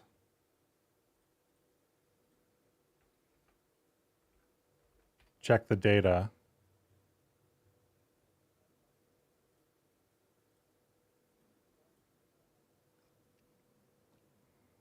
At least some of that seems required.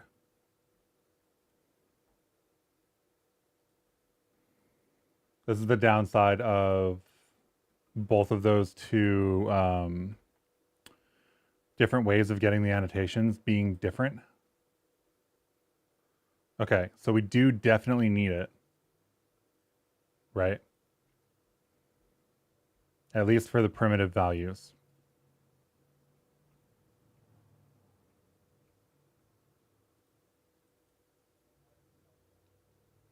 Why it sets that value, I don't know.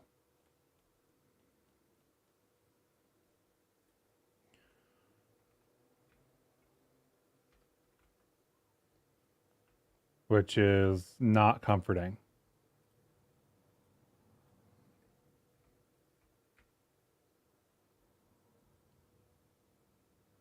The only thing I can think of is that when we do the sum handling, we try to cut out the middle of the hierarchy, and that we might be passing in the wrong thing there. So export this, GLTF, export. All of these values are now correct, including the sum. And the question outstanding is that also true for the game we have over here with the vec3s specifically?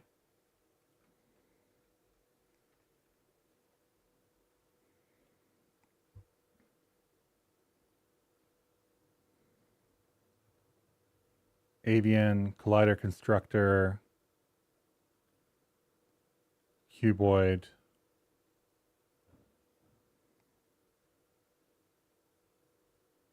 timer, animation offset timer, platform behavior, rotate 90x. Yeah, so this is the move linear. So we need to set that for move linear. So we definitely need it, right? The downside is if we have a sum,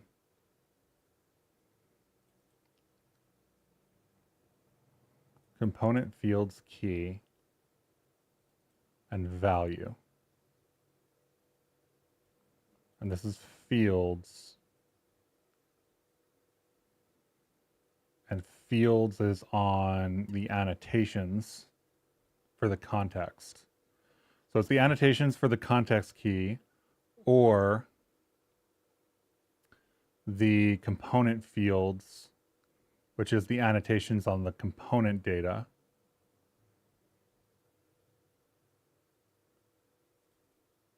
I think we always want the component data. I think this is the issue.